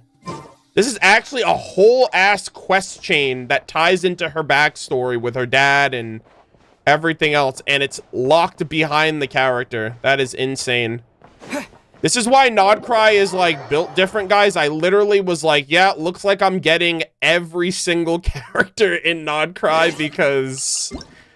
I don't know how else I'm gonna get around, like, it's gonna be hell trying to do all these quests myself. And, yeah, this was exceptional. This was really, really cool. And we managed to get it all out of the way. Ad Astra. So now, there will be a follow-up to this. We have to wait for Yehoda. She is not out yet. And I currently have, you guys can see at the top corner, I currently have 4 notes, but I've already done all of the other prerequisites. So in 2 weeks, we will be back. We will follow up with Yehoda, and we will see how this epic Curatorium of Secrets plotline comes to an end. Awesome. That was awesome, dude.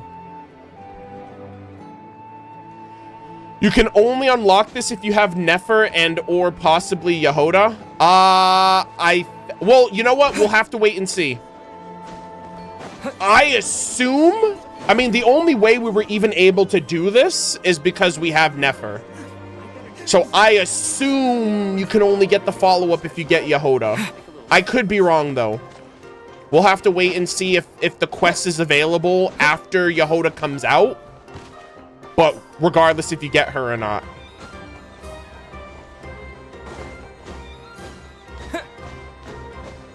Because it's not available for me right now, and I already have all the prerequisites. Unless I gotta wait until next week, until... You know what? I'll check tomorrow. The weekly quest will reset, so maybe we'll have to wait a week, but we'll see. Hopefully we can do it with either one of them, but not both of them. Because it's like, it kind of seems counterproductive to need both of them when Yehoda has already been in these quests. So maybe it's just like a weekly thing.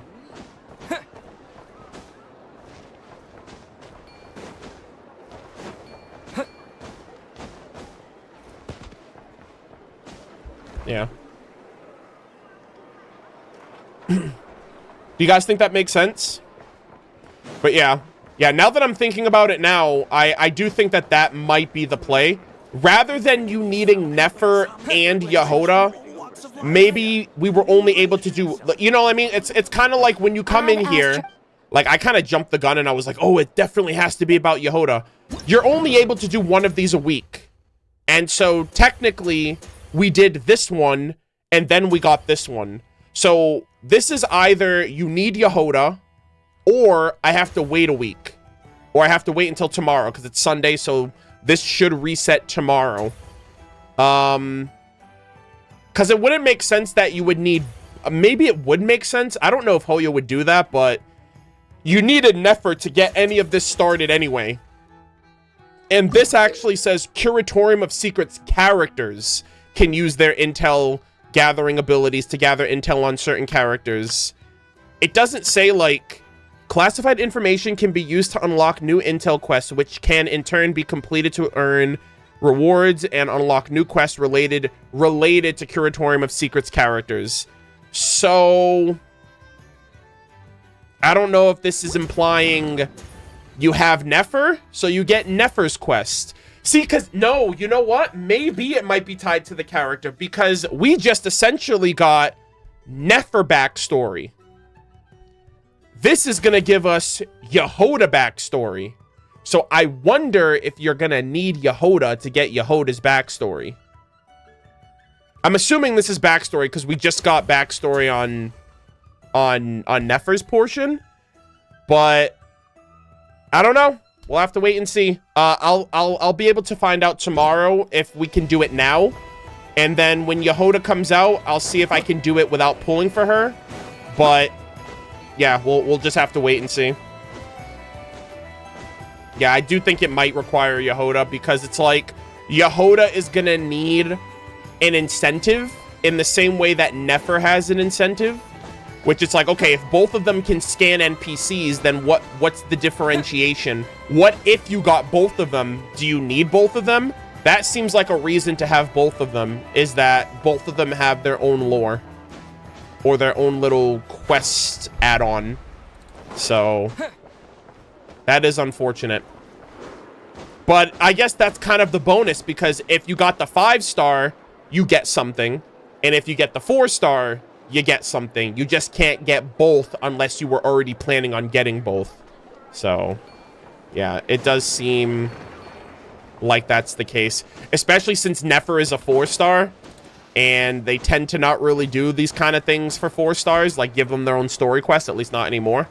So we'll have to wait and see how that plays out. But that's gonna be huge for Yehoda if we get some lore from her from this quest, because she seems to have a bit of a tie-in with the treasure hunters, and, like, obviously her arm being metal. Obviously, something happened to her in the past, so I'm eager. I'm waiting with bated breath to see how this plays out, but I might be coping, but we'll have to see if you need her or not. But chances are you might need her, but we'll have to wait and see, like I said.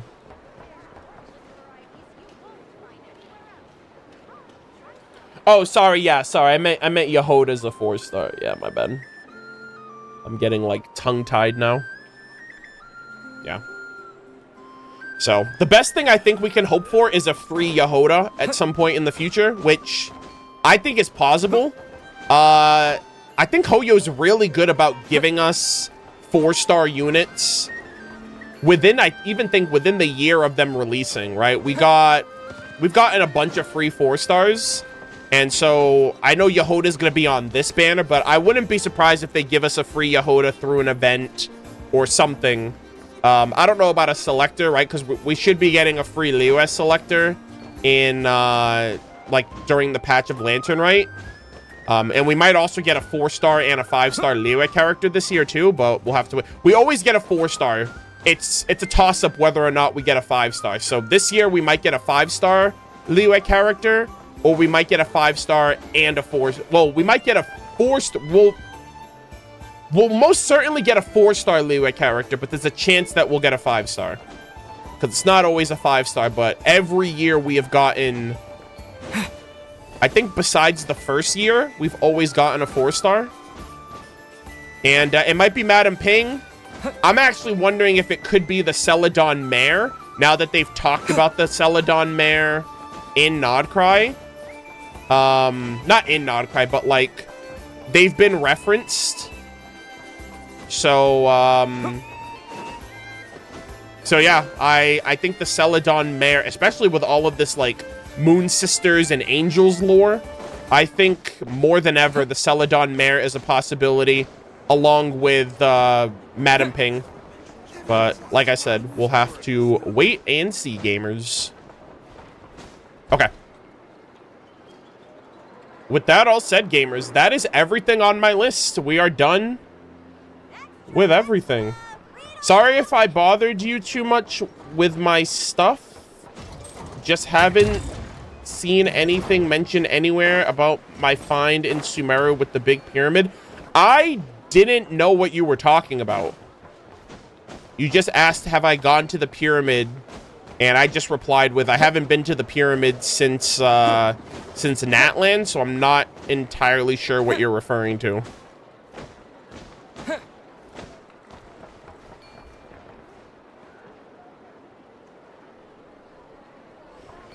I better get me some alpacas. Yeah.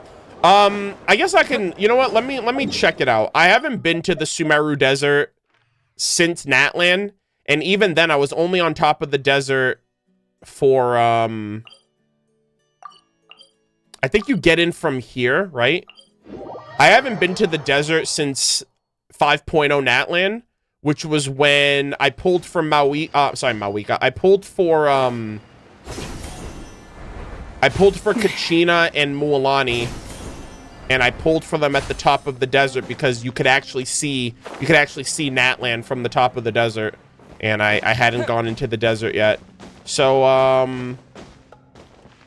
yeah, let's just, I don't know what I'm supposed to be looking out for, but someone in chat mentioned the top of Deshret's mausoleum.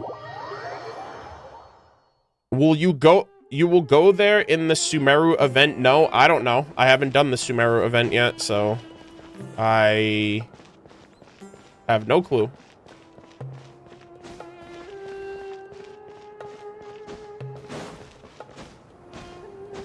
Am I supposed to be, like, looking over at, Nodcry or something? Hold on. I don't know if I know what I'm supposed to be looking for. Oh, Nodcry's in this direction.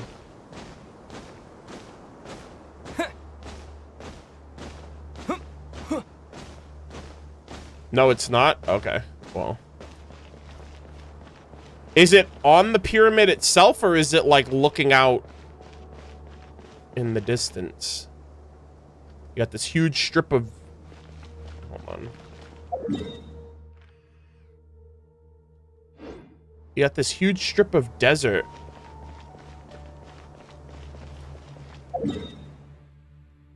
Alright, that's explorable. That's explorable. It's at night. Ah, there's just everything. Yeah, I haven't been to the desert in a hot minute.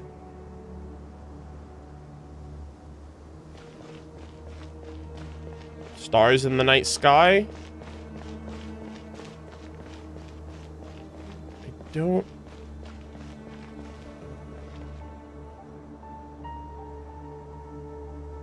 Look up.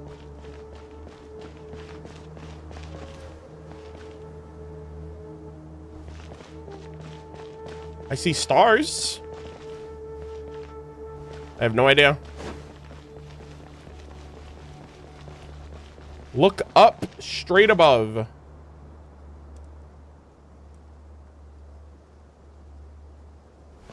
I'm lost.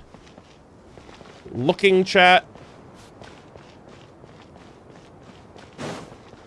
In the middle. In the middle of what? In the middle of the desert? Or like in the middle of the pyramid? Well, I can't get up there.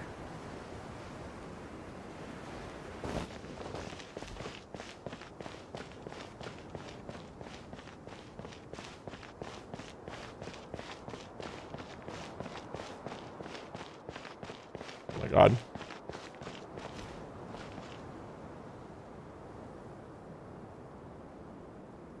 All right, I'm gonna be real. I don't know what I'm looking at or what I'm looking for.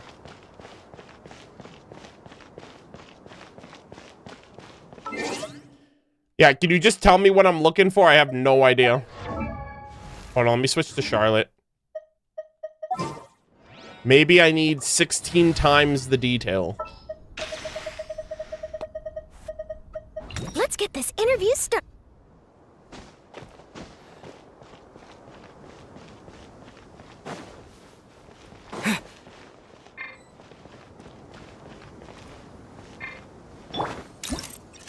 Charlotte, help us.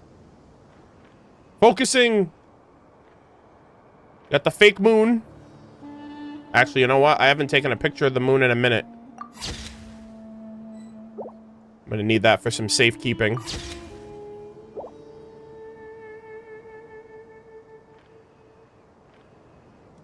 We got some shiny stars in the sky. Honestly, if I can't see it, it doesn't seem that noticeable or that necessary. Also, it just seems a little... Oh, there's Celestia!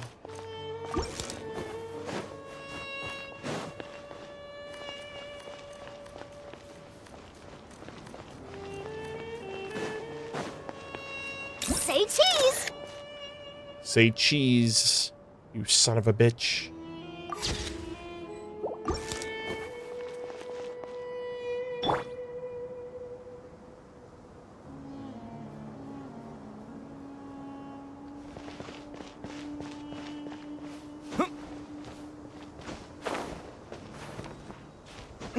Well, this was fun. I mean, regardless, I haven't been to the desert in a hot minute. I mean, I'm going to be here later this week when we do Layla's event.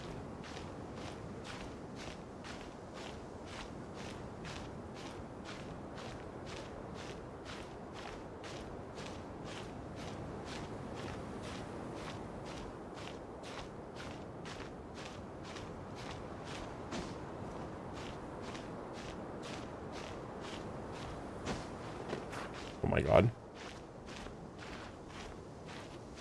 Oh god. My stamina. Chat, my stamina. I'm cooked. Oh! Holy fuck, I'm cracked. Hello again.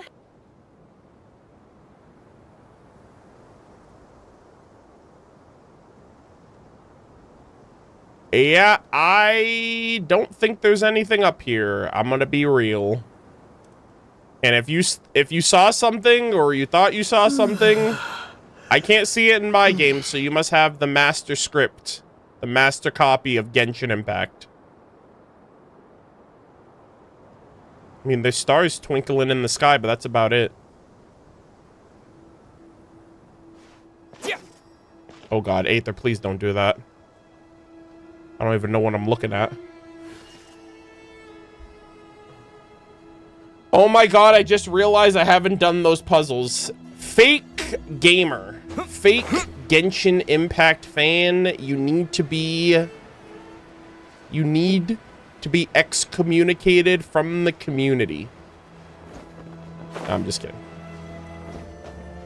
Yeah, this puzzle was annoying as fuck when I did it. Yeah, screw this puzzle, man.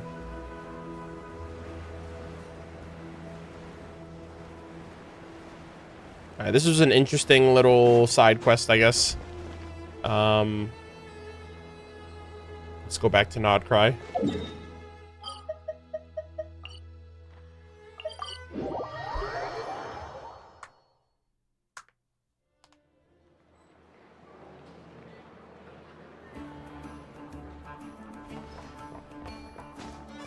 Yeah, I mean, if you said you saw something, I'm not going to say you didn't see it, but it's not replicatable in my game, so if you were playing with somebody else, maybe the co-op was interfering or something, but it's not in my game, so I don't know what to tell you.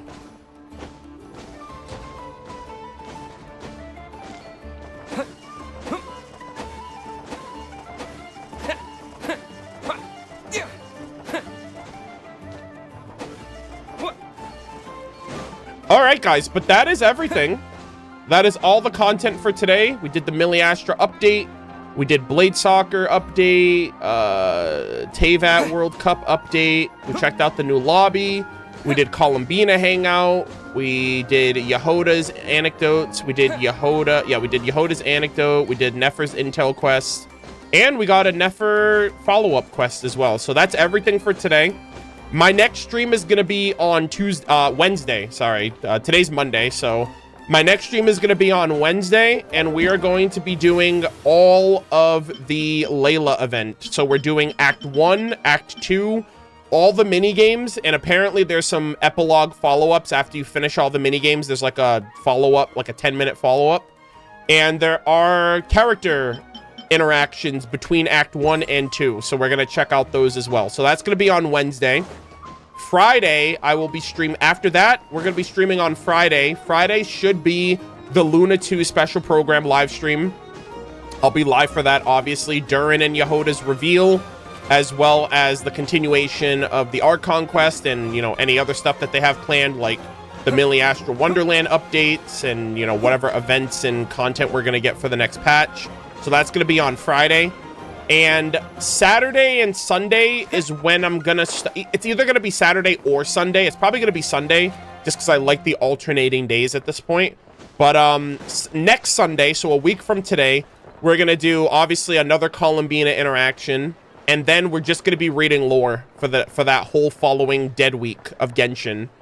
We're going to be reading character lore, weapons, artifacts, and books. And I also have to check out the... we're also going to check out all of the Miliastra Wonderland Octavia lore, both in the login screen as well as the character costumes. Because there's like a ton of costume lore for Octavia, all the worlds that she visited and whatnot. And we're going to check out the Lunar Arcana cards. We're going to check out all of the Lunar Arcana cards. A viewer was kind enough to create a really interesting... I haven't seen it yet. Anthony and the other mods like proofed it for me, and Ant said it's pretty impressive. I have to double check... Because, like, somebody sent me a bunch of weapon... Like, also, a shout-out to a bunch of people who let me go on their account to get weapon lore. So I got Lauma's weapon lore. I also have Nefer's weapon lore, but I don't think I'm going to read Nefer's lore on stream because it's not, like, overarching lore. It's, like, personal lore to her. But, like, Lauma's weapon and somebody else also...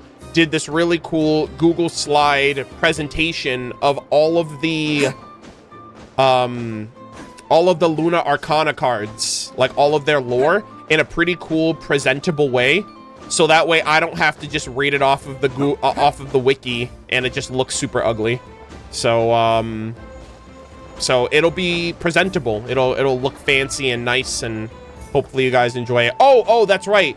They let me go on their account, and I got screenshots of Lauma's weapon as well as the new 4-star Frost Moon Scion weapon. So I think there's like a polearm and a catalyst. Because we got the sword for free from the event, from the world quest.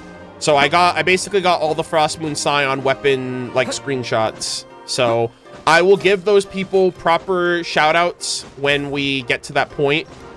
But I just want to let you guys know that I have everything prepped and planned and ready. So this week and next week is just going to be cleaning up everything else. But I think all in-game content will be done on Wednesday. The last thing I have to do in Genshin Impact is this event, and then we're kind of chilling.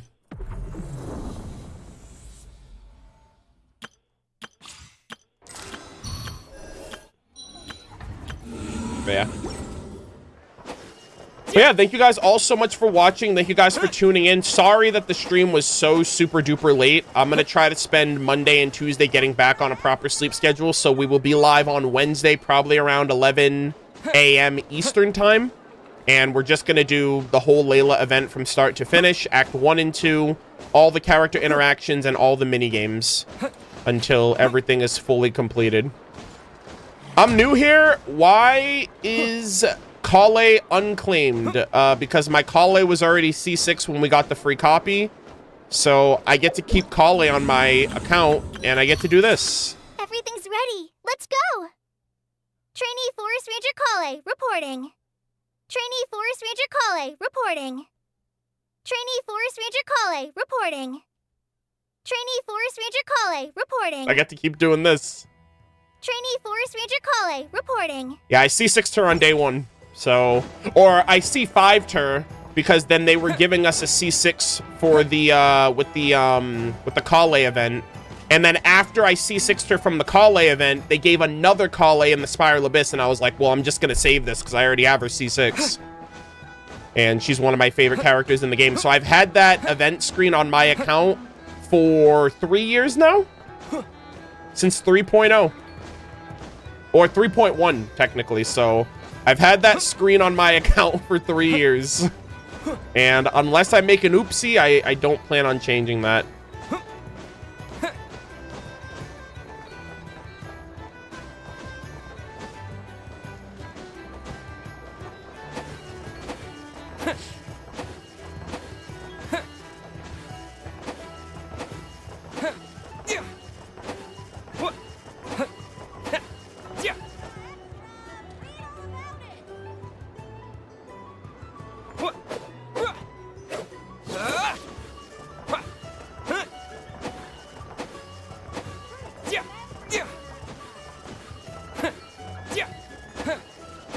But yeah, I hope you guys had fun. Thank you guys for tuning in and hanging out. We were live on YouTube and Twitch, so I hope you guys enjoyed yourselves.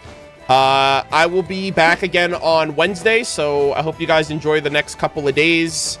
I have a lot of videos to edit. We have started our Genshin Impact movie project, and we're working backwards. So we're actually starting from the beginning.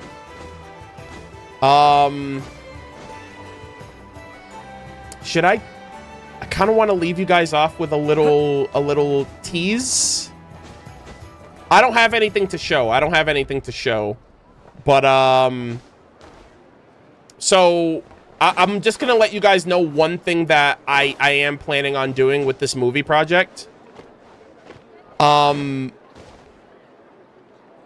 I'm like directing it, so me and the editor are going back and forth. I have like a specific vision. I want this intro to look like perfect.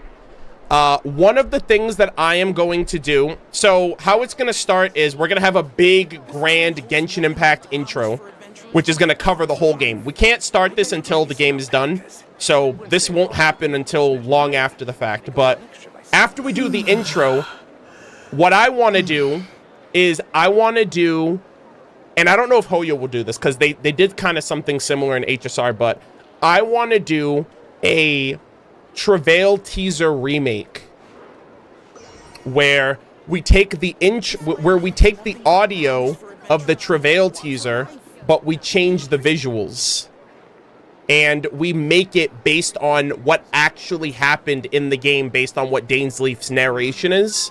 So it's kind of like nostalgic because everyone has seen that trailer, but it's also like brand new because you're kind of seeing it. You're seeing how the game actually played out. So it's like, oh shit, like all of the things that they planned all those years ago actually happened. So I'm calling it the Travail teaser remake, and we can't finish it because Snezhnaya and Conria isn't out yet. But that's one of the things that we're gonna do. We're planning on it right now. God willing, the only way this project doesn't happen is if something, like, obviously if something tragic happens to myself or my editor, because I don't think I could do this with anybody else. And I don't know, maybe they could do it without me, but I feel like this is a project that like has to be like we both have such really fun ambitions for this, and it's not going to be done for a while. But yeah, that's the one thing. We're talking about it right now. We're going to be working on some like early Mondstadt stuff because we're going backwards. So we started with we started with Natlan, and now that Natlan's done, we want to go backwards, and we have all of this material that we can use because everything is done up to Nodcry. So we're trying to like find all of like the perfect stuff, right? Also, this project is for people who play Genshin. It's not meant to be for people who haven't played. This is like made for Genshin players. So obviously it's gonna spoil everything. This land holds nothing but promise for adventurers from all walks of life. Wouldn't you agree? I want to see it now. Yeah. That's the thing about telling people stuff is like, we have no idea when this is gonna happen or when it's gonna be done or whatever. And we're trying to carve time to do it when we don't have anything else to work on, but we just finished. We're not even done editing Act 1 of Nodcry. Granted, that's kind of on me. I've fallen behind a little bit with editing and sending him footage, and editing myself too. But we're editing Nodcry right now, but I still have to finish uploading Natlan. And like we can only work on this project when we're not editing present day stuff. So we're gonna be chipping away at it slowly. But yeah, I can't wait. I can't wait to see. Like, I have such exciting prospects for it. And the intros that we're gonna be doing for the playthrough series are still gonna be going on. We're ending it after Natlan, so the intro started in Natlan and they're ending in Natlan because we're now doing this movie project and we can't handle both. So Natlan was a fun experiment. It allowed us to evolve to the point where now we want to take on like this feature-length project. And we're really excited about it. We're both like super into the lore. We both understand it. We both know what's going on. We both get the vibes, and we just want to make something really fun for the community. And I want to make it like a really big community thing when it happens. I don't know when. I don't know how long it's going to take.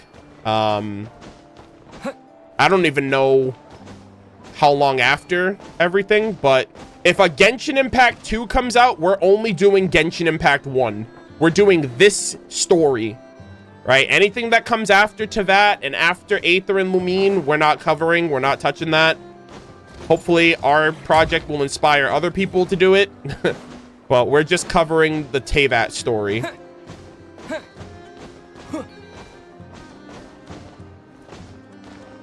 Unless the video like does really well and we become like millionaires overnight, and then sure, we'll do the sequel in like 40 years.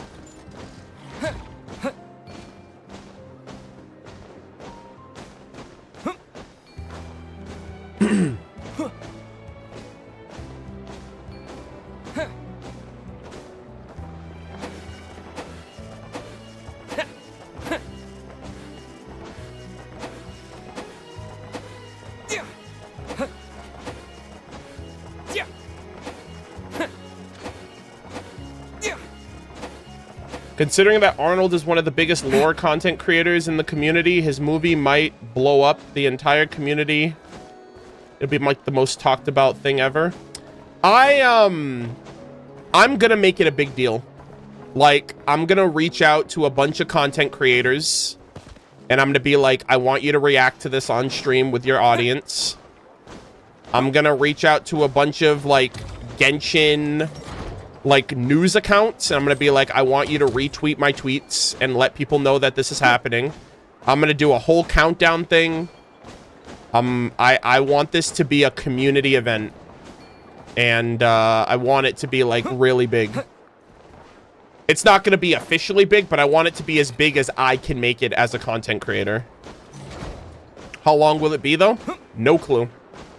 I guess we could use the Natlan content as an example, but there's no way to tell. I would have to say that each nation would be like, I don't even know, like, even if each nation is like half an hour, and like you have to remember too, Mondstadt and Liyue were pretty straightforward and short. Like, the game only got, I feel like the game really expanded and like got dense after, like, during Sumeru. I feel like Sumeru was like when Genshin's lore started getting really dense with the world quests and the Archon quest and everything else in between, the events. So I have no idea. It's gonna be a few hours long. If I had to guess, I want to say like 4 or 5 hours, maybe. I don't know how long the Natlan one is actually. And we're also changing how we did the intros, like how we did the content. Like Natlan, what we did was we made intros for every quest, and then we just took all those intros and stitched them together. What we're doing now with Mondstadt is we're like threading everything together. So it's not going to be a start and stop. It's going to be one cohesive. It's going to be like one cohesive Archon quest sequence, and then one cohesive world quest sequence. For the lore-focused world quests, obviously. We're not doing every single quest. We're just doing the ones that mattered. But yeah, I don't know what that's gonna look like because we've never done that, and we just talked about that with Mondstadt. So we have to see how Mondstadt plays out. I already know. Oh my god, man! I already know how I want some things to turn out, and yeah, I'm just really, really, really excited for you guys to see it. It's not gonna be for a few years, and I'll be honest with you, and I'm just being real. Some of y'all might not even be playing Genshin anymore by that time. Like, over the years, it's just a natural fact of the matter. People drop off, people stop playing the game, people move on to other things, etc., etc. I'm sure a lot of you guys will still be playing. No, not that you'll be dead, that you'll just lose interest or you'll stop playing Genshin. You know, it's, you know, just like a natural, like the natural process of not playing the game. Not that, I'm not saying anything tragic would happen to you. I'm saying some of you guys are probably here now. Some of y'all might not be here in my stream watching the Genshin content because you don't play Genshin anymore. Maybe, I don't know. But that has happened. Like, I can go back to my older VODs and see, oh, well, maybe they don't watch me anymore, and maybe they also don't play Genshin, so they don't watch me anymore. But yeah, if I go back to my stream like year 1, year 2, year 3, year 4, I notice the names of people that have been here, like that have been here for years.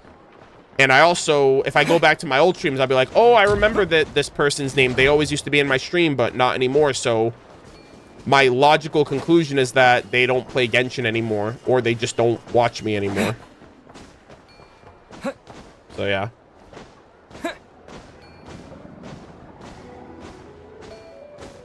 Bro is ghostwriting my death now? Okay, let's... I didn't say death. That's crazy. Alright, let's just leave it off here, guys. Alright. I ain't saying nothing. I ain't saying nothing. I am so tired. Oh my god. I'm hungry. I don't think I'm tired. I'm hungry. And it's 2 a.m., which means I have to make something. I'll figure it out. Thank you. I want spaghetti. Oh my god, I want spaghetti. That's gonna do it for me, guys. Thank you all for watching. I hope you guys enjoyed. If you guys joined late, the VODs will be archived on Twitch and YouTube, so you guys can watch wherever you prefer with the chat and whatnot. I will be back on Wednesday for the Layla quest line. I will then be streaming again on Friday for the special program in the morning. And then I will be back again on Sunday. So we're going to be streaming Wednesday, Friday, Sunday for this week. So I will see you guys then. Thank you guys for hanging out. I hope you guys had fun. Enjoy the rest of your day, or your night rather. I'll see you guys in a couple of days. I doubt any. Let me double check really quick. I was going to end, but I'm like, can I raid somebody? But who the fuck is on at 2 o'clock in the morning besides me? Like, let's be real. Is anybody else? No. No, of course not. Just me. Yeah, we'll leave it off there, gamers. I will see you guys later. Bye-bye. Take care. Oh, 5.4 anecdote quest is getting posted tomorrow morning. So please watch it. I've never streamed it, so you guys have never seen it before. I hope you guys enjoy it. Okay, bye. Bye, YouTube.